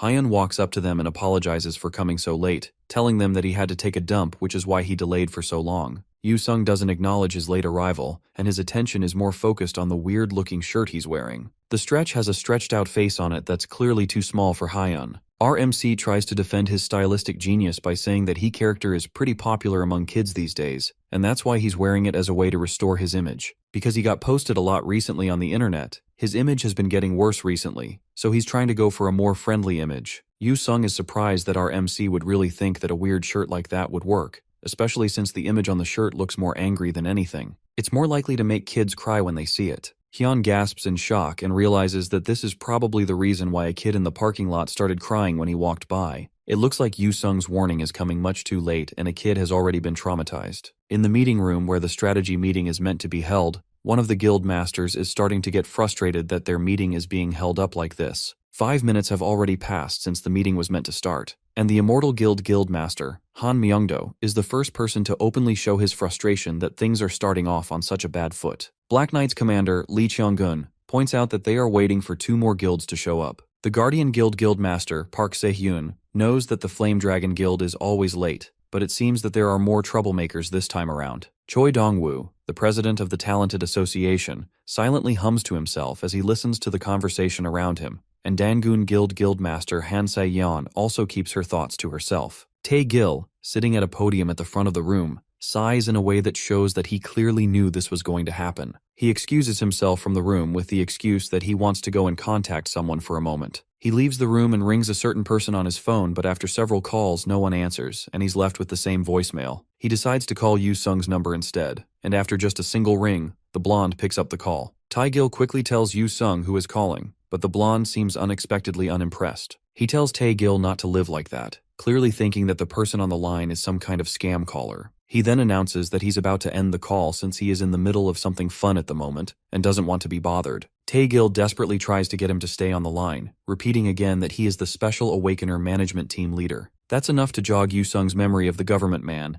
and he's at least convinced that he's not getting a scam call. Now that Tae-gil has gotten the blonde man's attention, he asks the man if he remembers that they are supposed to be having a meeting today. He asks Yu-sung when Kang Hyun plans to come over to the meeting since they are all late. Yu-sung's smile pretty much comes through the phone as he tells Tae-gil that he doesn't have to wait too long for Hyun to show up since things are about to get really fun soon. Tae-gil doesn't understand what Yu-sung means by fun, so he tells the team leader that he should come downstairs and watch for himself since Hyun just got into a fight. As Tae-gil yells into the phone in shock in front of Yu-sung, Hyun grabs a man by the shirt, nearly lifting him off the ground. Hyun looks pissed off and ready for a fight, and the person he's picking a fight with is none other than the Flame Dragon Guild Guildmaster, Park Hoyeon, who looks completely shocked at what is going on right now. He can barely believe that some random crazy person is trying to pick a fight with him, the guildmaster of the second strongest guild in Korea. Even his guildmates who are supposed to protect him can do nothing but stand and watch in shock as their guildmaster is stared down by a very angry Hyun. Let's go back a bit to before the chaos started.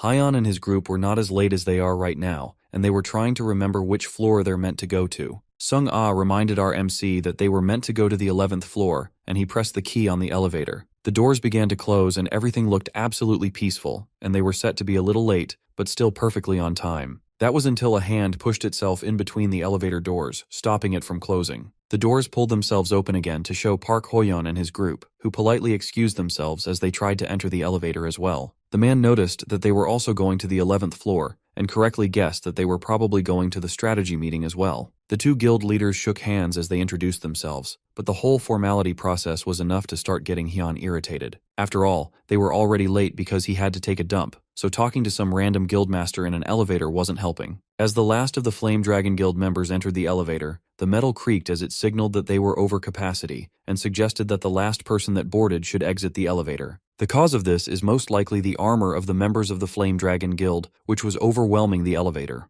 Hyun wondered why they would come in full armor in the first place when they are not going to enter the dungeon immediately. With no other option but for someone to step out, Park Hoyeon apologized to Hyun, and our MC politely told him that there's nothing for him to apologize for. Since Hyun said that, Park Hoyeon made the suggestion that started the entire issue in the first place. He told Hoyeon that he and his guild members should come out of the elevator and let them go up first. Yu-sung and Sung-ah just froze at the audacity of that request, but Hyun was immediately pissed off. Park Hoyeon, clearly unable to read the room, continued and reminded Hyun that his guild is quite big, so it's likely that they will play an important role in this attack. Since that's the case, it would be more efficient for them to go up first while Hyun waits their turn and goes up after them. Hyun, the intellectual diplomat of an MC, decided to make sure that he was hearing correctly, and asks Park Hoyeon if what he's saying is that his guild is some second-rate guild and they should give up their spot. Park Hyun wouldn't put it like that, but at the end of the day, he didn't think what Hyun said was wrong. Even Yu-sung and Sung-ah were getting frustrated, and they started getting ready for a fight,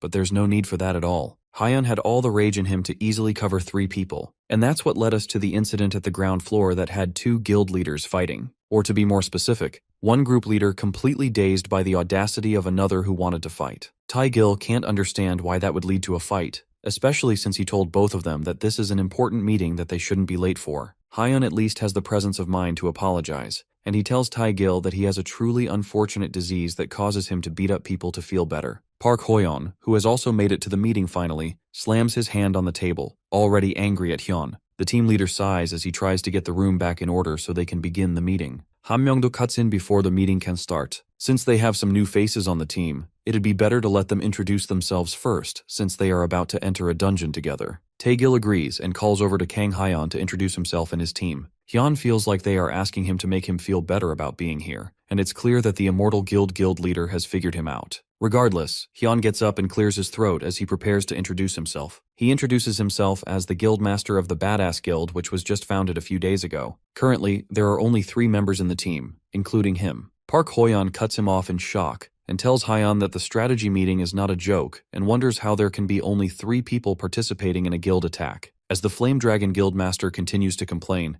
Hyun cuts him off and says that the man is seriously starting to annoy him, especially after what happened a while ago. Hyun came to the meeting because he was called, so there's nothing he can do in terms of participating. That makes Park Hoyeon even angrier, and he stands up in his seat in outrage. Han Myung-do meanwhile just laughs at the whole thing, clearly finding something amusing. He tells our MC that he's the kind of person he likes to make friends with, and acknowledges that a guildmaster should have the guts to say things like that unapologetically. Talented Association President Dongwoo also chimes in and tells Park Hoyeon that this isn't the right place to start a fight, especially since the meeting has already been delayed. That shuts Park Hoyan up, and he has no choice but to sit down and keep his mouth shut now that all eyes are on him. Suddenly, Yu-sung calls out to Hyun and tells our MC to look at the seat directly beside him. In that seat is the guildmaster of the Guardian Guild, Park Se-hyu. Hyun asks what the problem is with the guy, causing Yu-sung to let out a devious smirk. He tells Hyun to just wait and see, because he's going to kill the man. Yu-sung pulls out his mace from his inventory with a crazy look on his face and prepares to go and kill the man, but Hyun holds him back. He looks at the lunatic in a panic and asks him what in the world he thinks he's doing. No matter how crazy he is, there's no way he can possibly think that this is a good idea. Because of the past few days that they have spent together, Hyun almost forgot that this guy was like this from the start. Tae-gil notices Yu-sung standing up with his weapon and orders him to put it away, and the other guild members start to react as well, seeing Yu-ung looking like he's about to attack. Park Hoyan doesn't waste a second and immediately points an accusing finger at the badass guild and accuses them of coming here to mess things up for everyone else. One of the guild members of the Guardian Guild pulls out his sword in defense and confronts Yu-sung, asking if they are trying to pick a fight in this meeting room of all places. He asks his guildmaster for permission to engage, but Park Se-hyu is unusually quiet. He calls out again for his guildmaster to give him permission, but when he turns around, he notices the dark look on the man's face. Suddenly, the man grits his teeth and starts to physically change. His eyes glow a dangerous red as the veins on his face start to bulge out, looking like they are about to explode. He lets out a feral roar, shocking everyone in the meeting room as all the talented immediately stand up and get on edge. In seconds, the other guildmasters start to pull out their weapons as well, all getting ready for an unexpected brawl. Park Se-hyu gets to his knees as he continues to growl and roar like a monster, and no one has any idea what's going on. The guild member from before, who was about to fight Yu-sung, nervously approaches Park Se-hyu and tries to check if he's alright. The Guardian Guildmaster turns his attention to the worried man and stabs a finger in his throat, before ripping it out immediately, causing a splatter of blood to go flying all over the room. The man falls to the ground, immediately dead, as even Hyun, who's normally cool and collected, is left completely shocked by the sudden turn of events. Meanwhile, Yu-sung, who was ready for a fight from the very beginning, is ecstatic at the turn of events and tells Hyun to take a good look at the man right before he prepares to attack. He yanks his hand free from Hyun's grip and rushes in with his mace, ready to kill Park Se-hyu with one quick attack. Just before his mace can make contact, though, he's sent flying by a swift punch from the guildmaster, crashing right back into Hyun, who hurries to check if he's okay. Yu-sung just laughs and wipes the spit from his face. It looks like whatever Park Se-hyu turned into is surprisingly tough, but he picked the wrong place to act up. Behind him, the most powerful talented in Korea are all gathered and ready to take him down cleanly before he can cause any trouble. Even in his berserker state, Park Se-hyu can tell that he's in the wrong place at the wrong time. Hyun tells Yu-sung to step aside as he too prepares to finish this quickly. Now that it's clear that there's no reason to hold back, he loudly asks if he's allowed to hit him first. The shockwave from Hyun's first punch is felt and heard throughout the building. By the time the fight is over, the room is completely trashed with crater holes in the wall, and furniture completely destroyed and scattered around the room. At the end of it all, Park Se-hyu lays completely beaten up on the floor of the meeting room. They nervously ask if he's dead, but the answer is obvious to anyone that takes more than a second glance. They couldn't restrain him in his current state, so the best thing to do was take him down before he could go and cause more trouble. He was also stronger than they thought, so there's nothing they could do. That doesn't explain what exactly is going on, since the guy clearly wasn't normal. There's no way anyone could have seen this coming, except An Yu-sung for some reason. Hyun wonders how in the world he knew that something was wrong with Park Se-hyu before anyone else. Hyun has an incredible sensitivity to mana, but he didn't sense anything strange until the fight started. He wonders if this could be some kind of unique ability, or maybe he can even see the future and sense incoming danger. Thinking back more, if Hyun can sense future threats, then even his reckless and crazy actions might have a reason behind them. Maybe even that time as well, during the sparring match in the school, he might have had a reason to attack that girl. Suddenly, Yu-sung laughs as he wipes the blood off his face. With a creepy smile on his face, he relishes in how fun this fight turned out to be after a long time of peace. Hyun cringes heavily as he sees the weird smile on his friend's face. There's no need to overthink things when it comes to Yu-sung. Since the start, he has always been a psychopath. With the whole mess more or less taken care of, Tae-gil apologizes for the disturbance and tells them that they will resume the meeting via video call in the afternoon. All the guild leaders start to leave the room, and Hyun lets out a large yawn as he starts to leave as well with his group. After making the effort to come out early, things just had to end up like this. Before he can leave though, Tae-gil rushes to catch up with him and asks him if he has a moment to chat. There was something he was going to bring up after the meeting was over, but since things have turned out this way, it'd be better to tell him now. It's about what they talked about the last time they met up. He promised that the government would do everything in their power to provide support to the badass guild. Hyun smirks and says that it's because he's lived a good life. Now that the Badass Guild has been approved and is recognized as an official guild, the government has also cleaned up and organized a guild office for them. It's available to use starting from today, and Tae-gil offers for them to head over and check it out. Hyeon is excited to see his new office and eagerly asks where he should go to check it out. Tae-gil directs them to a skyscraper, and on the 33rd floor, Hyeon and his guild members walk into a large room that will become their new guild office. The place is clean and equipped with multiple things that will make starting a guild a lot easier. At the front of the office is a high-end PC equipped with the latest graphics card, and towards the side of the room is a cooking area with an expensive-looking espresso machine as well as a high-end double-door refrigerator. Even with all the expensive and fancy-looking stuff, the place still feels a bit empty, probably because of how large it is. Hyun wonders if the three of them are really expected to use a space this large. They will need to recruit more people, so this space will be needed eventually, and it will be fun for them to come together and try to decorate the place. Hyun already starts making plans of bringing in a sofa, and maybe even a TV as well. While they are at it, he also starts making plans to add a shower and a bedroom too. It's starting to sound more like he wants to turn the place into an apartment instead, but it should be alright. Last but not least, they are going to fill the fridge completely with beer. Yoo-sung tries to remind his guild leader that this space is supposed to be a workplace, but even after saying that, it's not like he doesn't like these changes. Before they can get too carried away with the preparations, Sung-ah reminds them that it's almost time for the meeting. They are supposed to have a video call with the other guild leaders at 2 o'clock. He quickly sits down at his new desktop and connects to the Ministry of Interior Safety's internal network. Hyeon wonders if this place even has internet, and how funny it would be if the internet didn't work. Meanwhile, Sung-ah says that she'll be stepping out for a moment. After a short delay, the connection starts, and Tae-gil immediately apologizes for the delay and thanks the guild leaders for gathering again on such short notice. He starts by asking if anyone has any questions, and the first to speak up is Se Yeon, who asks about what exactly happened to Guildmaster Park Se-yu. The investigation is still ongoing, but Tae-gil promises to share details once the situation has been clarified. Hyun asks Sung-ah if Park Se-yu is really that famous of a person. The Guardian Guild is ranked 5th in the country, and just like the name suggests, it's a guild formed solely with the goal of protecting humanity. The Guildmaster, Park Se-yu, is someone that even Sung-ah personally respected, but that leaves the question of how he ended up like that to be an even bigger mystery. Yoo-sung scolds Hyeon for not knowing anything despite the fact that he's the leader of his own guild. A scolding voice comes from the speaker, and Tae-gil warns him to turn off his mic if he wants to have a casual chit-chat with his guild. Tae-gil sighs as the stress of keeping Hyun on this team is starting to catch up with the gains. With the last of the distractions finally taken care of, Tae-gil starts the meeting properly. In 5 days, they will raid a C-rank dungeon called Vanandi's Forest, which is a forest with a massive mountainous terrain. According to the report of the scout team that was sent in to take an initial look, the monsters range from goblins to orcs and ogres, and a variety of monsters are also said to appear. Han Myung-do asks if goblins, orcs, and ogres are all they are going to face. If that's the case, then what does Vanandi mean? Tae-gil doesn't have a concrete answer to that question yet, but it's likely to be the boss's name. The monsters that appear are basic types, but that doesn't mean that they can let their guard down. That's because the monsters in the forest are on a whole different level compared to the regular ones. If the usual monsters are like a militia, then the monsters in the forest can be considered a regular, well-trained army. Each monster has an outstanding level of individual skill, and above all, they move in an organized system. It's not going to be easy to take them out, and if possible, Tae-gil advises them to act in unison instead of moving individually to increase their chances of survival. That will be difficult though, since all the guilds have individualistic mindsets and prefer to handle matter on their own. As they are talking, Tae-gil notices Hyun drinking something, and he immediately asks what it is.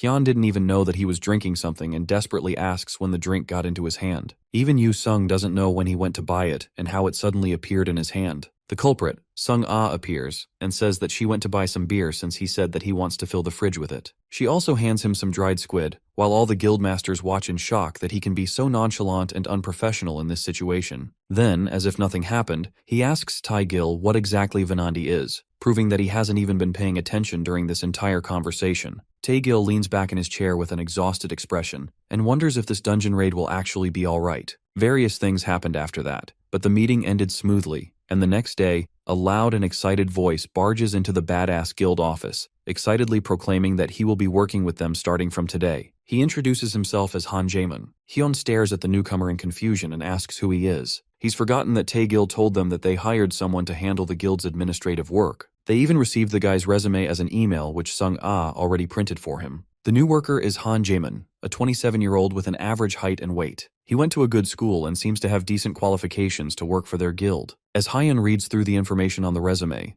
Jaemin can't help fanboying over the fact he's really standing in front of Kang Hyun. From his face, he looks even more like a criminal in person, and Jaemin finds that to be incredibly cool. Our newcomer is an awkward nerd, and he admires people like our MC for their cool and brutish aesthetic. After reading through Jaemin's qualifications, Hyun can't tell if the man is qualified just by looking at him, but since Shin Tae-gil selected him after careful consideration, then he must really be qualified after all. With that, Hyun reaches out a hand to shake him and offers a starting salary of 1,000 per month. As for taxes and insurance and all that business stuff, Hyun tells him to ask Tae-gil about it, since he doesn't really know much about it. Jaemin, on the other hand, couldn't be bothered about any of that stuff, since right now, he's more focused on the fact that he's about to shake hands with Hyun himself. He immediately screams out with conviction that he will work hard for them. After that, he gets to sit down in the office common area with the rest of the guild members. He still can't believe that he is also getting to meet An Yu-sung and Shin Sung-ah. Their aura is no joke, and it's even more obvious how cool they are when he looks at them directly. Sung-ah glances at Hyun for a moment before announcing that she has something important to tell him. Since their guild is going to grow in scale from now on, she had the idea to make their guild have matching uniforms, since unity is important when creating a team. The already excited Jaemin is almost at the point of losing his mind at the thought of getting official merch from them. Hyun, on the other hand, is more skeptical and takes more time to think over it while Jaemin mentally screams at him to accept the offer. But Sung-ah is already one step ahead of all of them, and she prepared the uniforms herself to show him.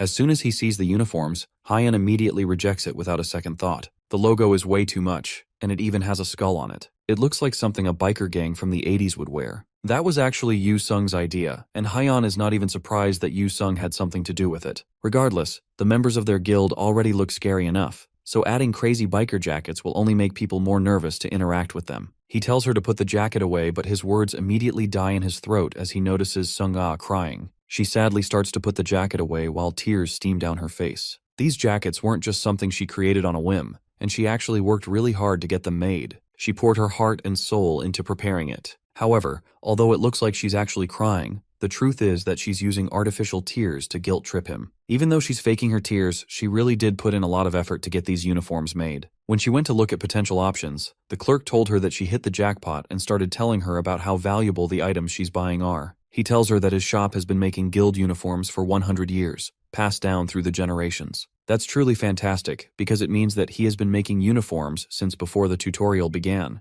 After that, she decides that she can trust him with the jacket, and he even tells her that he will give her a special discount. It's usually only 500 per piece, but he'll let her have it for 1,300 for everything. After transferring the money, he made the jackets for her, and after receiving them, she is sure that Hyun will be happy to get them too. After telling him the story of how she got the jackets, she rushes to the bathroom with tears still falling from her eyes. Jaemoon, who was excited before, is now feeling awkward now that the atmosphere has changed. Yu-sung gives him a thumbs down for dismissing her even after she worked so hard to create those guild uniforms. Hyun puts his head in his hands as Yu-sung really digs into him for putting her down like that. After a little bit more badgering from Yu-sung, Hyun reluctantly agrees to approve the jackets. Since they have a new member joining them today, the group decides to head out for a dinner party. The three of them, along with Jaemoon, head over to the parking lot to make their way over to a barbecue place. Hyun asks Sung-ah if she likes the fact that they are wearing the jackets, and she responds with a happy smile on her face. He decided not to think too much about it as he looks for the van that Tae-gil got for them. Then he sees it, and honestly, it's pretty hard to miss such an obvious van when it's as heavily modified as theirs is. The same skull logo on their jackets also covers every inch of the van,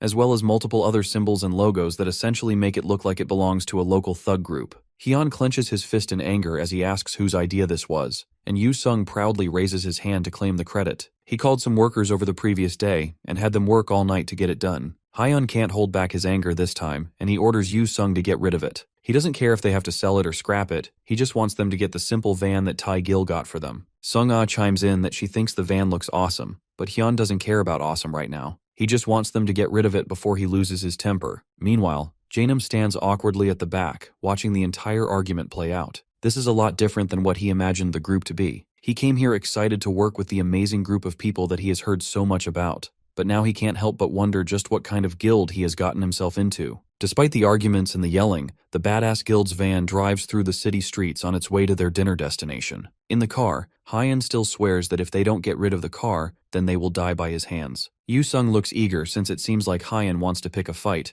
and Hyun realizes that he probably shouldn't even be talking to this guy. Suddenly the car comes to a stop and it looks like they've been caught in a long traffic jam. Jaenim, the driver, doesn't understand what's going on, but this traffic jam seems to be particularly bad. But from what he can see, it's like there's a fight happening not too far in front of them. Hyun decides to come out of the van to get a closer look, but as soon as he opens the door and steps out, a body comes flying directly at him, slamming into the door that he had just opened and completely wrecking it. Yu-sung comes rushing out of the car with a desperate look on his face, and Hyun is surprised that he suddenly seems to be worried about him, but instead, Yu-sung runs completely past him and towards the smashed car door instead. After all, the door is a part of his artistic soul and spirit, and destroying it is essentially the same as breaking him. Hyun freezes as he realizes that his own guild member is more worried about the car and not him. Meanwhile, the projectile that was used to break the car door in the first place slowly starts to get up as he regains consciousness. He grumbles about the fact that someone threw him without thinking as he picks himself up. Then he turns and sees the stuff of nightmares glaring at him with a face that could make a grown man cry. Unfortunately for him, not only can the face make a grown man cry, but the man himself now has a vendetta against him for destroying his car door. Meanwhile, at the gathering that caused this entire mess, there's two parties involved. The first is Hysan Guild, and their vice master, Jo Dongwon,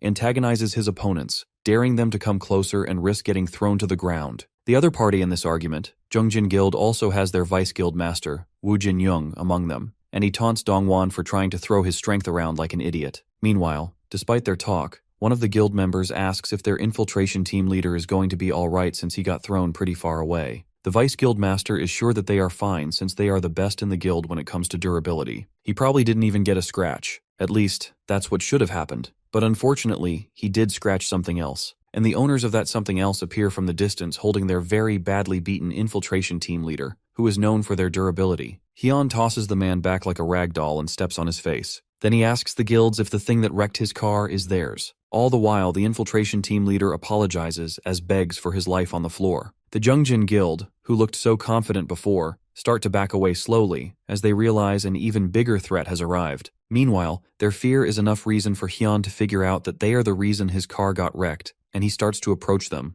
with Yu-sung and Sung-ah not too far behind. He got most of the information he needed from the poor man that he beat up. This entire turf war is some kind of fight between guilds, but instead of sorting it out maturely, they are instead causing trouble in the middle of the street like a bunch of punks. And now, because of their fighting, they are stopping Hyun from going out to eat beef. One of the guild members is unlucky enough to know exactly who this very scary person is. He's Kang Hyun, and our MC has built up a reputation of being basically unstoppable when he loses his temper. And then seeing Yu-sung and Sung-ah behind makes the man realize that all the members of the Badass Guild are present and accounted for. If you look at this situation closely, then even without knowing who they are, these people are clearly dangerous. Suddenly, Hyun calls out a price of 500 million. Because of their fighting, his van got wrecked, and he got hurt a bit earlier as well from the blast. Because of that, and including emotional damages too, he wants them to pay out 500 million. Yu-sung cuts in, showing off a nasty cut on his palm and saying that he also needs to receive damage compensation of 500 million as well. So Hyun increases the fee to 10 billion and orders for the payment immediately. The vice guild master, Jin Young, grits his teeth for a moment and then laughs at the ridiculous offer, and then in a split second, he launches himself at Hyun,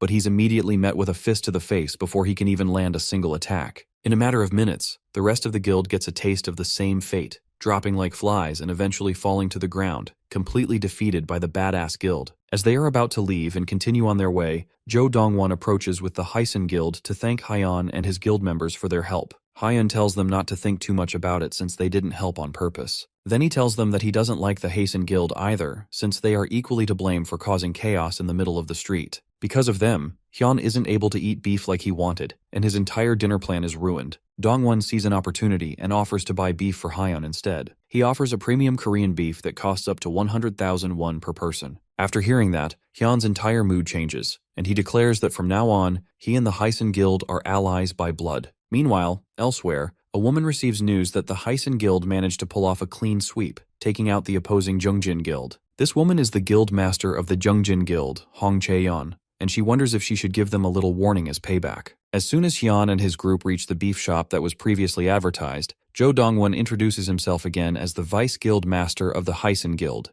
Hyun is barely paying attention as he stuffs his face with an entire cut of beef at once. Dongwon tries to take over the cooking, offering to prepare the meat so that Hyun can focus on enjoying his meal. But Hyun dons an unusually serious situation as he asks the man if he's confident in his cooking skills. The things our MC hates the most in the world are goblins, Yu-sung, and people who can't grill meat. so Dongwon has to be very confident in his skills if he wants to take over preparing the meat. Realizing his place in the culinary hierarchy, Dongwon backs off and allows Hyeon to continue cooking the meat, while promising that he will just eat gratefully and not interfere. A little later, after meat has been eaten and all parties at the table have stuffed themselves silly with beer, Hyun slams his mug on the table with a satisfied smile. Thanks to Dongwon, he ended up having a good time. Now that the meal has been concluded, Hyun gets straight to the point and asks the man what he wants, catching Dongwon off guard. Hyun properly figures out that this is way too excessive to just be a simple token of appreciation, so he wants to know what Dongwon wants for him to be inviting them out so glamorously like this. Dongwon stays silent for a minute, but the cat is already out of the bag, so he decides to come clean. He didn't want to talk about something like this so quickly since they just met,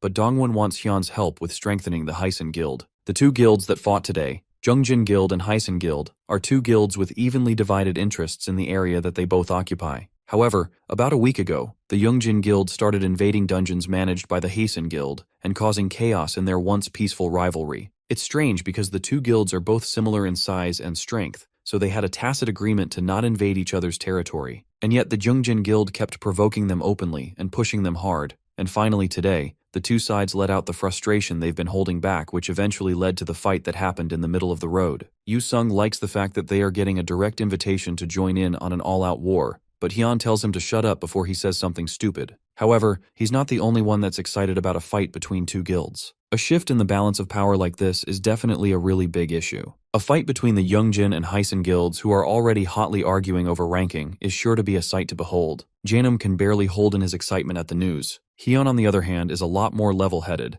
and although he understands what they are saying, he doesn't really have any reason to get involved, even though he did enjoy the meat. But Dongwon is not done talking yet, and he bows his head low in shame as he continues. If things continue the way they are going now, then his guild will definitely lose this fight. The balance of power has been broken, and the Jungjin Guild has been getting stronger to an unusual degree. Then he comes closer to Yahello and whispers about a rumor that says that they have been using some kind of substance in the Jungjin Guild, and from what he's heard, it supposedly enhances the power of Awakeners. This rumor is kind of fishy to Hyun, and he is a bit more interested in this case after hearing it. He asks Sung Ah when the C-rank dungeon raid is meant to take place, and it's in 2 days. If that's the case, Hyun decides that they will help the guild. He may be busy right now, but once they are done with the dungeon joint raid, they would be more than happy to help. Dongwon doesn't care when they help, as long as they do actually help. With that matter settled, Hyun suggests that they share some more beer, and Dongwon, happy that he has gotten their aid, is more than ready to get them as much as they want. Meanwhile, nobody notices the man outside, holding a phone out from his pocket and sneakily taking a picture of the entire group with his phone. The next day, a blurry picture of Hyun eating with the group appears on the internet. The internet starts to go wild with discussion, wondering what the badass guild was doing in this hidden restaurant in a small neighborhood. There are also more pictures accompanying the first, showing the whole guild drinking beer as well as their damaged car with the skull logo parked in front of the restaurant. Yu Sung shows Hyun the post, as well as the other pictures that someone took of the team dinner. While this could potentially be a bad thing, Yu Sun sees it as a positive since other guilds spend millions promoting their guild while they are getting a lot of publicity for free. Now's not the time for them to be talking about that though, since they are currently in a pre-warm-up meeting right in front of the dungeon that they have been preparing to raid for a while. Taegil calls the group's attention, telling them to stop messing around so they can continue to the meeting. With Hyun no longer causing a ruckus, the management team leader clears his throat and starts the meeting again. From this point on, they will be starting the raid on Vanandi's forest. The world will be watching them as they take on this mission, and the talented involved will be sacrificing themselves for the peace and well-being of the nation. But beyond that, he wants them all to come back safely and proudly claim the wealth and honor that will come from clearing this dungeon. With that brief amount of motivation, the multiple guilds and teams enter the dungeon as Taegil sees them off, praying for their victory as the dungeon doors close behind them. The inside of Vanandi's forest is just as predicted in the team briefing. A clear sunny sky shines down on an open forest with a mountainous backdrop. With everyone in the dungeon, Dongwoo claps his hands together to get everyone's attention. He first starts by reminding them that he isn't the raid leader, but he wants to at least try to organize things once, so that everyone can have a good grasp of what to do. He tells each guild that they will move separately. However, as they should have already heard from the meetings that they have had with Taegil, the monsters in Tai Dungeon are known to act strategically. Because of that, dangerous situations are likely to occur at random. Even though each guild is strong in their own right, they have all been given emergency signal flares to indicate different things depending on the situation they find themselves in. A red flare means danger, a green flare means that they have discovered the dungeon core, and a purple flare means that they have discovered the boss monster. Regardless of which flare is shot up, as soon as any nearby guilds see the flare, they are to gather at the spot where it was fired as quickly as possible. All of this was said already during the team meeting, and though some people may be annoyed by it, it's still necessary to make sure that everyone understands the circumstances of the dungeon they are entering. With all the important information shared between them, the guilds split up to officially start the mission, wishing each other good luck as they do so. Yu Sung and Sung Ah start to walk off as Hyeon follows behind them,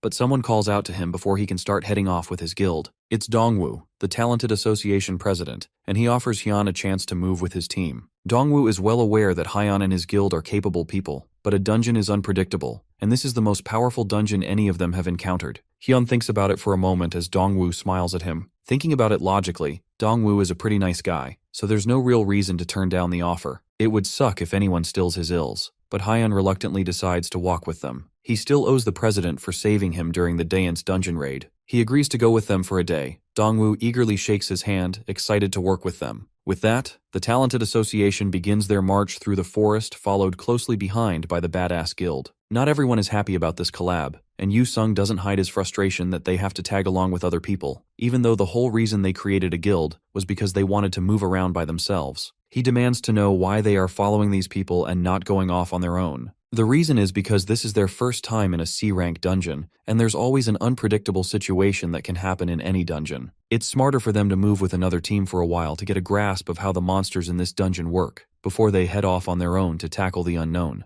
That answer isn't satisfactory to Yu Sung, and he shivers in anger as he disappointedly asks Hyun if he's seriously chickening out after all the big talk of taking on a dungeon and creating a guild. Despite the provocation, Hyun smiles, and it almost looks like he's about to lightly scold Yu Sung, but instead, he yells at the man for trying to pick a fight in a powerful dungeon of all places. Yu Sung simply shrugs, still incredibly disappointed in the boring turn of events. Meanwhile, two of the association members watch the badass guild fight among themselves. They whisper to each other, asking if they remember that they are in a dungeon and not some playground or something. One of them comments that Hyun is probably new or most likely has no sense, and suggests that they leave him alone. After all, Hyun has obviously been trying to look cool in the media these days, missing the point that it's safer when you're unnoticed. They continue to gossip, even lamenting the fact that a guy like him is compared to the association leader. Meanwhile, their gossiping is loud and obnoxious enough for Hyun and his group to hear it. As they talk, even though Hyun is just mildly annoyed, he has to hold back Yu Sung like a rabid dog about to go feral. He warns the kid not to go and pick another fight for no reason, but Hyun shrugs the hand holding him back away. After all, he's not just some fight-hungry lunatic that lacks the discretion to know when and where to pick a fight. Although he says that, the mace he grips tightly behind his back shows that he definitely is a fight-hungry lunatic, and he was a second away from pouncing. After Hyun calms him down, he tucks the weapon back in his inventory, claiming that he brought it out without realizing. Although Hyun is trying to keep a somewhat people environment here, it's not like he doesn't know how Yu Sung feels. After all, he also feels like beating the guys up would feel very satisfying. But there's more important things to worry about right now, and as if on cue, members of the team start to react as enemies flood in to attack them. This first wave of monsters is a goblin infantry, and they immediately rush in to attack as soon as they come out from between the trees. Within a matter of seconds, the group is surrounded by a massive number of goblins, and just like what was said in the meeting, the goblins all have strange and powerful movements that are on a whole different level than the other goblins that any of them have faced. Dongwoo immediately starts giving out commands, calling out for different teams to establish their formations and start moving with coordination while protecting and covering each other.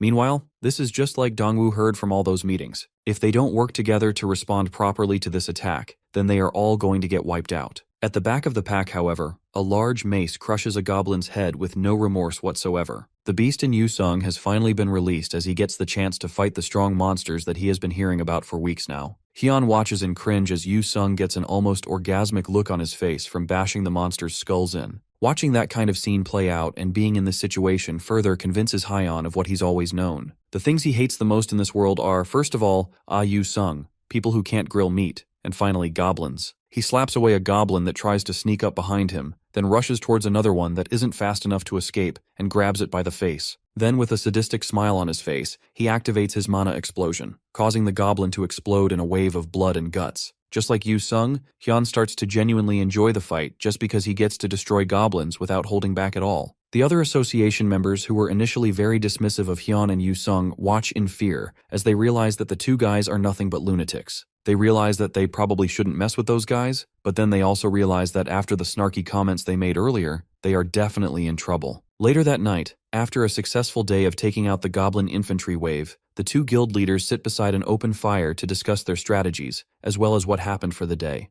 Dongwoo laughs heartily as he reminisces on the battle for the day. He had heard rumors that Hyan was a beast in battle, but seeing it in person is a whole different level than what he imagined. As the two offending guild members from earlier kneel and face punishment, Dongwoo apologizes for their rudeness and promises to punish them more for the harsh words. Then he asks Hyan if they would like to keep moving together the next day as well, while pouring a bowl of soup for them to eat. Hyan appreciates the offer, but it's time for his team to move solo going forward. Dongwoo asks if it's because of the bet, and Hyan acknowledges that it could have something to do with it while collecting his own bowl of food. The bet they are talking about happened a little earlier at the dungeon entrance while the team was still getting their briefing from Tai Gil. The person that made the bet with that is the guild master of the Flame Dragon Guild, Park Hoyan, and he set the stakes on who contributes the most to the raid and on who lands the finishing blow to the boss. Hyan might be crazy, but even he knows a stupid bet when he sees one. He also knows that this is just Park Hoyan's twisted way of showing off, considering that they have much larger numbers than the Badass Guild, so that kind of bet is meaningless to Hyan.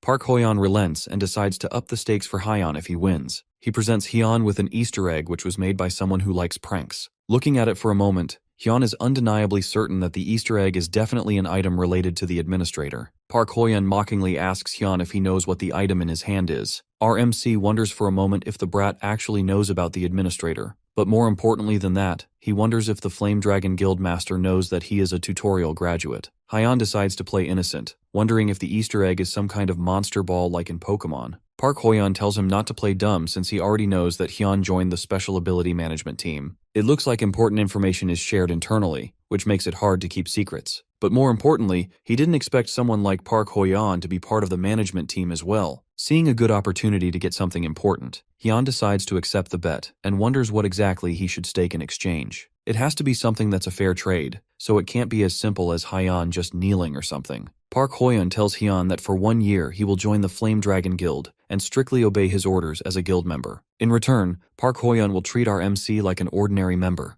Hyan scratches the back of his neck as he considers it, then reluctantly decides to agree. If it's just that much, then he wouldn't mind agreeing to the bet, as long as Park Hoyan doesn't try to pull some dirty trick or something. The Flame Dragon Guildmaster promises that he doesn't do those kinds of things and raises his hand for a fist bump with Hyan. He wants to keep their match fair and square since that's his motto at the end of the day. Although even though he says that, it's still pretty unfair to make a bet like this against 3 people. Regardless, Hyan returns the fist bump and decides to give it a try. Back in the forest dungeon, a new day arrives as everyone wakes up and starts packing their things. Dongwoo is already set to leave with his team, and he asks Hyan if he's sure that he and his group will be safe on their own. Hyan assures him that they will be fine since they've already got a feel of the dungeon and its dangers. If something happens, then they also have a signal flare, so it's not like they will be truly alone. Dongwoo tells Hyan that the signal flare probably won't mean much since top-ranking guilds are usually very individualistic. Regardless, Dongwoo decides to respect our MC's confidence and wishes him good luck on the rest of his journey. The two teams part ways, and Hyan walks off with the rest of his guildmates to tackle the dungeon solo. Meanwhile, elsewhere in the dungeon, Park Hoyan is not having as much of a good-natured time as Hyan. The situation is already looking dire with 3 of his guild members injured and 2 dead. The injured are being treated, but it's hard to engage with the enemies while defending them. Park Hoyan takes an arrow from a tree and breaks it. He has finally figured out what Venandi means in the name Venandi's Forest. It's not the name of the dungeon boss like they predicted, but it's instead the name of a species of monster that resides in the dungeon. They are arrogant creatures that look like they enjoy seeing the talented as prey, and from how well they fight, Park Hoyan can't see a good way to break through. One of the guild members suggests that the best thing for them to do is find their base and wipe them out, but that is a lot easier said than done. Right now, their team has done nothing but get ambushed and floundered around. There's no way they are going to be able to just casually find the base of these monsters. At this point, it's all or nothing for them, and they are going to have to take drastic measures to wipe this threat out. If the monsters are hiding in the forest, then all they have to do is get rid of the forest. Park Hoyan suggests that they burn the forest down and snuff the monsters out. The guild member from before is strongly against that idea, and he tries to warn his leader that if they burn down the forest, then there's a high chance that they will be in danger too. But at this point, Park Hoyan doesn't think that there's any other solution. At this rate, they will all be wiped out, so there's no other way to get out of this alive. The guild member suggests that they could use the signal flare to call a guild over for help, but there's no way that anyone will come if they do that. The top-ranking guilds are incredibly individualistic, and they all like to move on their own terms, And even if they actually come, Park Hoyeon is also worried about the guild's honor and its position in the rankings. That's why he wants to settle this whole thing here and now without involving anyone else. He tells the mages to stand by as he pulls out his weapon from his inventory, then he waits for a moment, targeting the time when the wind begins to blow east to make sure that the fire spreads as far as it can go. Elsewhere, Hyun has his first encounter with some Vanandi scouts. Despite how much they screech and shout, they don't attack immediately. It looks like they are waiting for Hyun and his guild to come close, and they don't want to make the first move in the attack. Regardless of the warning from Yu Sung's intuition, Hyun prepares to charge, telling his guildmates that they'll make a run towards the monsters on the count of 3. After counting down to 3, the badass guild makes a charge for the scouts, rushing towards them for a quick fight. However, instead of fighting back, the group of scouts all leap up to the top of a tall tree before Hyun can get any closer. On the surface, it looks like they have lost their will to fight because of Hyun's fighting spirit,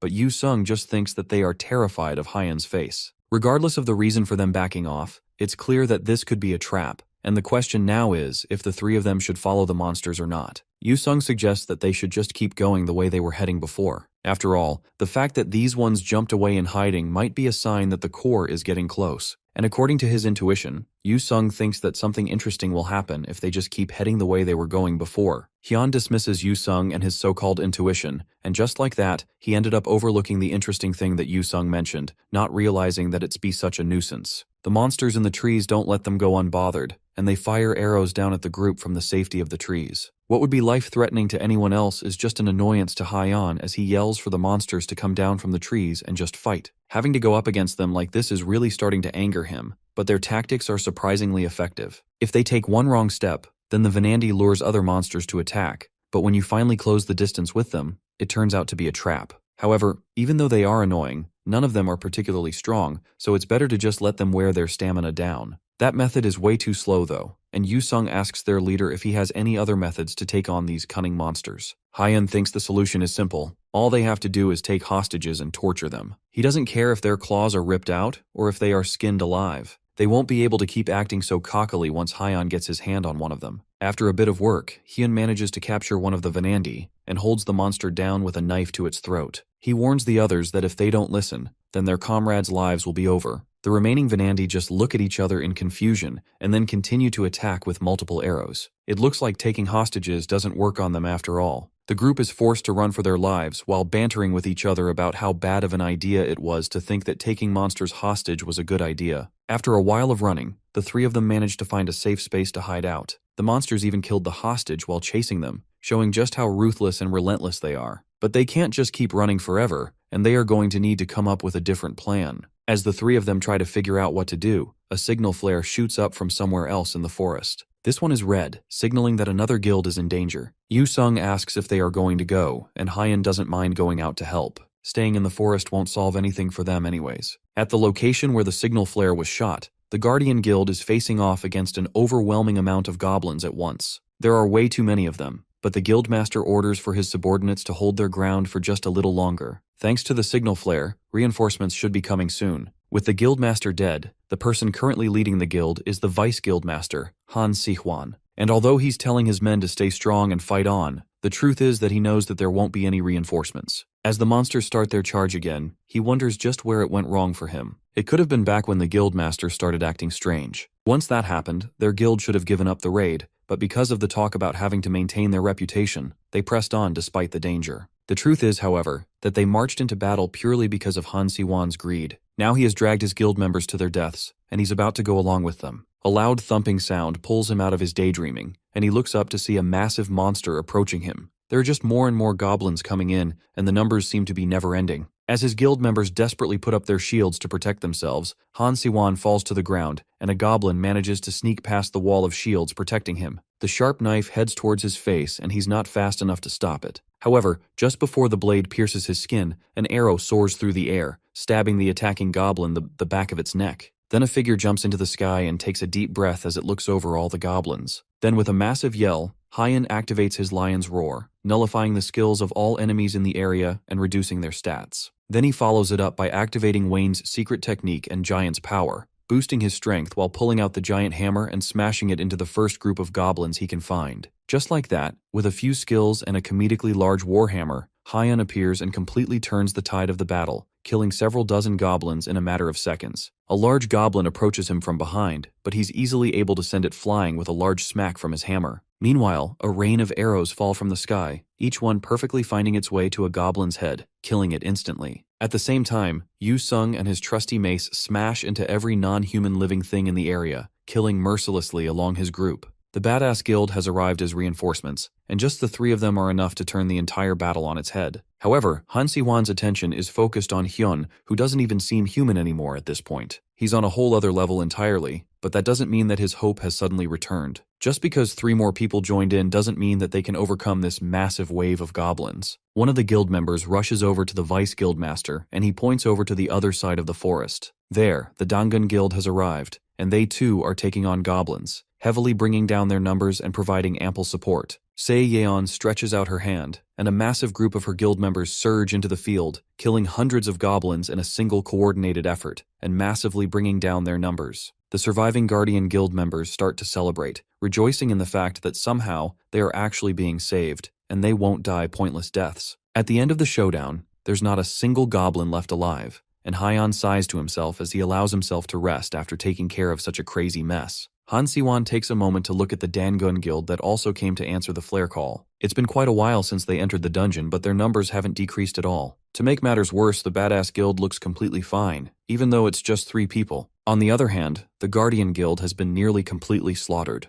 Dozens of his guild members lie lifeless on the floor, and it's clear that they weren't enough to take on this threat by themselves. Han Si-won is pulled out from his trance by Hyun shouting out to him. RMC asks the man why he's standing so still in the middle of the field. Since he's in charge of the guild, he can't just sit down and be blank when there's still a lot left to do. Hyun tells him that they are about to have the next strategy meeting, so he should get himself together and come over so they can discuss things. Han Si-won, still not fully recovered from the whole ordeal, shakily agrees and follows Hyun. Meanwhile, elsewhere, things are getting heated as Park Ho-yeon's plan of lighting up the forest is going a bit too well. The wind is constantly changing direction, and they can't control the fire anymore. He orders his guild members to get down and try to get to safety, but looking at the burning inferno in front of him, Park Ho-yeon doesn't know what to do anymore. With no other option left, he hurriedly tells his guildmates to fall back and retreat. As soon as the team meets up to have the strategy meeting, Hyun tells them directly that he wants them to go straight for the core. Se-yeon points out that they don't know where the core is, and they will need to split up and search first, but Hyun is confident that the core is close by. He can feel the energy coming from it, and the distance doesn't seem too far away. Se-yeon is shocked that Hyun can just causally feel the direction of the core,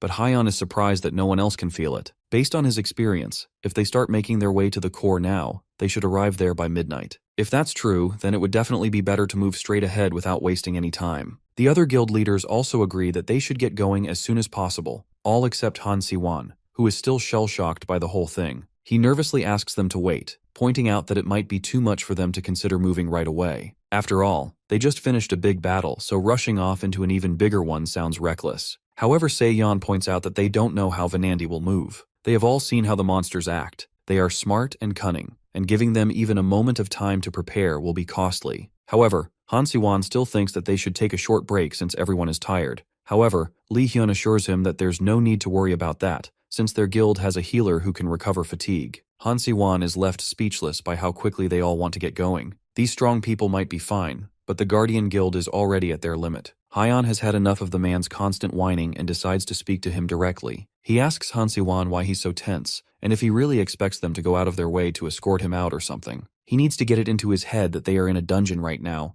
and this is a place where if you are weak, then you die. The truth is, the Guardian Guild was weak, and that's why he almost died. He only survived thanks to the help of the stronger guilds, but that doesn't mean he should suddenly think that they came to the dungeon to save and cater to his guild members. They came here to find a solution together, and if he wants to just stand around uselessly without being any help, then there's no need for him to even be here. Han Si-won tries to argue, or at least put up a fight against Hyun's merciless words, but he comes up flat and sighs in disappointment. He knows that Hyun is right and there's no way to argue with the man's harsh words. With nothing else to say, Hyun tells the rest of the talented to eat before they head out since all that talking made him hungry. Later that night, just as Hyun predicted, they make it to an area that is swamped with monsters of different types. There isn't much time left, and he orders his guild members to focus on clearing a path instead of just taking them down. The talented fight relentlessly to clear a path towards the monsters, and eventually Hyun is able to see the core at the center of all the chaos. The talented all rush towards the core to destroy it while Se Yeon gives orders to use the fire signal and throw everything they've got. The sky lights up with multiple colored flares, all coming from the same location,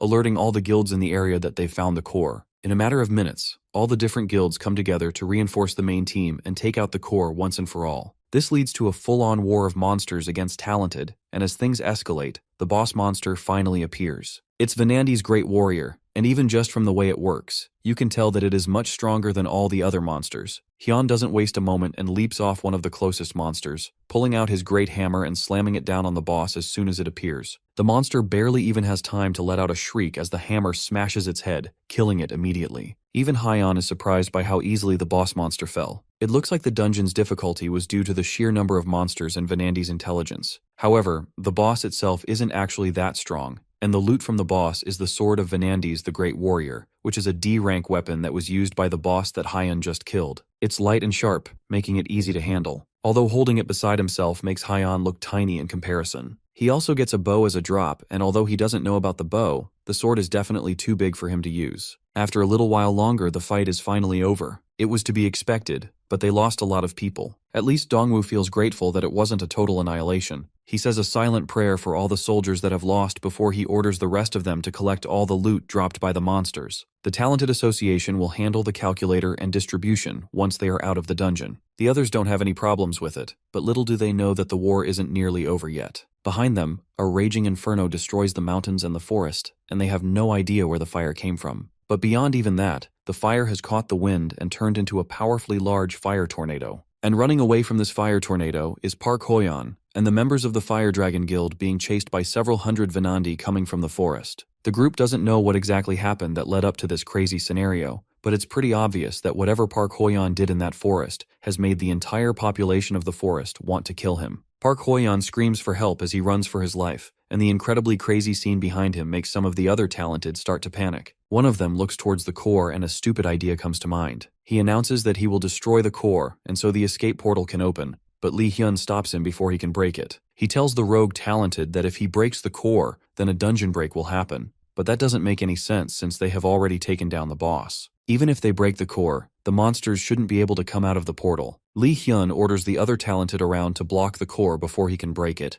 and tries to explain that this case is different. There's research showing that monsters in extreme fear will escape through the portal. At this rate, a ton of monsters will escape outside, and that could make everything they've worked for up till this point a waste. The man still doesn't care and wants to prioritize his survival above anything else. The other talented start to agree as they get more desperate, saying that they need to destroy the core and get out of there as fast as they can. Se-yeon is quick to act and immediately tells the members of her guild to block off the core before the rogue talented can get it. Before he can argue, Se-yeon shuts him up and asks if he is alright with threatening his own allies now. Before he can say anything, she tells everyone to listen up. They are the only ones that can stop this dungeon break from happening. The portal is in the middle of Seoul, and if they don't stop this here, then a huge disaster will happen. One of the men doesn't care, and rushes towards Se-yeon with the intent to take her down and get to the core. She looks towards the foolish man as he leaps towards her and prepares herself to take him down, but before she can even fully bring out the sword, Hyun comes in from behind, grabbing the man from the back of his head and flinging him away like a toy. Then he asks Se-yeon if all they have to do is protect the core, and she agrees, although still surprised by his sudden appearance. The monsters are more preoccupied with running away from the fire, so it's unlikely that they will attack them. Protecting the core should be their main priority, and although the odds are low that they won't get attacked, it's still doable.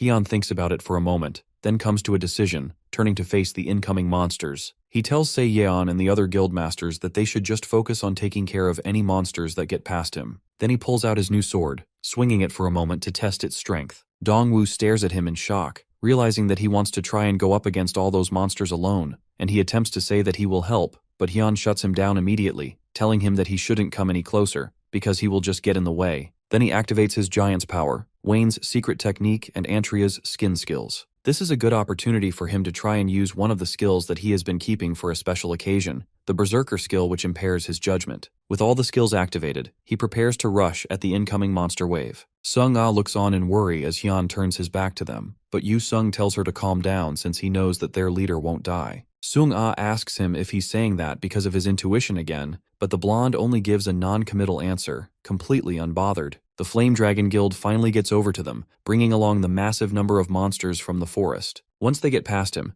Hyun leaps into action, rushing in and taking out multiple monsters with blazing speed. They have seen how strong he is on multiple occasions, but it's still a surprise anytime they see it for themselves. He's taking on all the monsters at once with what looks like incredible ease. However, even with that, a few stragglers still manage to slip their way through, heading towards the core. Se-yeon springs into action, ordering everyone to engage in combat and protect the core. They all work together in tandem, and with the number of monsters severely reduced thanks to Hyun's help, protecting the core is incredibly easy for them. Sung-ah provides arrow support from behind, easily taking out multiple monsters with a single shot. The few that are too tough to be taken down with one hit are easy pickings for Yu-sung as they fall to the ground. He rushes through the crowd of monsters, skillfully taking down any monsters he sees that are not dying fast enough. As usual, Yu-sung is getting some sort of orgasmic pleasure from killing the monsters, and it's a feeling he can never get tired of. However, as he's dodging through the crowd, he notices a Vanandi monster taking aim towards Sung-ah. He calls out for her to dodge it, but Sung-ah isn't fast enough, and the arrow strikes her cleanly in the chest, causing her to fall down.